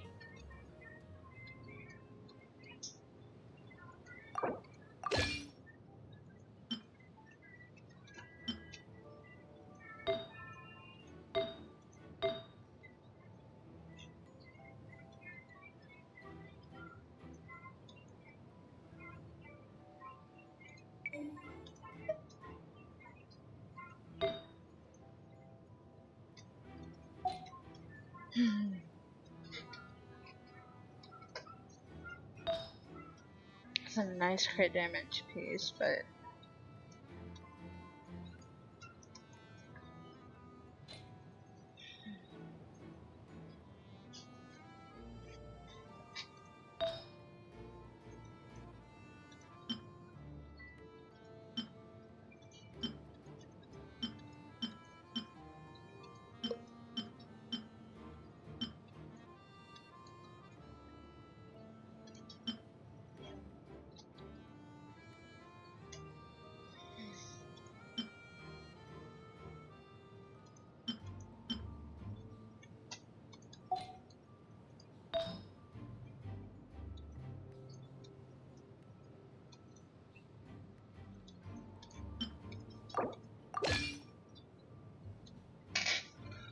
I can worry about her later.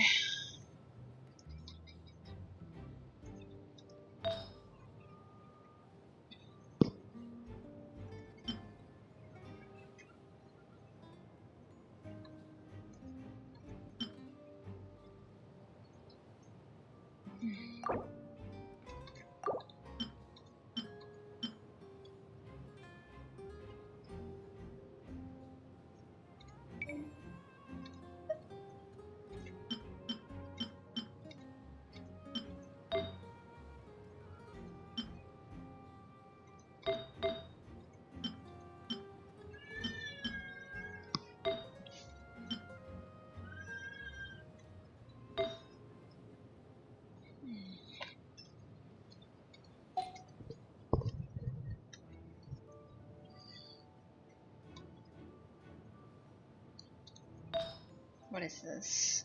Crit damage, defense. Who don't I use? I don't use Kave anymore, but I don't want to give her that piece. It's not like I never ever use him. Attack, crit damage, defense. It's such a garbage piece. Of course I know, stuck with the Dookie piece.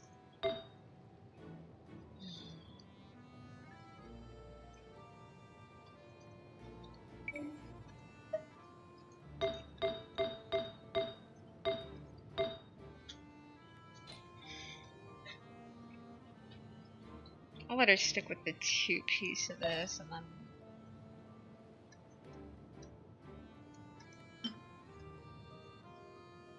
I need something with crit rate.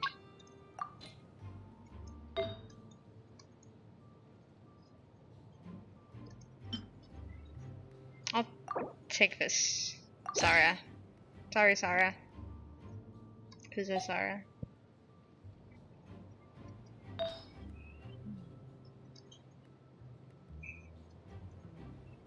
Maybe I'll just take all of Sarah's pieces, because I don't think I plan on using her.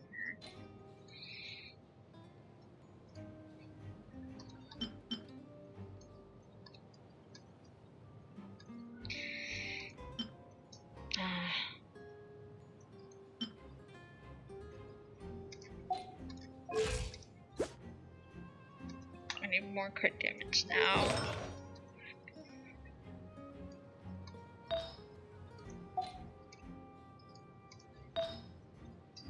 Attack, crit damage, defense. Let me see what this rolls into.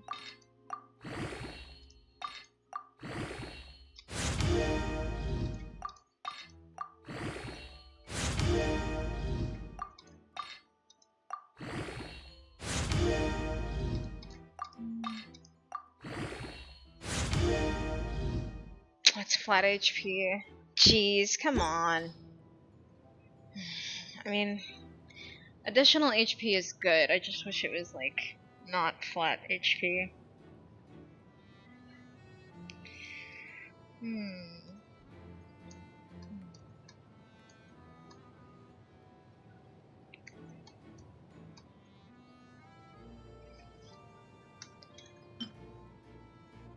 This is even worse piece, so I'm not giving her that. Maybe I can find...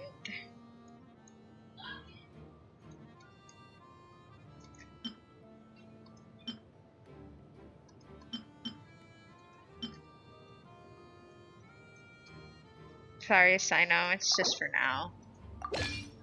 I'll get you better pieces, I promise, buddy.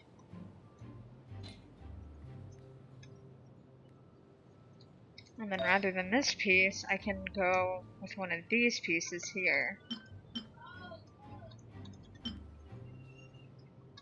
Let me take this from Kirara for now, because I don't use her.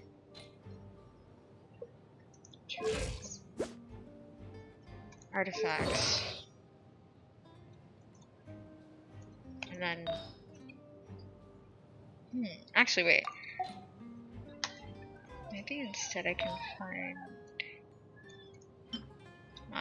no. I don't have any piece of this kind. It's not a piece I want to use.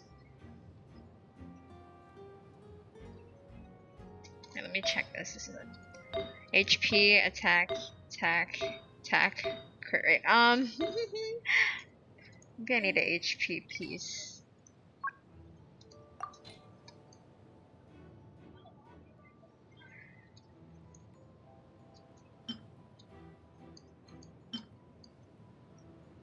I've already forgotten what piece she has here. Oh, right. So, a 2 piece of this, maybe?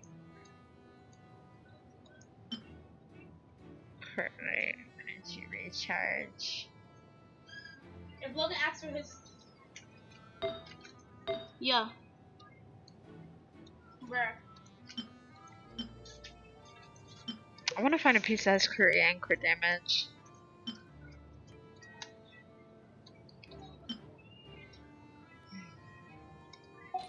So maybe not this one. Maybe the flower will do. Crit damage, crit rate, crit damage and crit rate, but I'm not taking that from Barbara.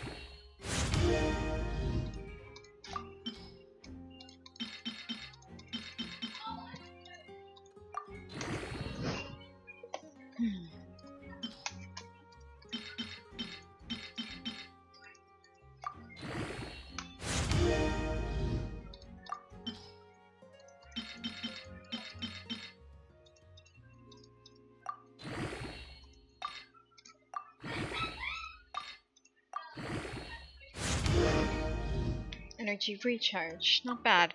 Okay, crit rate is 10.5. But I don't want to take that from Hazel. Okay, hold up. Bro, this tablet is in the way.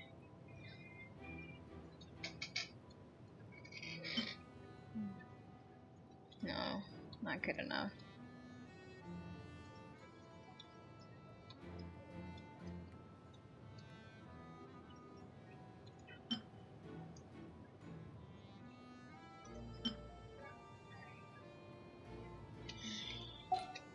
There's 3 things I can change, or 2 things I can change.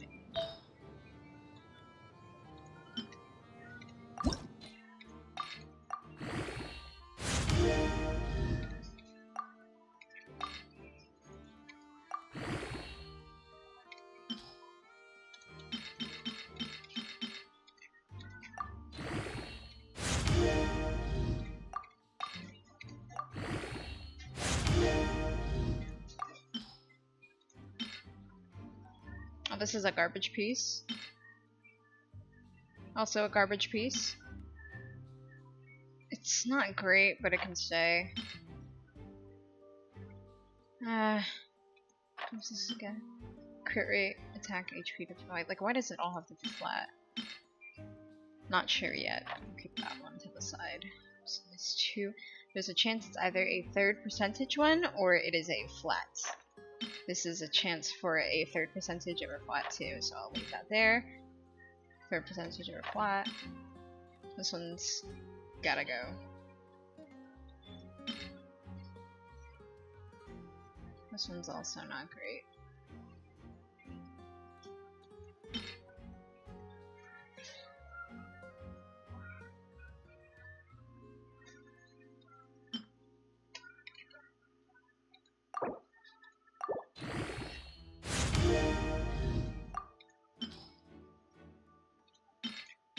Not even keeping any of these pieces.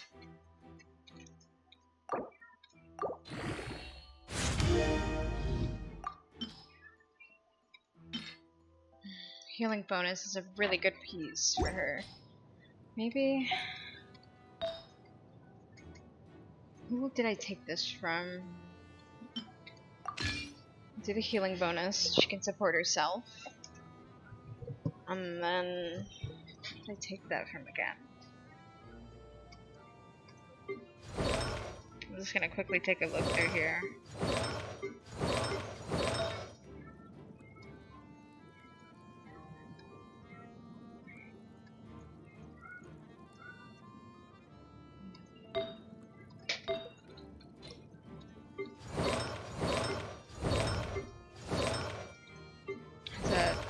What's his name?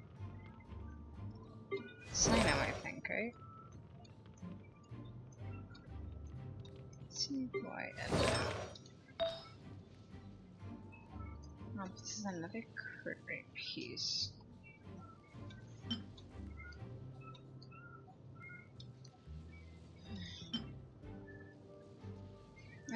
Whatever. Take your piece back. Let me look through the characters real quick to check who doesn't have a piece that I want to have a piece. Okay, looking good. I can also take the Traveler off the team.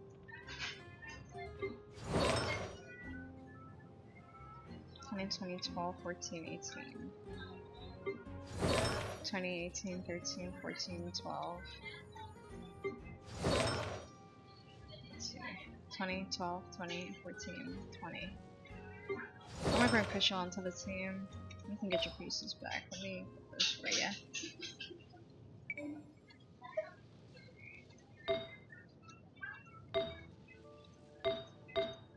Oh wait, did I already get her pieces? What did I take from her?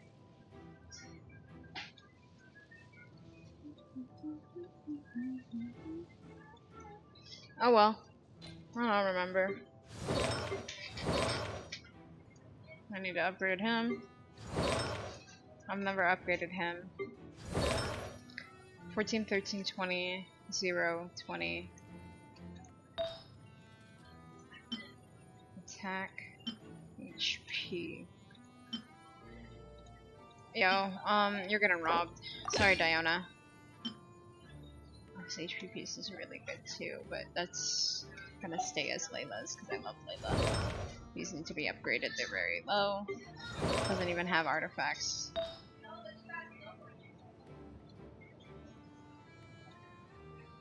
So what's not on him? What's free at the moment?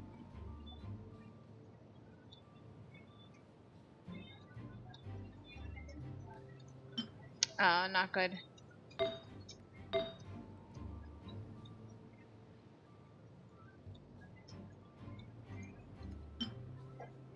Not a great piece for him. Whatever, I'll leave it like that.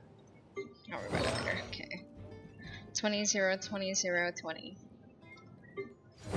21, 0, 0, 0.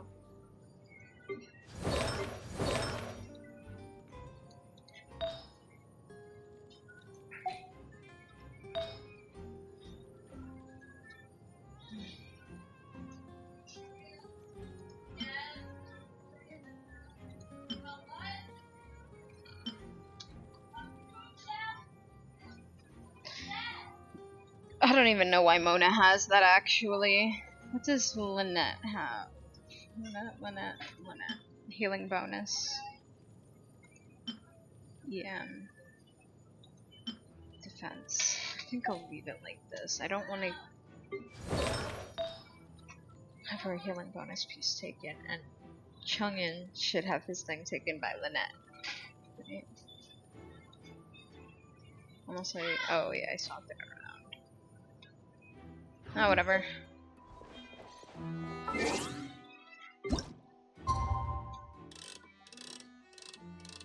What did I say? 8 to 10. Okay.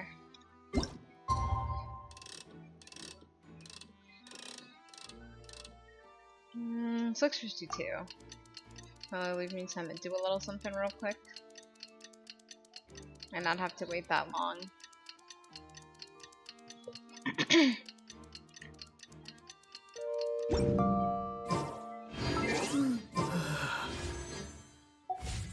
So any, okay.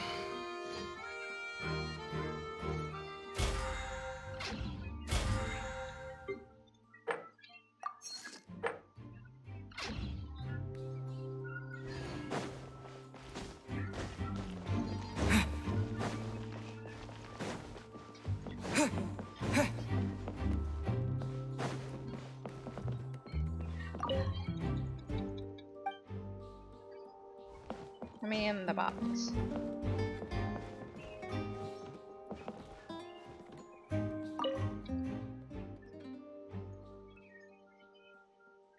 Yeah, that thing got literally shattered. Alright, I don't want to wait.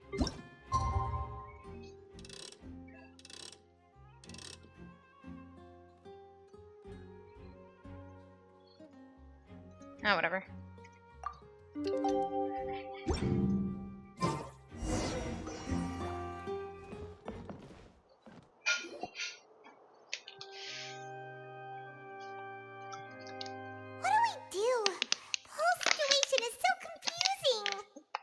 I do have some thoughts, but let's take things step by step. Good plan.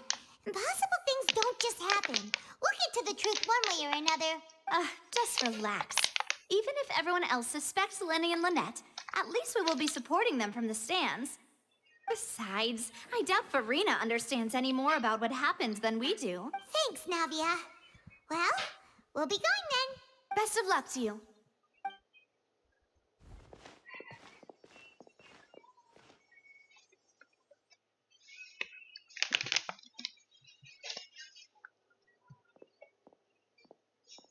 Ah, finally, you're back. Well, how did your investigation go?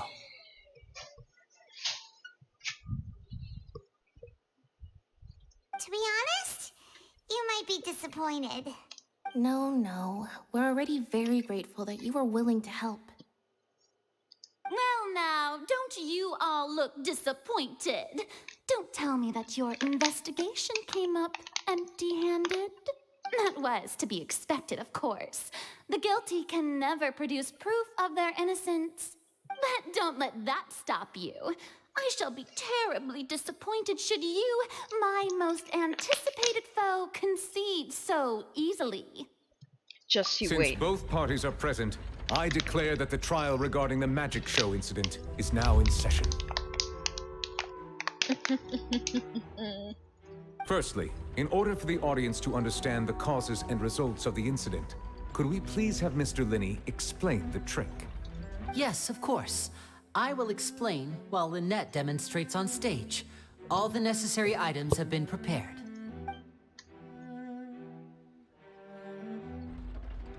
Thank you, Mr. Linney.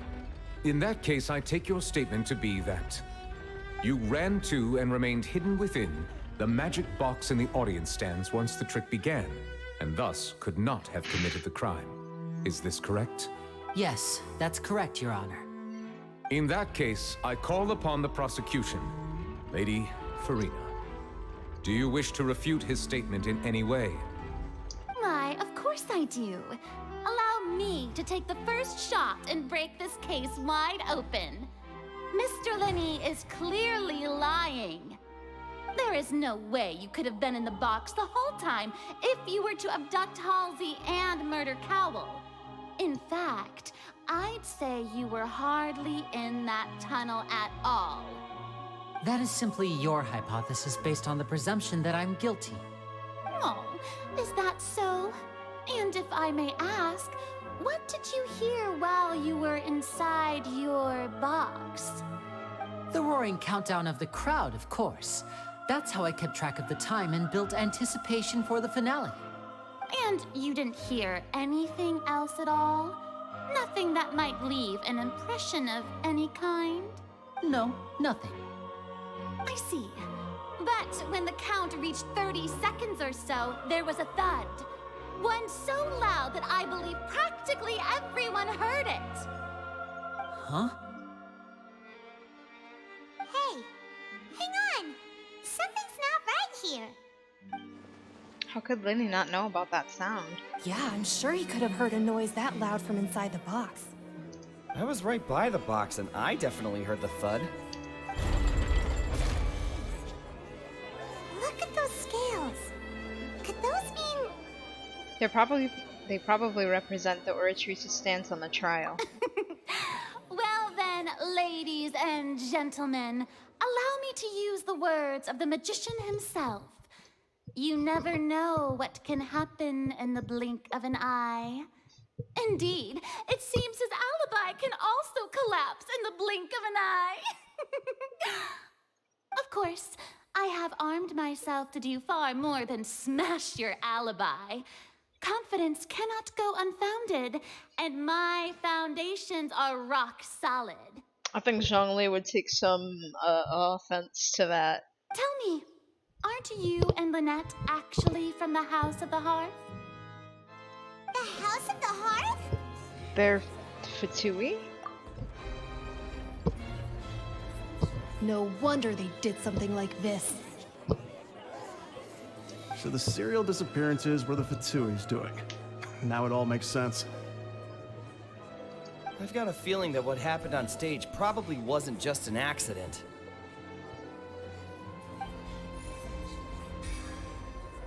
That's irrelevant. Our identities have nothing to do with what happened. Indeed. Then perhaps you could tell us everything that happened during that 1 minute. Your first priority is to prove yourself innocent after all. I'm sure there is little that needs to be kept secret now. Unless your script already has holes in it. The Outlander is speechless. My, oh my, don't they look flabbergasted? Now comes the infighting and discord, I suppose. This was almost too easy. Good thing I made all those preparations. Seems the all-nighter I pulled last night is really paying off. Hey, Linny, why didn't you tell us this before? Linney and Lynette are Fatui. Order! Order! Mr. Linney, allow me to re-establish the facts. Lady Farina has raised 2 points. First, when the thud was heard in the Opera House, you were neither in the box nor the tunnel. Second, you and Ms. Lynette are both members of the House of the Hearth. Are these claims true? There's no doubt about a magician's ability to con others. Given how Lenny has concealed his identity, this could have all been set up beforehand. Plus, Child is here in Fontaine with the other house operatives. There must be some scheme at work here. I've been a victim of such schemes before, and now... Please answer my question, Mr. Linney. I'm sorry. Yes, they're true, Your Honor. I knew it! Well, that's it. We might as well move on to the sentencing already. What should we do now? Permission to speak, Your Honor. Granted.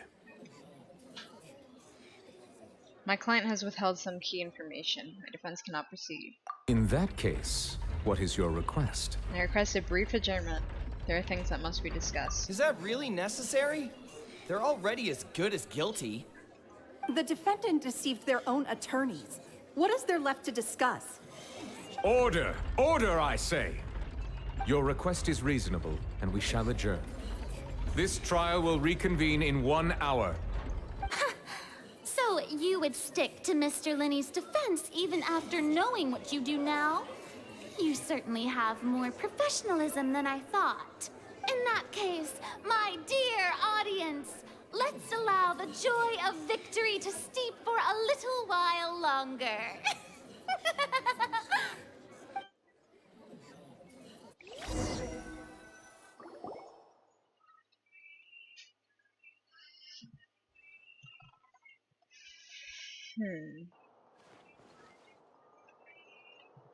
Well, this is awkward.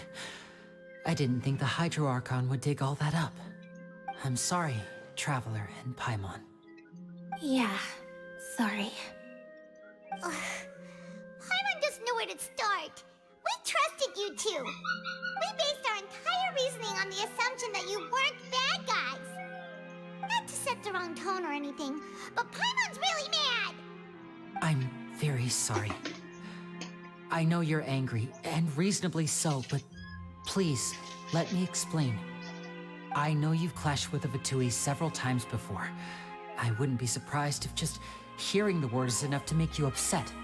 But our organization is very, very large, and the Harbingers have very different personalities and goals.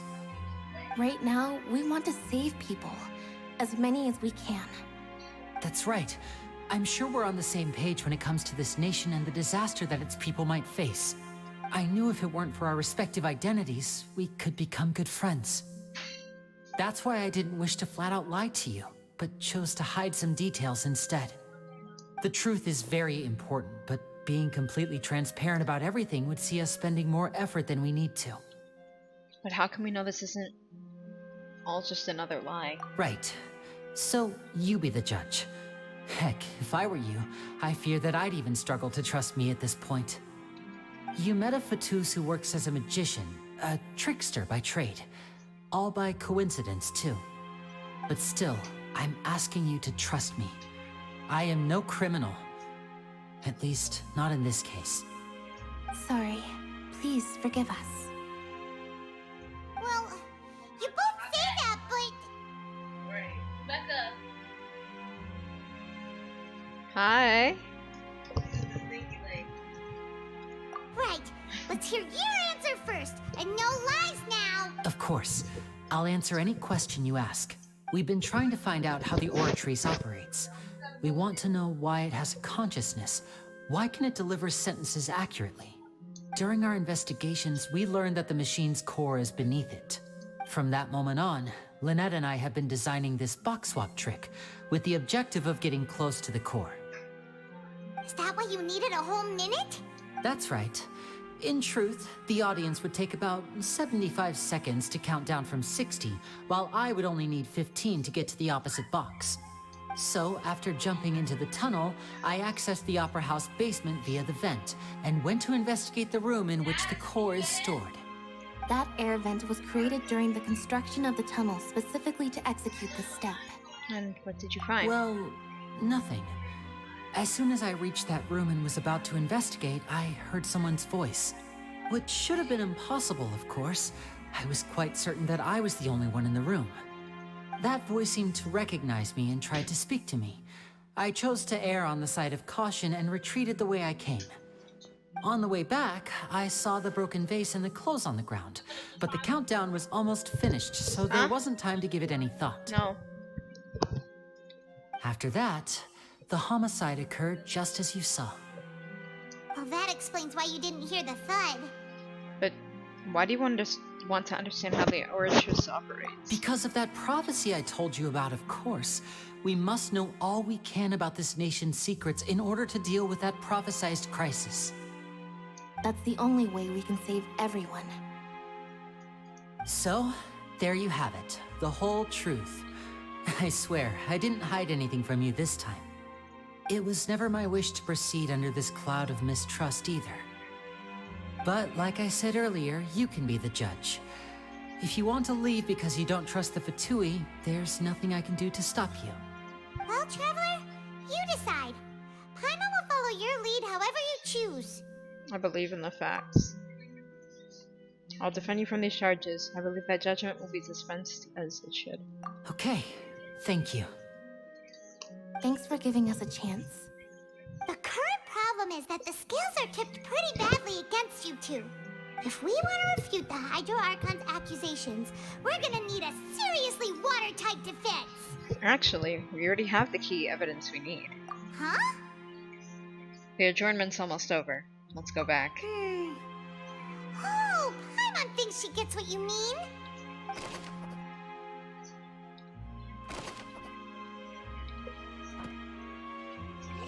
Yep.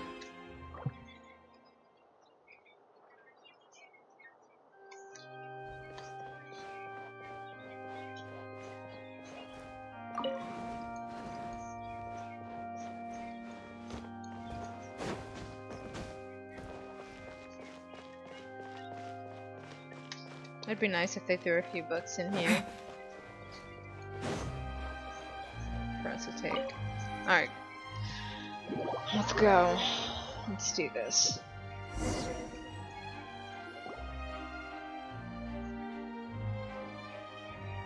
Both parties have returned to their positions. Let us continue the trial. When last we left off, Mr. Linney acknowledged the new evidence presented by Lady Farina as fact.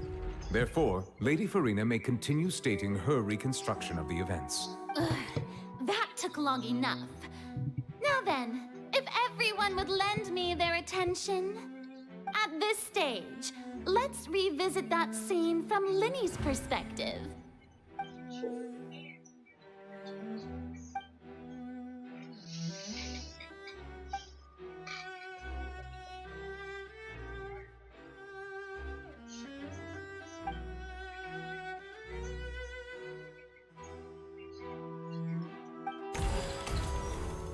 Okay.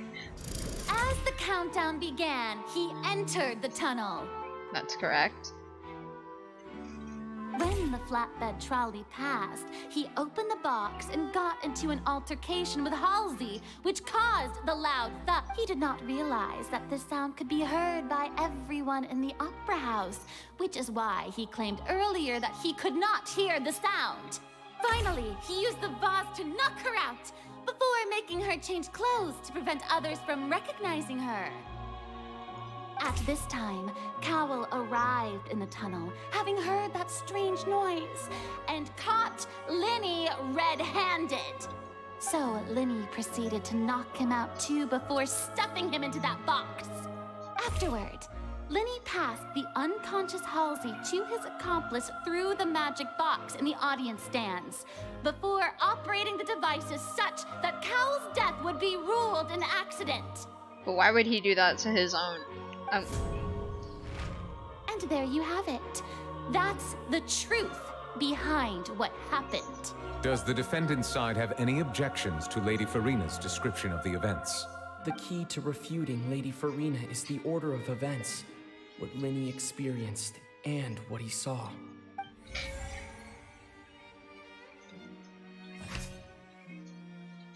Countdown began.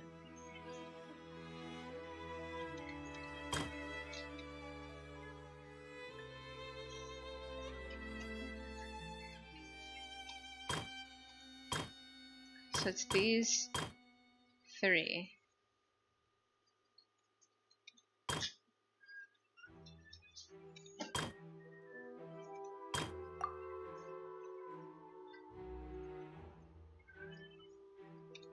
Okay.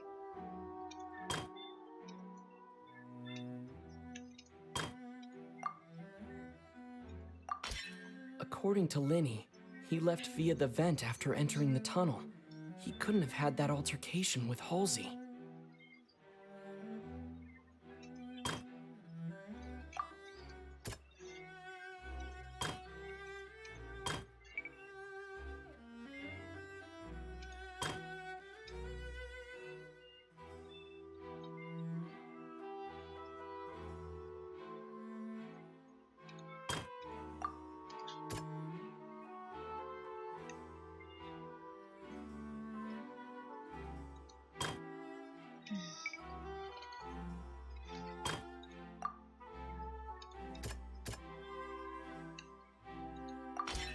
Linny went to the room that contains the Oratrice's core.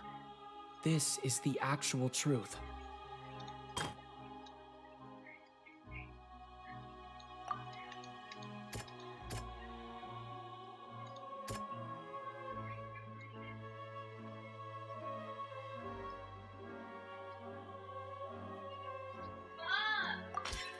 Linny did not take part in the underground. Attention! Ace Detective Paimon has something to say! When the countdown started, Linny did indeed go into the tunnel, but he immediately used a vent to access the Opera House basement, which is where the underground core of the Oratrice is stored. Once he reached that area, he heard a voice in what should have been an empty room. Since he felt something was amiss, he returned immediately. The crime scene had already developed by the time he reached the tunnel again, and in order to complete the magic trick, he did not remain there for any length of time. Finally, he reached the surface, and that was when the accident happened from his point of view. Therefore, he's innocent!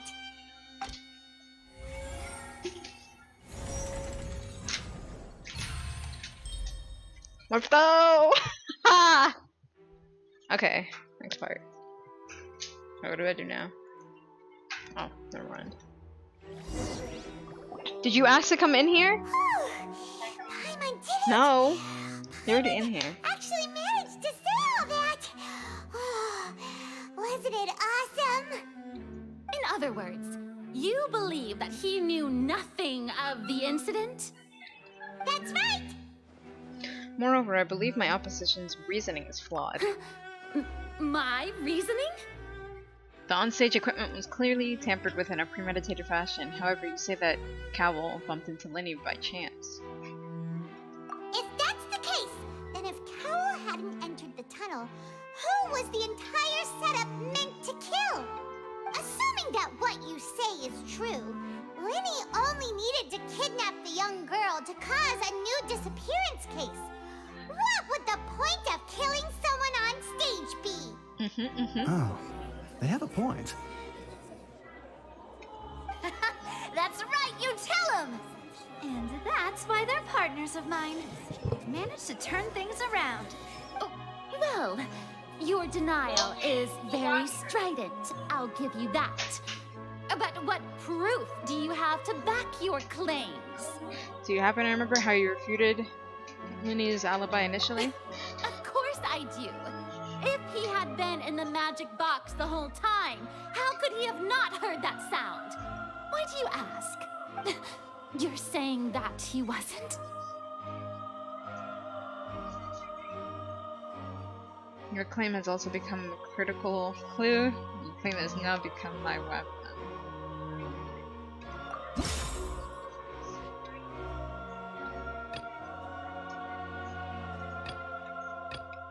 Okay, let me see.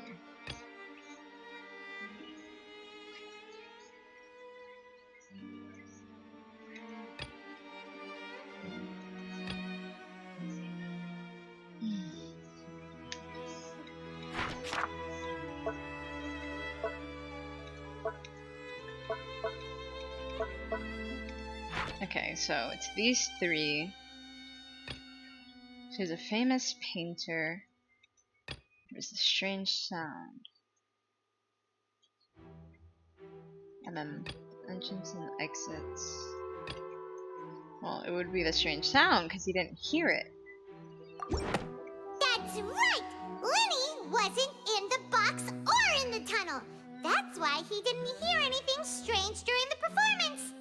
This means that when the crime happened, Lenny had already entered the basement via the vent. The same clue you used to disprove his alibi has now become the best proof! How do you like that? Oh, okay, Paimon.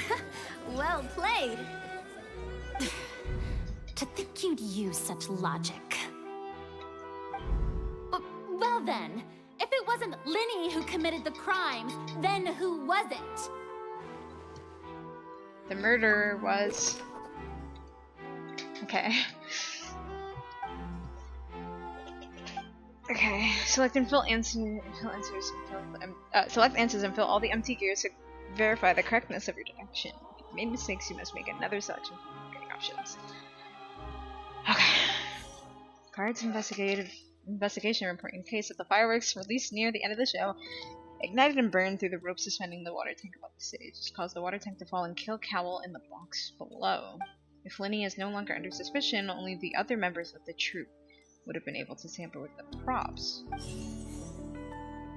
Lenny gave a detailed account of how the trick was supposed to work. By using a box inside a box, the idea was for that trick. The idea was for the box containing the audience member to be transported across via a tunnel underneath, and Lenny himself would also use this tunnel to get to the other side. Having changed her outfit, Lynette and her assistant would take charge of onstage interactions. The clothes belonging to Halsey, the lady who went missing, were found in the tunnel. The reason for this remains unknown. Maybe she wet her clothes and decided to take them off. Any clue? The deceased's name is Cowell, Lenny's assistant. Could there have been a third person involved? Is that really a possibility? I mean, it's a way to keep the case going. Halsey is the missing person and an ordinary audience member. Or did she have her own scheme all along? Because why wouldn't she change her clothes after getting them wet? Because if she planned to kill... Can you get up out my face?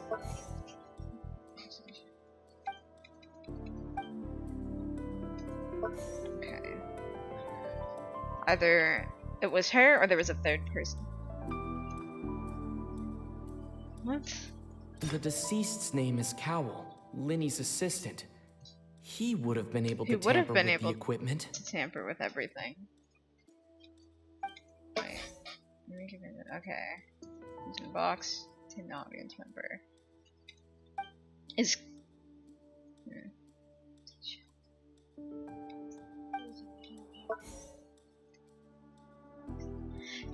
Yeah, the only.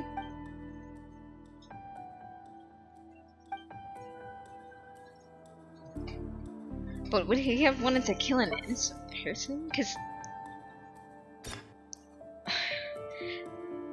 like, okay, assuming that there is no third person, it's either of these two. And I don't know what reason she would have to kill somebody. Unless she's that thief from before.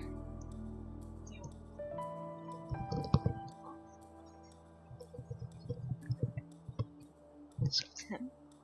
Are you sure?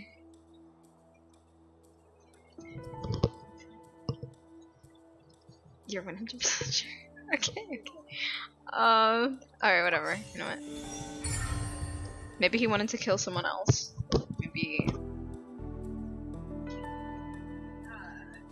Because she had no reason, and.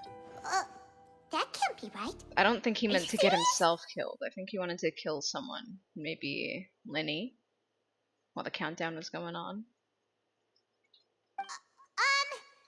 The killer was, in fact, Cowell, the deceased! Oh, is that so? How interesting! Let's hear your reasoning then. What I must do next is recreate the truth. What Cowell did, and how he went from would-be perpetrator to victim.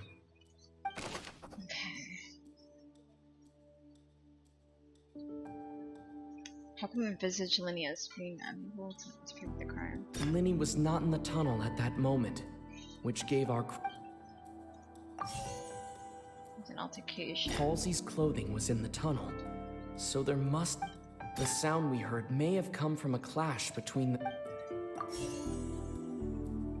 The deceased's name is Cowell. Linny's... No one entered or... It would have been tough for both people to fit into that vent. They would likely have bumped into Lynn. The deceased's name is Halsey's clothing was in the tunnel, so there must have been some fear. No one entered or left the opera house through its entrances. So where would the criminal have wanted to take Halsey?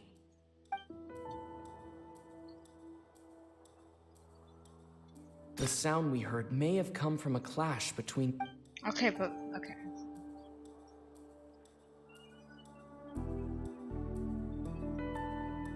It would have been tough for both people to fit into that vent. They would likely have bumped into Linny as well.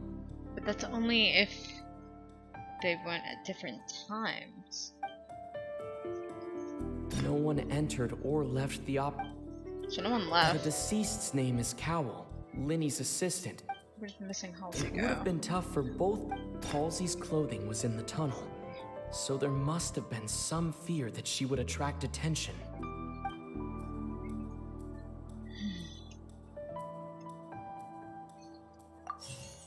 Okay, so it's the okay, so it is the vent. It would have been tough no for left. both people to... Wait, what is... Okay, wait. No one entered or left the opera house through its... So she's still in... Oh wait, what... Huh?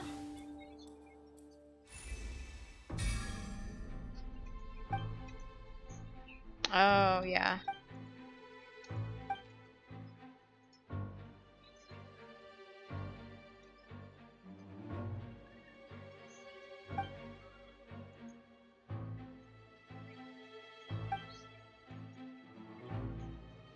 What's wrong, Traveler? Are you still having trouble figuring things out? Where in the world did Halsey go? I see how it is. So this was all just a bluff. And here I thought you had something to show for it. But it seems you're still far from the truth. Look, since we're at a dead end, why, just like the trick as it transpired, the end result must have been up. If only we knew how Halsey disappeared. Well, that would be nice, but the tunnel only has 3 exits, and none of them seem very likely. And it's not like this is a magic trick where you can just make a real live person disappear. You know, like you did from that water tank, Lynette. Escaping from the water tank? Wait, could it have been the water? Excuse my interruption, dear opponents. But do you not see that the crowd is growing impatient? There is no greater sin. Do you not see that I'm thinking? Stop talking. In the performance.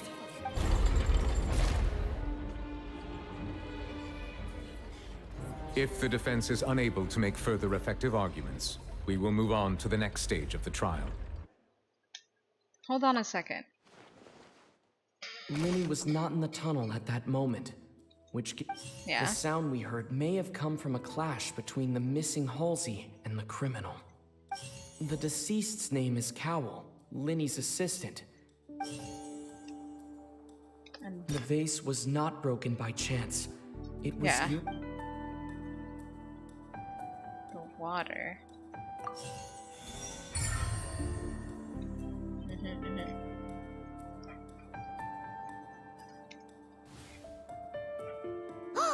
Paimon gets it!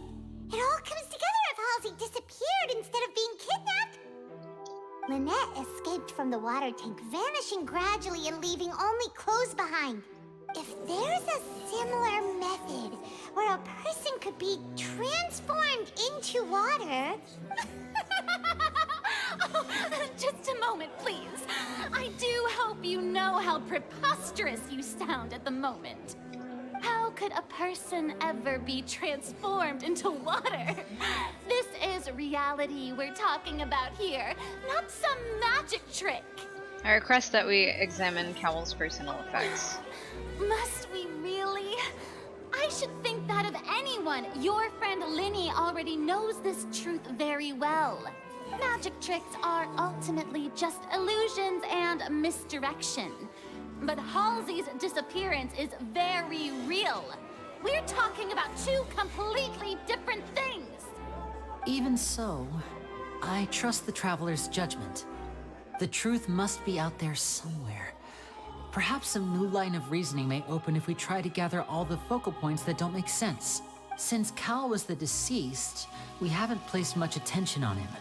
But given that we aren't making much progress with the case, it wouldn't hurt to have a look at his belongings, would it? People really do come up with all sorts of harebrained schemes when at the end of their rope. The way I see it, your suggestion that we broaden the scope of our investigation is nothing but a tactic for stalling the trial. Nevertheless, I believe that this is a reasonable request on the part of an attorney. Since the trial does indeed appear to be at an impasse, I believe that additional evidence may help us make more progress.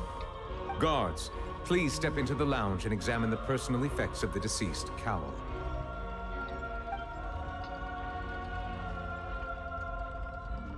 We are still examining the items, but we have already made critical progress that we feel must be shared with everyone post-haste. We discovered several test tubes of fluid within Cowell's baggage, each labeled separately. The notebook in his backpack claims that these fluids are water from the primordial sea. The primordial sea? The note's contents also indicate that Cowell belonged to an organization that sells illegal drugs and that he had an accomplice. The notebook has many entries concerning safe usage of these fluids, in which the keyword dissolve appears many times. One of these tubes was labeled Opera Epiclese, along with yesterday's date. It is empty. The notes also state that these dissolution properties work exclusively on people from Fontaine. It's likely that Halsey was chosen as some sort of test subject. As such, we believe that the defense's hypothesis is, in fact, supported by sufficient evidence. You've got to be kidding! People dissolving into water? Could something so ridiculous actually be true? Wait a moment. This reminds me of a certain prophecy, but it's just a coincidence, isn't it? Huh. If people can become water, does that mean that the water tank's real use was as a means to hide water stains? And if Cowell was targeting that girl... Wait just a minute. Could that mean... You two, with me, quick! Demoiselle, wait! What about your partners? Let's go. Just trust me. Order! Order! It is undeniable that further examination of the deceased's personal effects has yielded some surprising results, but we cannot yet verify the veracity of these clues. Still, let us assume that these clues are indeed authentic, albeit with the understanding that Ms. Halsey has yet to be found. Guards, please continue examining the items along these lines. Mr. Linney, it appears your hypothesis is supported by the evidence, so please continue speaking. Of course. Thank you, Your Honor. If we uphold this hypothesis, I believe that many of this case's seemingly unrelated clues can be connected together. Right! Like the metal hook! That one didn't make sense at all. Let's think about this. Cowell's methods must have something to do with that water from the primordial sea.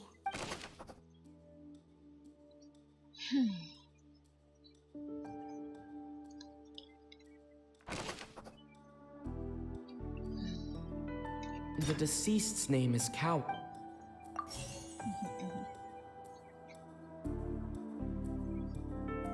Lynette was in the magic box on stage the entire... I remember there was something else within the inner layer of that box.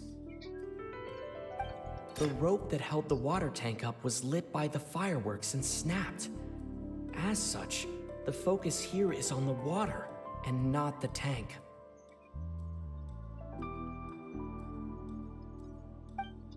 Now it seems like the hook rope was not meant for another magic trick, but was instead some form of triggering mechanism. The water from the primordial sea. Lynette was in the magic box. The water from the primordial sea should already have been prepped before Halsey entered.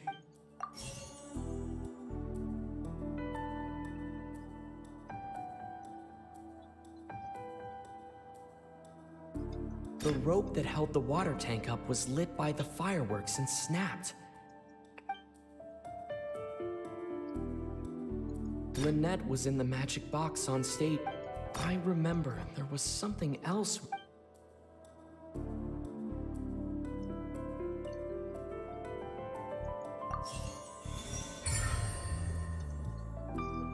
Let's go.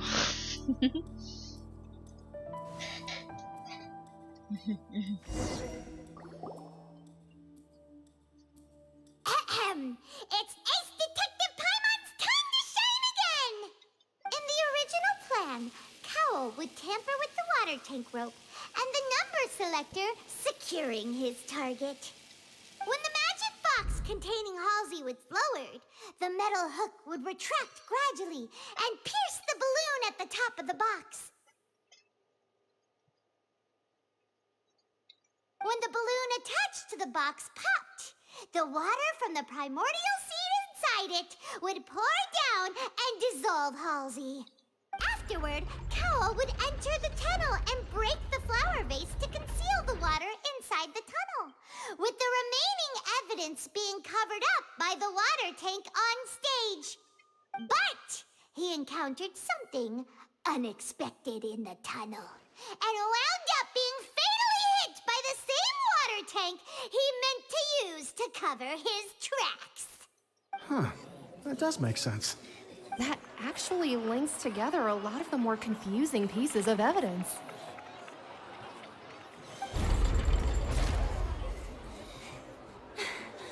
Oh dear, what do I do? Even I think they sound convincing now. Have I falsely accused an innocent person? What a humiliation. Now, it seems like the only point of contention remaining is the exact circumstances that led to Cowl's death. His notes mentioned he had an accomplice who could be related to the situation. On that note, the guards have just contacted me indicating that they uncovered new evidence. I shall now invite him on stage to share it with us. So there was a third person, technically. Thank you, Your Honor. We were just inspecting the luggage of the other people involved in this case, and we found an identical sample of the water from the primordial sea among Linny's personal effects. No way. What? Someone planted that shit. That can't be. Oh, I see.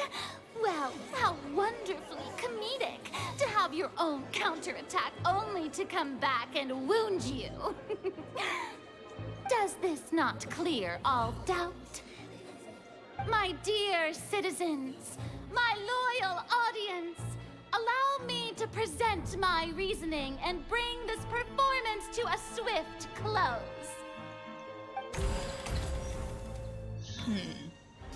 Linny did not need to take part in the dissolution of the young woman at all. Indeed, he did leave the scene via the vent. Having made modifications to the props beforehand, his accomplice Cowl then caused Halsey to vanish using the water from the primordial sea. Wait, but Lynette didn't see any water in the thing when she stepped out, though. Oh wait, but they did swap the boxes, I'm assuming. Upon his return, in cruel avarice, Linny desired sole credit and prepared to do away with his partner in crime. Okay.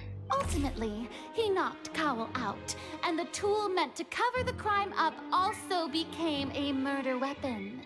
Now, as much as I regret having come to such a viciously straight... Okay, let's stop talking. Am I right? We've used up all the evidence we collected. There's no way for us to make a rebuttal here. Is this the end of the road?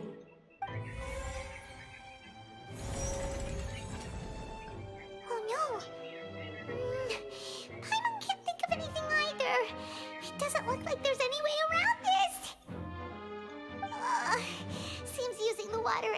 evidence was too good a move. Why did this have to happen now? I think we've all seen enough now, and we have ample witnesses to my flawless reasoning. I believe this is indeed the finale. Is she gonna come back in here? Is she gonna bust in the door? Now then, my good, noble Chief Justice, should we not, in your view, move... Excuse me, everyone, but I must interject. Miss, I must ask you not to shout and to respect the ongoing legal proceedings. Oh, come on. Don't be hasty. I have a good reason for interrupting, you know. Now, would anyone here like to take a little break from all this debate and see a little magic? I'll show you an amazing trick. One that can bring a young woman who has disappeared back in the flesh, right before your very eyes. Please, do the honors, Mr. Linney, if you would be so kind. What in the world is she saying? No offense, miss, but miracles like that are beyond my scope as a magician. Come on now, don't be silly. Magic is all about misdirection, isn't it? It often conceals the truth while presenting a fascinating illusion. But once everyone believes the illusion, can't magic reveal the truth to them once again? And wouldn't such a trick be the most marvelous finale to today's performance? Come on, Linny and Lynette, give it another go. Don't worry, Spina di Rosula has made the necessary arrangements on your behalf. But as the magic makers and stars of the show, I think I should leave the final performance to you. I understand.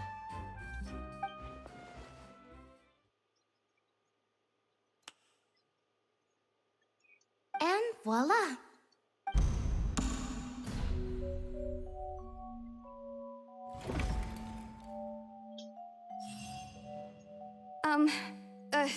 Sorry for the interruption. Wait, isn't that Halsey? So the whole thing about people dissolving wasn't true after all? To be clear, I'm only here because this person told me that if I testified, the merit of doing so would lessen my sentence. I was hiding outside this room listening to the proceedings because I was afraid that I would be the one put on trial. I was just feeling happy that no one had noticed me, and then before I knew it, she caught me. That'll teach you to underestimate us three.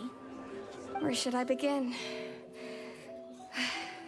I'm sorry. I'm the one who killed Cowell. I admit it. What? Why? Firstly, my name isn't Halsey. It's Lillian, and I'm originally from Mondstadt. I heard that Linny's show was gonna be a real thriller, but I missed the chance to buy a ticket, so I stole one. That's how I make a living. I steal stuff here and there. And I'd never been caught before. But I was noticed at the harbor a few days ago, and I barely got away. Linny was the one who caught me in the act. Hey, no wonder you look familiar. She wanted to kill Linny, I assume. Liddy even mentioned that you were pretty skilled. Well, and I thought that would have been the end of it, but then the number selector chose me. He even mentioned the Fortress of Meripede. That's a prison, isn't it? So you can imagine how shocked I was. I thought he was on to me for sure. So I played along with the show while looking for an opening to flee, but then I got water poured on me for no reason, and then someone jumped into the tunnel to nab me. I wasn't going to take that lying down, so I knocked him out and stuffed him into the box. There was nowhere to run from there, though, so I had to change my clothes and hide in a box containing performance costumes. I slipped out after the first guard arrived at the scene and continued hiding inside the opera house. Can a person even hide in there?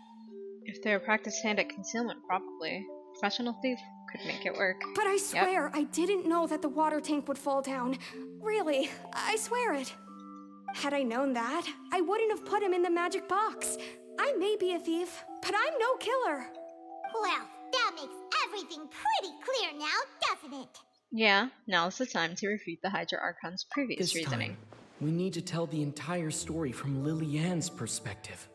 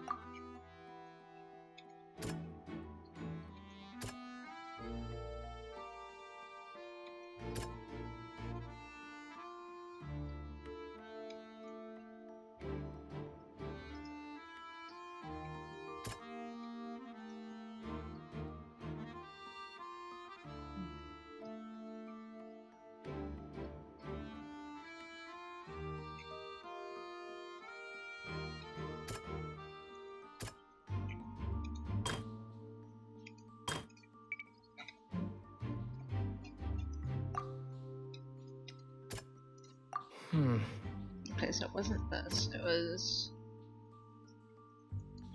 Hmm. Oh wait, no, not this one. Yeah. The flower vase was...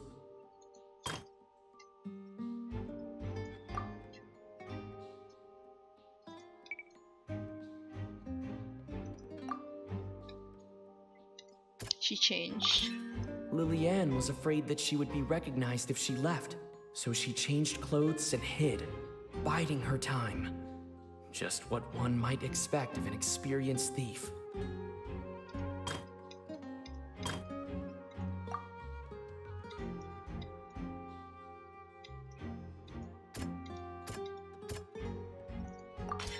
The strange sound wasn't from a fight. It was Lillian's attempt to break out when she was frightened. And it's Ace Detective time on time! Having been selected out of the blue, Lillian panicked. Her panic only intensified after she entered the tunnel and had water poured on her head. So she kicked the door open, producing the thud we all heard. Hearing the commotion, Cowl leapt into the tunnel, only to discover that Lillian had not dissolved. He did not know that Lillian was not from Fontaine, but was a thief who made her way in by stealing a ticket. Mistakenly believing that the water from the primordial sea needed time to take effect, he tried to force Lillian back into the box. The two broke the flower vase during the struggle, but Lillian came out on top, knocking Cowl out and putting him in the box. With no way of escaping, she changed her clothes and hid in the costume trunk until the performance ended.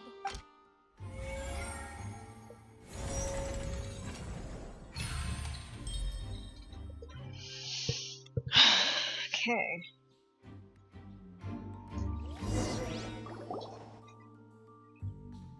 She knew that she would have to go through guard inspection if she tried to leave afterward. So, she has been trapped in the Opera House these last 2 days. She had already become desperately hungry by the time we were chatting over macarons. So, she swiped 2 of them right under our noses. Talk about a sneaky thief. At this point, all the events that happened in the tunnel have now come to light. Ah, so that's the whole story. Bravo! Bravo! Now then, Lady Farina, do you wish to speak against the defense's statements? Please answer the question, Lady Farina. Also, if I may add, the trial has not yet ended. As such, I request that the prosecution not leave the room before the proceedings have concluded. What? Are you reading my mind now? No, I have no further arguments. I admit defeat. But really, could you at least have left me with some dignity? Wow, look at that! She's like a deflated balloon now. If there are no objections, then as the Chief Justice of Fontaine, I shall once again repeat the full sequence of events. The actual perpetrator of the serial disappearances, Cowl, selected his next victim from the audience reservation list. With some modifications to the selector, he could ensure that the pre-selected young woman would be chosen. To cover up any evidence while committing the deed, Cowl thought of allowing the water tank to fall, which would conceal the water left behind after the young woman was dissolved. He also tampered with the rope suspending the water tank, using the fireworks at the end of the performance to cause the tank to drop and hide the watermarks. He poured the water from the primordial sea into a balloon during the preparation of the magic box and stuck it to the box's lid. Finally, he passed the prepared hook on a rope through the gap in the magic box's door when bringing the young woman to said box. When the magic trick officially began, the box containing the woman was lowered into the tunnel, tightening the hook rope and bursting the balloon containing the water. If all had gone to plan, the young woman would be dissolved at this time. However, Lillian was not from Fontaine, and thus fled the box with a loud noise. Realizing that there was trouble, Cowell entered the tunnel and met Liliane. Thinking that the waters had not yet taken effect, he decided to proceed. However, his opponent was more capable than he thought, and he was overcome, knocked unconscious, and placed into the magic box, and thus became his own final victim. Liliane, according to her own statements, then changed clothes and hid until the performance ended, before hiding in other parts of the opera house. As for Linny, he was in the underground structures within the opera house, and was thus ignorant of these happenings. From this reconstruction of events, we can conclude that Linny, the accused, is in fact innocent. While there is much in Linny and Liliane's conduct that should still be investigated separately, this case, at least, can be handed over to the Oratrice to make the final decision.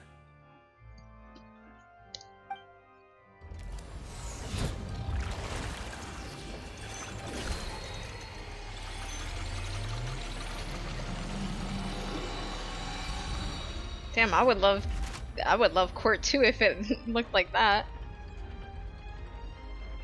As such, Linny and Lynette are officially declared not guilty.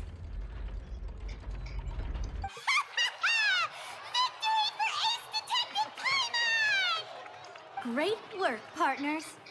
Thank you all. Thank you so much. Let's not celebrate just yet. Next, I think we deserve an explanation, Guard Vaughn. How did you find the water from the primordial sea in Linny's baggage? Right! Your discovery caused me to make a serious mistake, you know. Or was that not a discovery, but false evidence that you dared to bring before this court? I suspect that the accomplice mentioned in Cowell's notes was not Linny, but you, yes? I'm sure you know what you must do to lessen your sentence. Speak quickly! Unless you want to earn yourself a one-way ticket to Coupon Town. I was just following orders. We were supposed to place blame for the serial disappearances onto Linny, and thus cause suspicion to fall on the Fatui. The higher-ups said this was the best opportunity to do so. And now that your plan has fallen through, and the secrets of the water have been revealed, you have become a liability to said higher-ups, yes? Therefore, you would be wise to tell everything you know, and seek the protection of the guards. Yes, I'll tell you everything I know. Our boss discovered that the water can cause people to dissolve. It can also be made into a potion, which when extremely diluted, can cause people to experience unforgettable exhilaration. We've been in this business for a while now, and have made decent more off it. The disappearances were also the boss's idea. I mean, this is the boss we're talking about.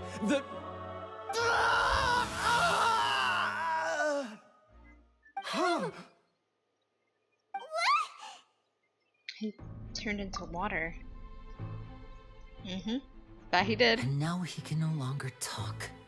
Such ruthlessness. I shouldn't have expected any less of them.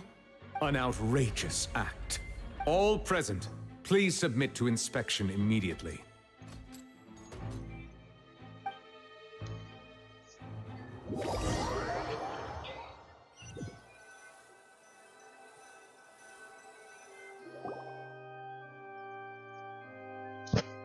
So, we're just going back now? Problem seems to have been solved for now. We're not needed here anymore. That's true, but... Traveler, Paimon, please wait. Linny... I know you may not want to speak to me right now. Maybe you don't even want to look at me. But still, let me thank you again for defending me to the end, even after you learned that I'm a member of the Fatui.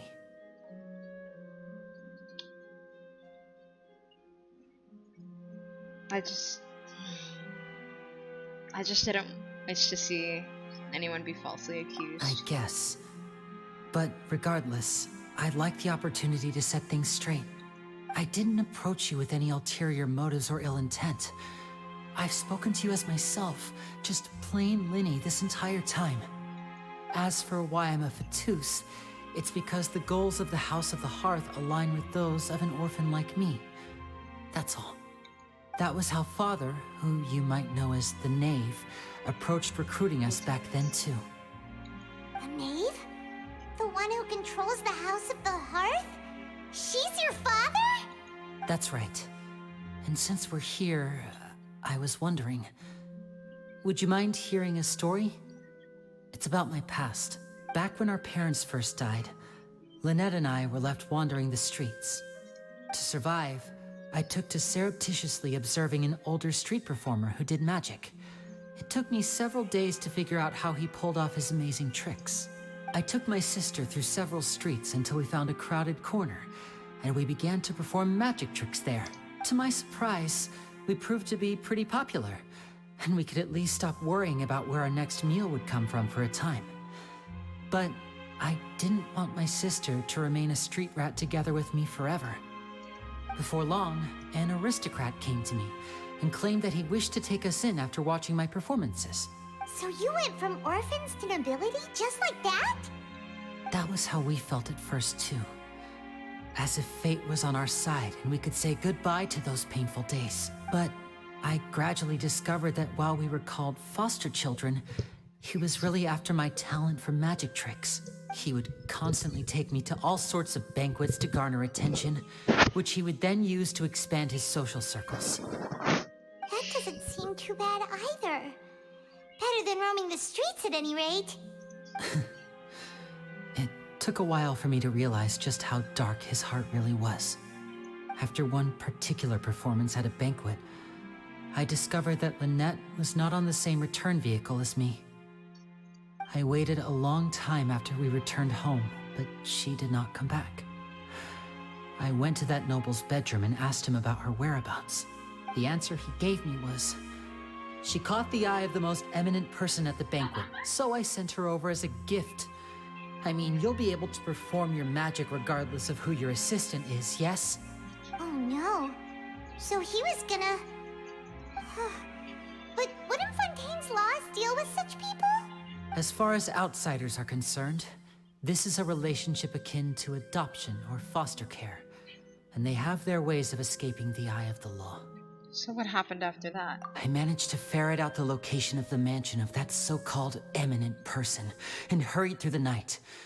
But by the time I leaped over the walls, avoided the guards, and made my way in, all I saw was the moonlit ground covered in blood, and the Knave standing there in the darkness. So, she'd already taken care of that guy. That's right. She had rescued my sister before she could come to any harm, and had even discovered several girls hidden in a basement, all of them orphans. Father, the Knave, might have seen something in me, and so she made me an offer.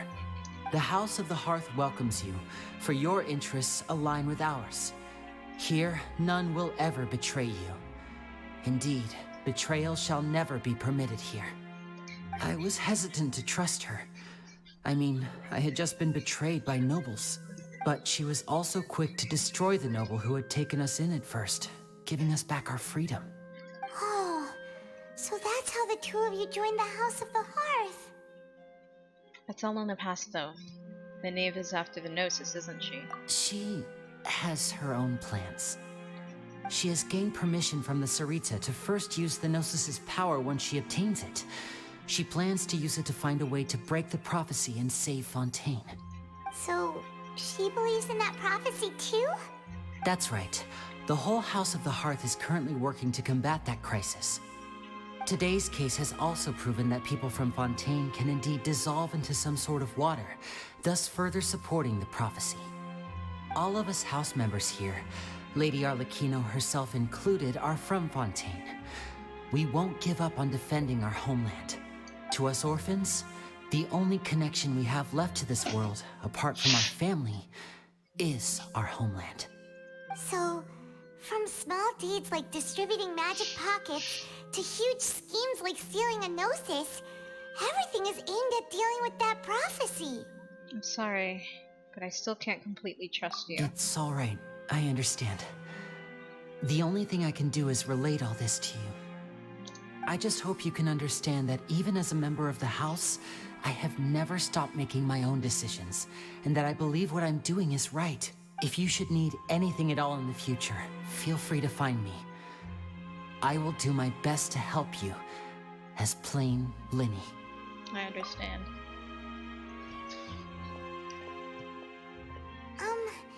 Bye, Linny.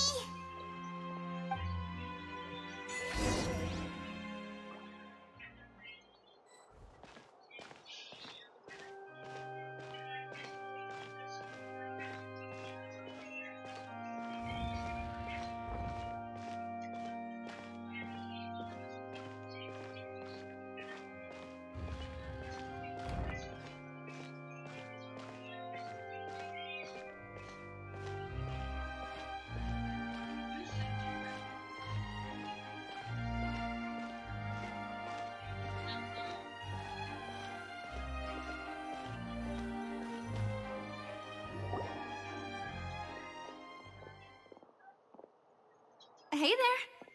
What was with the disappearing act you pulled right as the trial ended? Were you looking for us, Navia? Well, this whole thing isn't exactly over, is it? I do feel that we're getting closer to solving the serial disappearances case, though. Don't you think so, too? Well, I'm sorry, Navia. Huh? What's wrong, my dear partner? I was really only trying to defend Linny. I wasn't necessarily looking into serial disappearances case. Besides, are you sure we're the ones who can crack a case that's been cold for decades now? And given that there's new evidence from the trial, there should be a trail of breadcrumbs for the Hydro Archon's people to follow now, right? Ah, I see. Well, I won't lie. I'm a little shocked to hear that from you. But I suppose you are just travelers who have only arrived in Fontaine after all. Sorry, I might have been too presumptuous. Don't say that, Navia. Ah, and we were having so much fun investigating with you, too. It was like having new waters flowing into a stagnant mire, causing new hope to spring forth, and the reflection in the murk to become clearer. Sorry about that. I'm a bit prone to nostalgia. Don't mind me. Wait, shall we have a farewell meal? You know, to commemorate our time as partners? Huh? Do we really need to get that formal? Well, guess you really did treat us as partners, huh? Well, I'd just like to have a proper ending to every important memory. That way there are no regrets later. Anyway, it would just be a meal, so it shouldn't take up too much of your time. Well, if you say so. Let's go have that meal then. You don't have to twist Paimon's arm. If Boss Navia's treating, count Paimon in! Oh, wonderful. In that case, why don't we return to the court of Fontaine and head to the Hotel de Boer? I believe we'll make it just in time for dinner. All right then, let's have our farewell meal.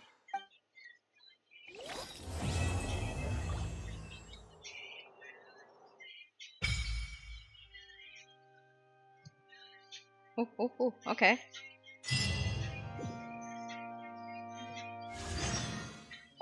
We'll get in there, Linny.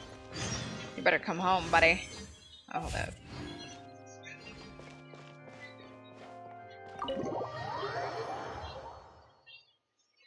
I don't think I want to call it a quits. I think I want to just keep playing Genshin.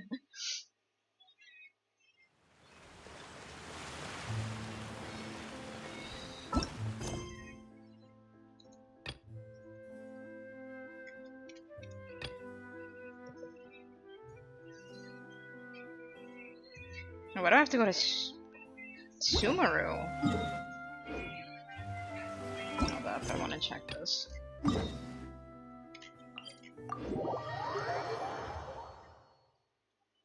Blech.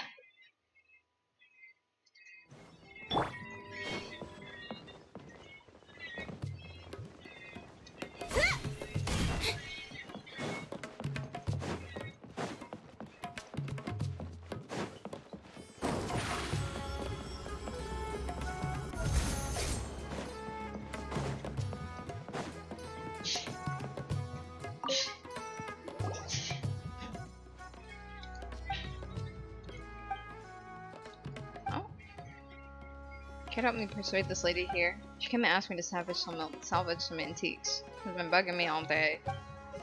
She not only scared away the fish, but also wants to keep taking up my time. Miss, why such a hurry? Trying to rake it in with the antiques? No, Mr. Caven. I'm Helbet with the Academia. The Academia found those antiques and I'm responsible for keeping them. But there was an accident on the ship transporting the relics. Some dropped off the ship floating down the river to the lower reaches. Then go to a professional salvage team. Why bother a fisherman like me? It takes too long to find a suitable salvage team. I've heard people call you Supreme Hookshot and that you fish lost items up from the river nearly every day. You've been fishing around a lot, so I thought I'd ask you to try casting your rod, see if you could get the relics. You are being desperate. Well, if it's Caven who casts the rod, I cast my rod only to get fish, okay? Yeah? Yes?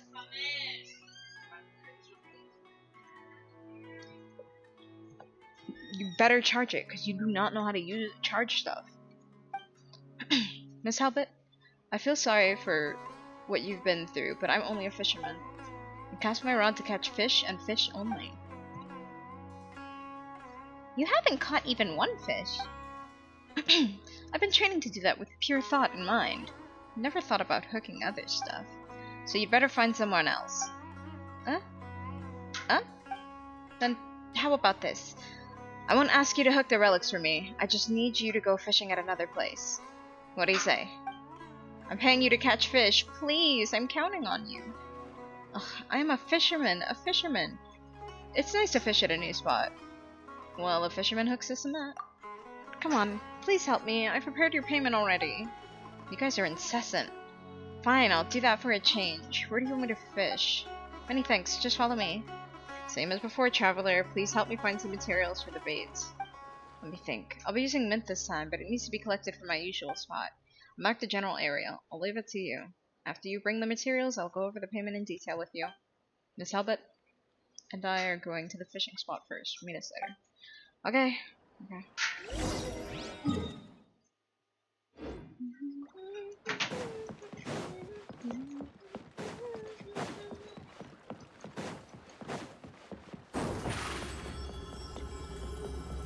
Over here!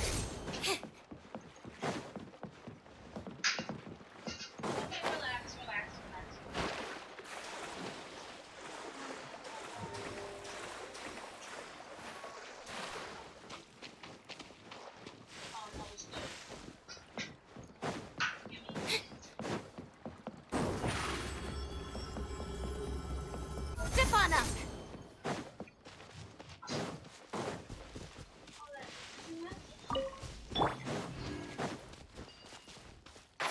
Can't see? Rah.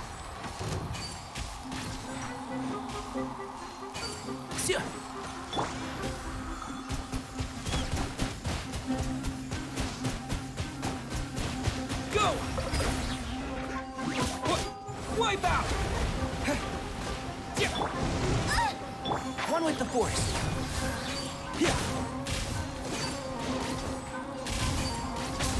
I hear everything.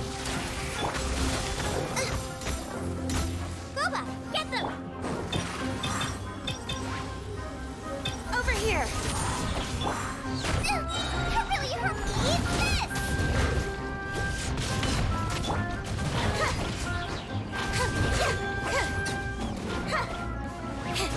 Step on up!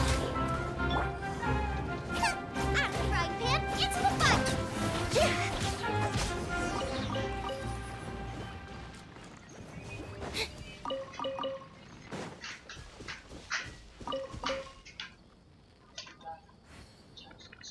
He already texted me. I already called him.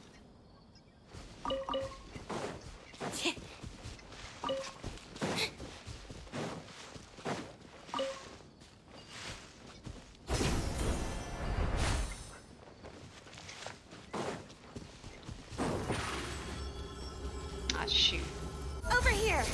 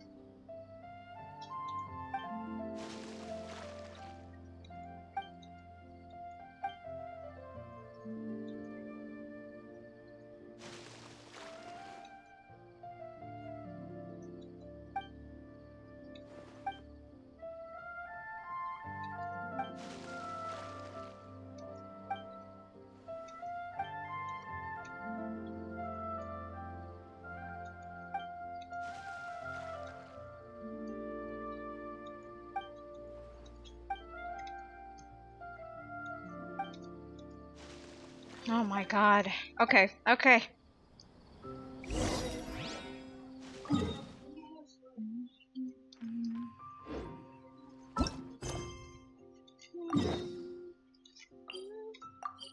This is a teleport right near it.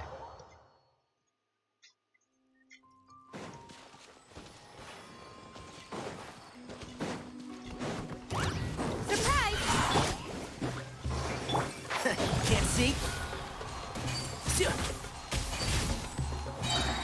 Right.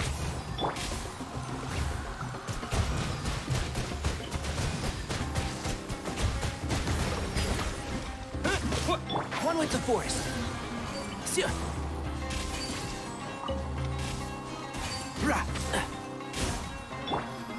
Go!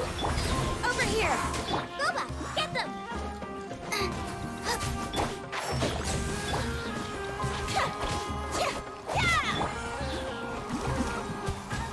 Water jet! Zip on them!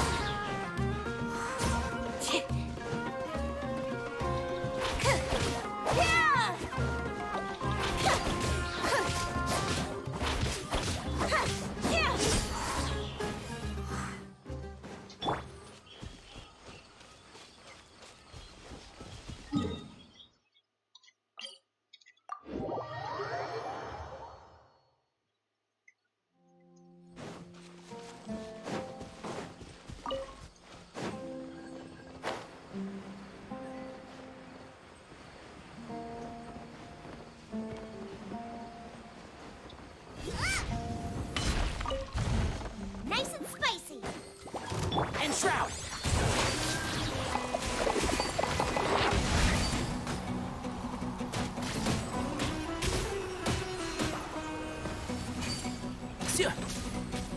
One with the force. Rah. Yeah.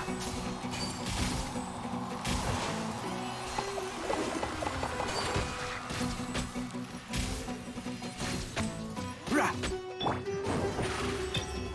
Over here! Can't see? Rah.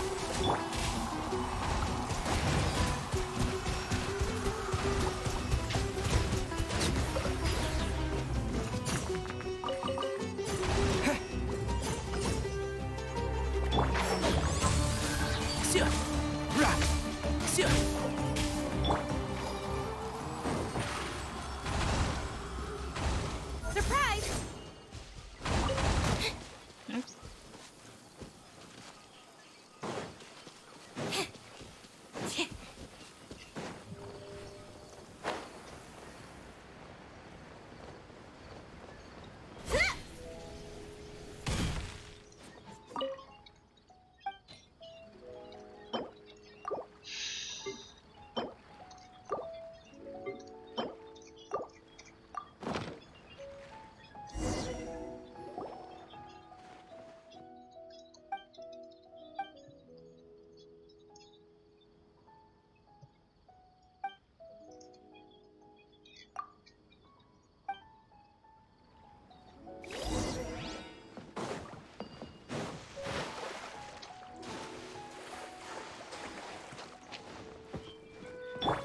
And shroud.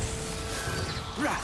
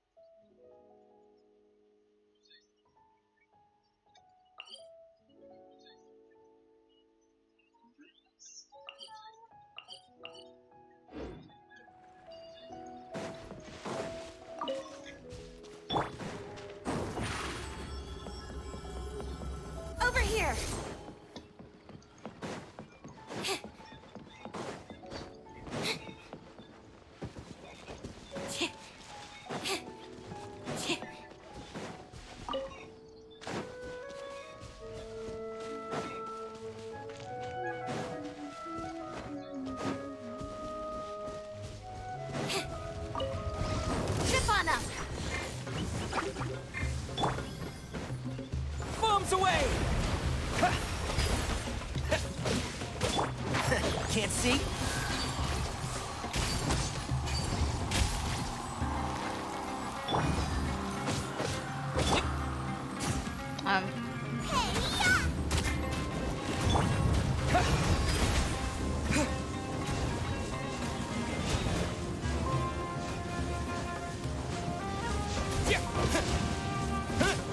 Go!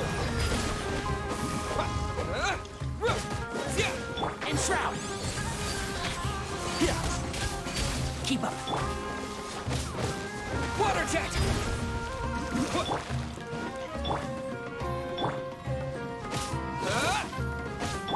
Cue the spotlight!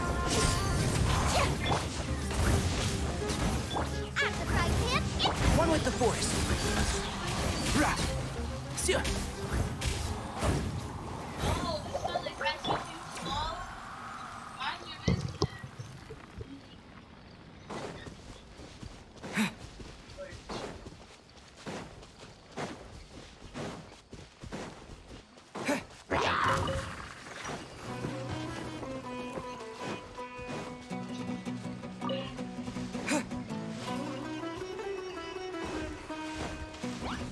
And shroud!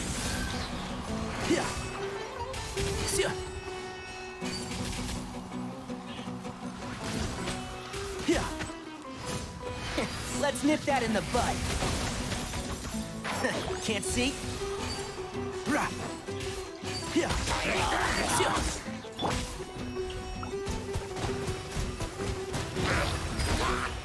Wipe out! Boba, get them! Surprise! One with the force. Yeah. Rah. Yeah.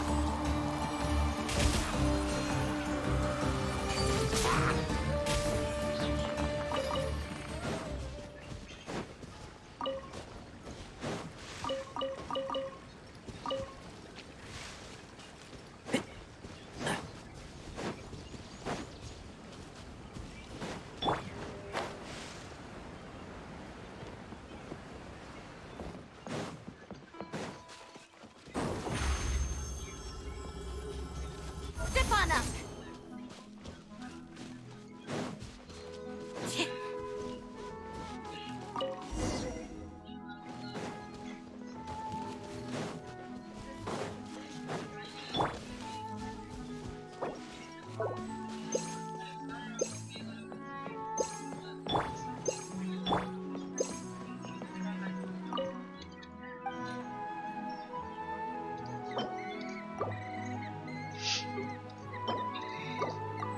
Okay, I wanted him to say something, but whatever.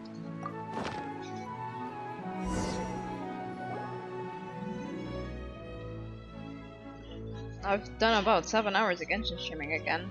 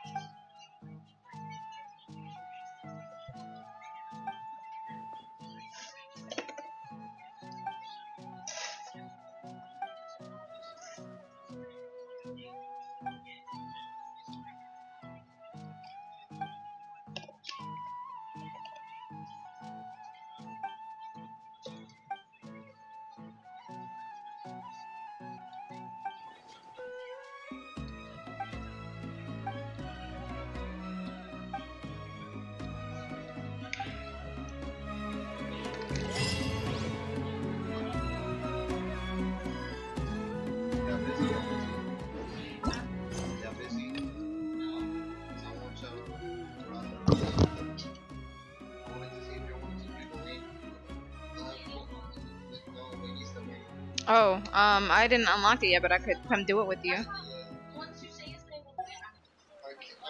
there time for a quick snack? I'll whip one up in no time. Wait, what? I can barely see the screen. Oh. Because of my Well, the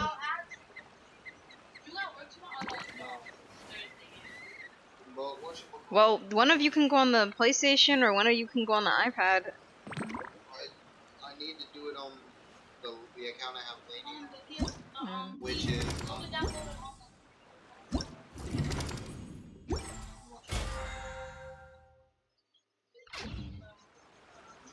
just need to get my phone fixed. I'm working on that. But yeah, I'm gonna just send I'm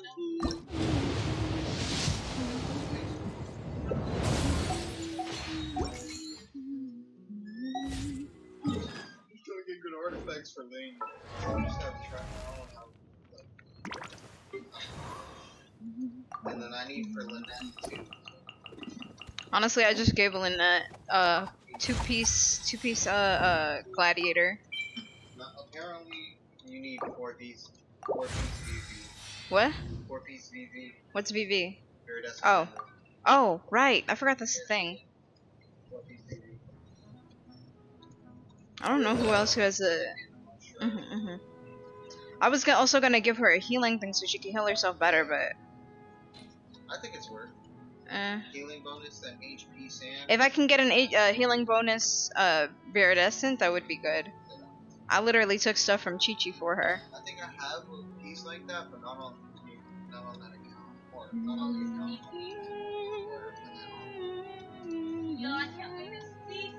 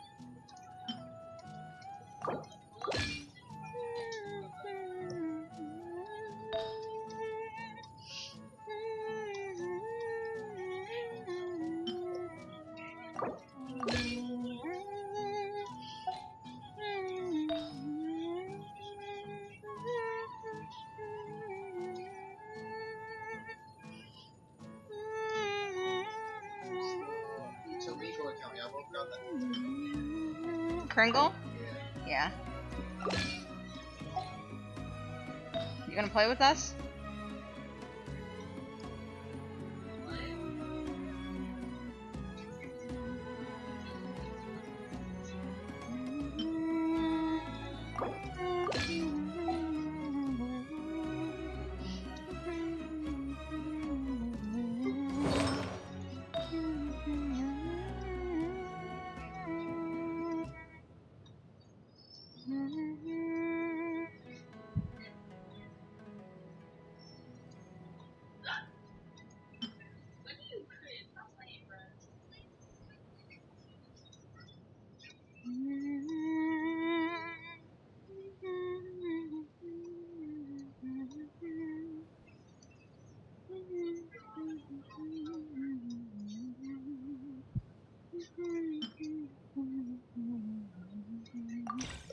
Pretty sure this is Sino's piece. Oops. Dropped that water bottle.